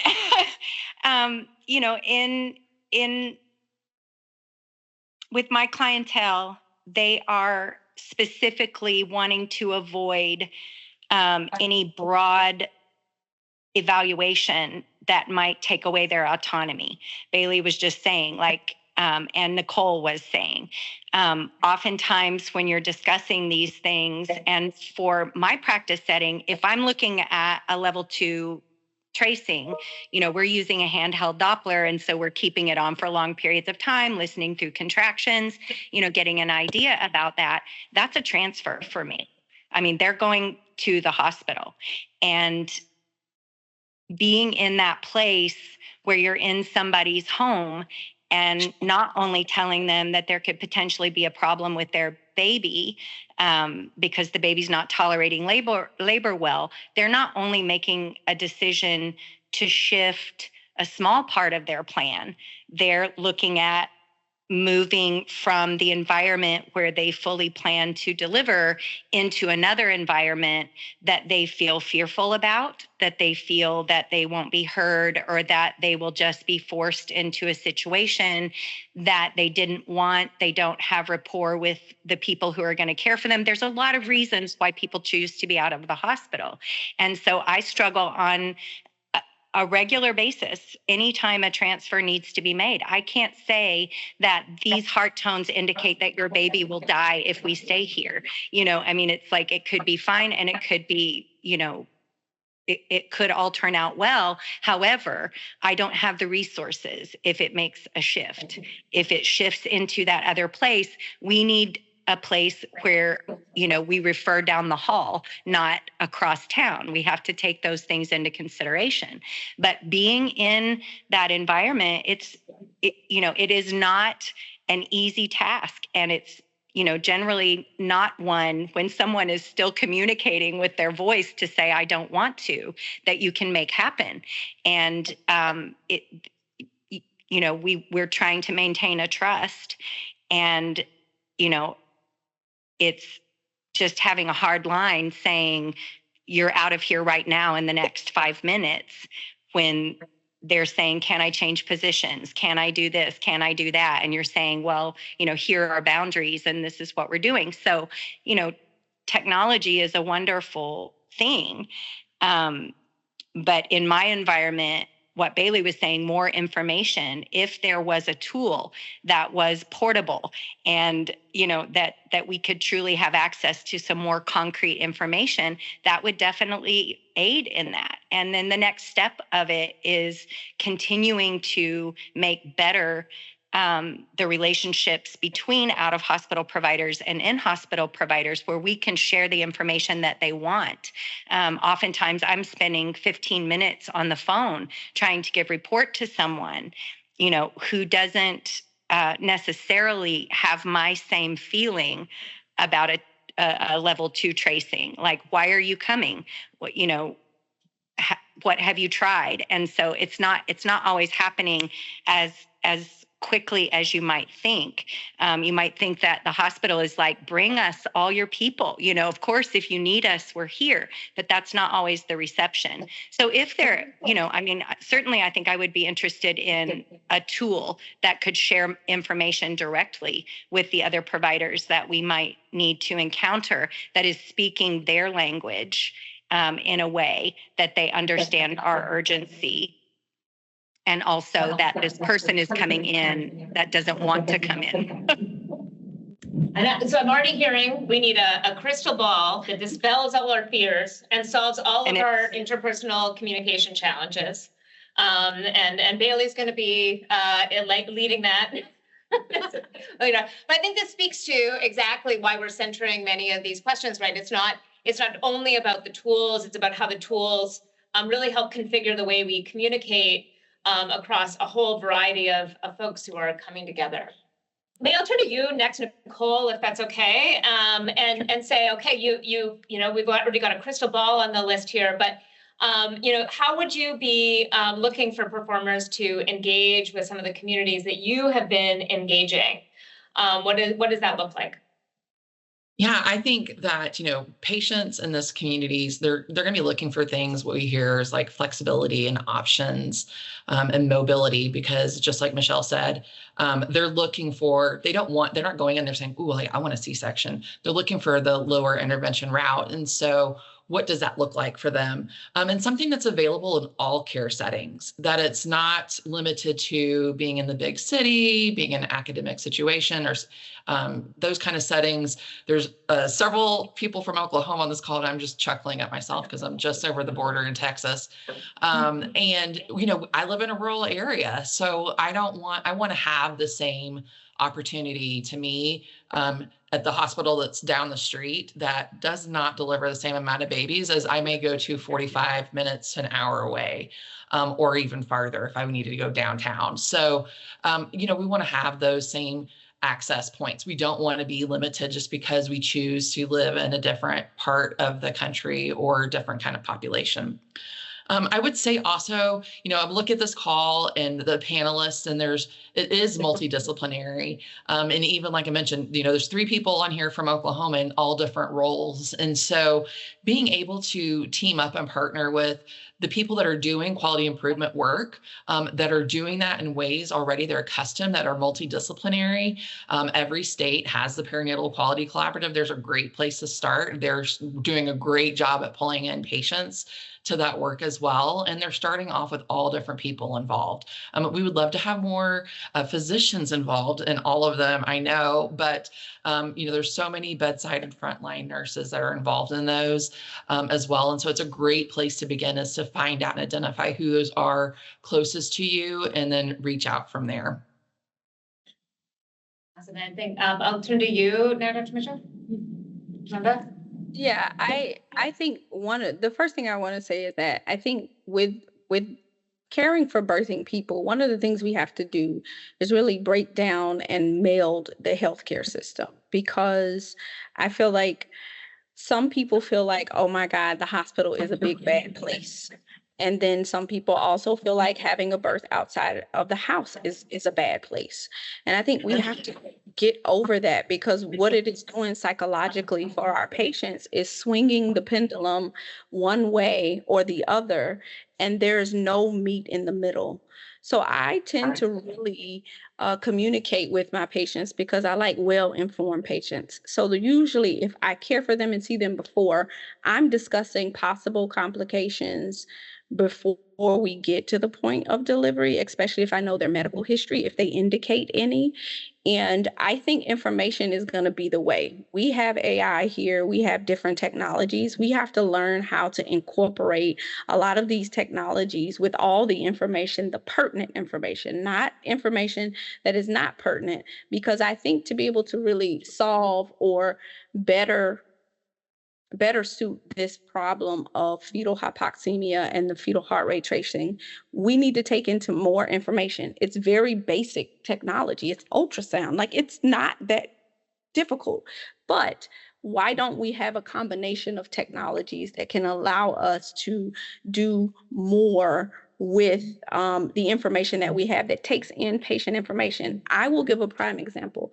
If someone comes in and they have type 2 diabetes that's poorly controlled, if you put them on the monitor, that fetal heart strip is going to look horrible, okay? And their blood sugar is going to be extremely high. But the answer is not always delivery, depending on how well the baby is doing. If I see variability, we need to fix the blood sugar. Fix the blood sugar, and the strip will usually work its way out, and mom can continue the pregnancy. And when I say information, I think sometimes we don't take in all that information that has to deal with mom and her history. And at prime example, I know you're on the preeclampsia board. Someone comes in, elevated blood pressure. We all go, oh my God, preeclampsia. And I was talking to the patient, and then not to mention, we found out that it was drug-induced, cocaine-induced hypertension and not preeclampsia. So things that look like certain things, we have to take the total patient. I know we're talking about total care, but we have to take the total patient, not just the contractions, not just the fetus. And that includes mom's well-being and her opinions of how things are going. And so I think melding all of that information and informing the patient and allowing them to make an informed decision. I will give them the right. If you don't want a C-section, understand these are the risk factors of what can happen. If you accept those and are okay with those, we can proceed forward, but understand what the information that I'm giving you. And so I do, and I train my residents to do the same thing, is that we need to provide information, and sometimes it needs to be broken down on a certain level so that it can be received, so that patients understand what the situation is. And it's not always dire. And I do believe in patient autonomy, but they have to be willing to accept everything that comes with that. I think, this speaks to, you say all of these things, maybe the technology isn't that hard, but all of the complexities added on here, the quantity of information, but also the quality of the information, the context in which it's presented, and also the broader context is really what has made these types of challenges, we think, ARPA hard for sure. I would love to turn to you, Lacey, as well, in thinking about what would you like to charge this community with thinking about how can they engage, and what would you like for them to keep in mind as they're developing their solutions? I mean, I think from a mother's standpoint, obviously the most important thing during the course of our birth is a live birth. We want a baby to come at the end of said birth. We, however, also want the ability to understand what is happening to our bodies while it is happening. We want to make sure, I mean, most of us are already feeling very mama bear during this experience. So I'm trying to make the best possible decision for myself, but mostly for my baby during the course of the pregnancy. And so, the reality is we want a live baby at the end. We're just trying to use all of the information that we have to get us there. We want to be heard, and we want to make sure that we are understanding the information that is being presented. I think so often we don't always understand everything, and it's not because of lack of intelligence, it is just lack of experience. And so it's so important that we as moms are given all of the facts sort of like laid out so that we can use our autonomy to make the best decision for ourselves and for our kids. And when you're building on this, right, we're hearing so many different decisions, quickly under contentious scenarios. As you gave us the vignette around what it looks like for you and your teams, what would you like to charge this community with that would really help them do better at their jobs and feel perhaps a little bit less stressed in the middle of the night? I love this discussion so much. And like Dr. Mitchell was saying, it is a whole picture. And Dr. Cannon, yeah, you want a mirror ball because we only are seeing what that baby's been through on the monitor for that 12 hours. but they've been in utero, and the mom could have been in early labor having D cells for, like, we don't know how much reserve we have. Like, how long do you tolerate a category 2? So like 36-week preeclamptic patient, I'm probably not going to tolerate it as long as I would a 39 and 4 healthy, ruptured on her own and came in, right? So there's so many. I love that you brought that up, like the total thing. And this is where I struggle training 22-year-old nurses that are just like so excited. And I love young nurses. So they're so excited. And it's like, they want to do the best job they can, and teaching them things that, like, it took us years, you know, to know and think about and consider. It's so I would love, I mean, of course, the crystal balls. I think in my original survey, or the question, someone like, my pie in the sky is, you know, we have EKG techs that just sit and watch EKG rhythms all night long in a room. And I'm like, why do we, and just personally in my system of 10 hospitals, not have some seasoned like nurses or a mid-level or somebody watching these strips, so that like these people at night have a second set of eyes, and it's like, hey, are you seeing what I'm seeing? And yeah, I would let your physician know, you know, based like evidence-based criteria with a person watching all of it just for a second set of eyes. It's like such a high risk, litigious specialty that we're in. And so I think my pie in the sky, outside of just stickers that monitor really well without cords in an emergency that get gross and icky anyways, that's a whole nother soapbox. But I would love education opportunity, like increased education opportunities from a nursing and collaborative, I would say, nursing and physician, because our nurses go to this training. Where I come from, the physicians don't. And oftentimes I think we're speaking two different languages. And it's like, we're trying to care for one person. And if the physician and the nurse aren't on the same page, the patient's confused, you know? And so I think, but I would love for it to be just a standard, or have some software or something that there's more than one person, more than one brand new nurse, or a team of 3 nurses in a small hospital, minimum staffing, that are seeing what they're seeing, that can either validate or escalate, you know? But I think I love this discussion. It's really great. Fantastic. Well, Dr. Mitchell, we'll let you see your hand up. I'll have you chime in, and then I know we're almost at time because we've had such great stories and experiences. So I'll wrap it up because I think we've had some wonderful comments. So Dr. Mitchell. I would say if I could ask for certain things, and I think that would be helpful, is something that actually measures the level of acidemia. You know, I would say through the skin transdermally, that would allow my moms to be mobile, possibly in water, because some people like to be in water.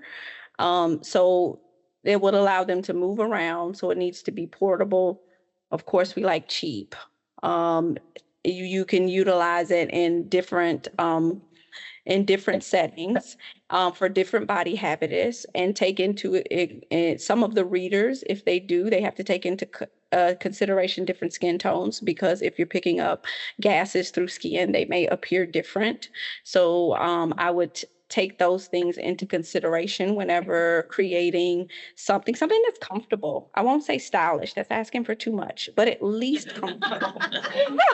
I mean, I've been on the other side. So I have been mom, and I just hate sitting in the bed with all those monitors on me. I want to be able to get up and get on the ball and do some things. And I want my patients to be able to do the same things as well. And then also incorporate some component of, we have this artificial intelligence intelligence that has alerts, that reads, that takes all of these things into consideration, the timing, the length, how long was the contraction, what does that mean for the fetus during that time, and spits out a reading. So that would be my ask.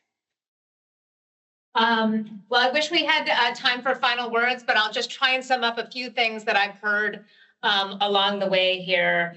The first is that clearly there's incredible value from learning from a diversity of different experiences and those who have been collecting experiences for decades across hundreds of sites. Even when you're engaging in a region, there's very many different sites to take into consideration. So I know we're looking, could you go locally? But I'm sure locally we're going to find a diversity of different experiences. And this, while we're looking at where we can make great tools, I'm really thinking about the entire experience, right? What does that information look like? Sure, we're going to be bringing up a lot of the challenges that exist generally across hospital and care and other types of settings, but also very particular to the experiences of individuals. So I hope this is very much just the start of the conversation. We need all of you in the communities to help guide us along the way. Thank you for taking the time today, and thank you to the MOCS team for really making this such a central part of the program design. Thanks. Thank you, and thank you to Megan for moderating the great panel. For all the panelists, you heard a lot of their different practice styles. I think about as well kind of what output for TA1 and TA2 would look like from all of these different perspectives, right? But you heard it's really hard to communicate right now from the patient to the nurse, to the midwife, to the doctor, and then all the way back, right? That is incredibly hard right now. You just say category 2 and one person is like, it's a bad category 2, and one person is like, it's a fine category 2. And I mean, that can take all night, just back and forth like that. So thinking about what communication from TA1 or TA2 is appropriate for a patient. What gives them that level of autonomy that you heard people say they want without making them feel like they're having to take care of themselves, right? Because you don't want them to feel at the same point that they're responsible for monitoring something while they're in labor. That's our job, right? And then same thing, thinking about what ideally could we give a nurse that allows her to communicate well with a patient and with the doctor and with a fellow nurse. So, that's not going to be one set of answers. That's going to be exactly what the ecosystem engagement is for, is showing them hey, this is what it looks like from a patient standpoint. Does that work for you? Yes, no? This is what it looks like from a nursing standpoint, from a physician standpoint. How does that look to you? So thank you. I think they elucidated a lot of important points, and thank you, Megan, for moderating. At this point, we'll have our last breakout session, and then we will close it out. So for our last breakout session, I'm actually going to ask people to raise their hands, and then we have virtual breakout rooms that people will go into. Rhea, you're on the instructions. Thank you. So if I have people raise their hands for me, and proposers, just look around the room and try to look at who you want to beeline for. Can you raise your hand for me if you are a clinical practice person or patient representative? Okay, perfect. And then if you are regulatory, if you can provide any regulatory support, can you raise your hand? You got one. And then any commercialization or industry help in the room? Perfect. Keep them up for one more sec. We'll just see it. Okay, perfect. And then any funding help. That could be VC, anything like that. Okay. With that, we are going to let you have your last breakout session. We will wrap up at 3:50 and get everybody out on time at 4 o'clock. Thank you. Okay, everyone. We are going to go ahead and close out. I want to thank you all again for making the journey here, for being here in person. I think I've heard a couple people say, they made some connections, which is the whole point of being here. So thank you all for being here. It has been great to meet all of you, and I look forward to meeting a lot of you next week as well. In terms of the pre-proposal discussions, we are going to open up more space. So be patient with us. We will have that open by Monday. But we are working to open more space for those discussions. I am truly, truly hopeful seeing all of you and hearing all the different perspectives you bring to this problem. And I am so excited to hear about what you all propose. So thank you. I really think that with you all, we can replace our terrible standard of care, which has not happened for decades. Thank you.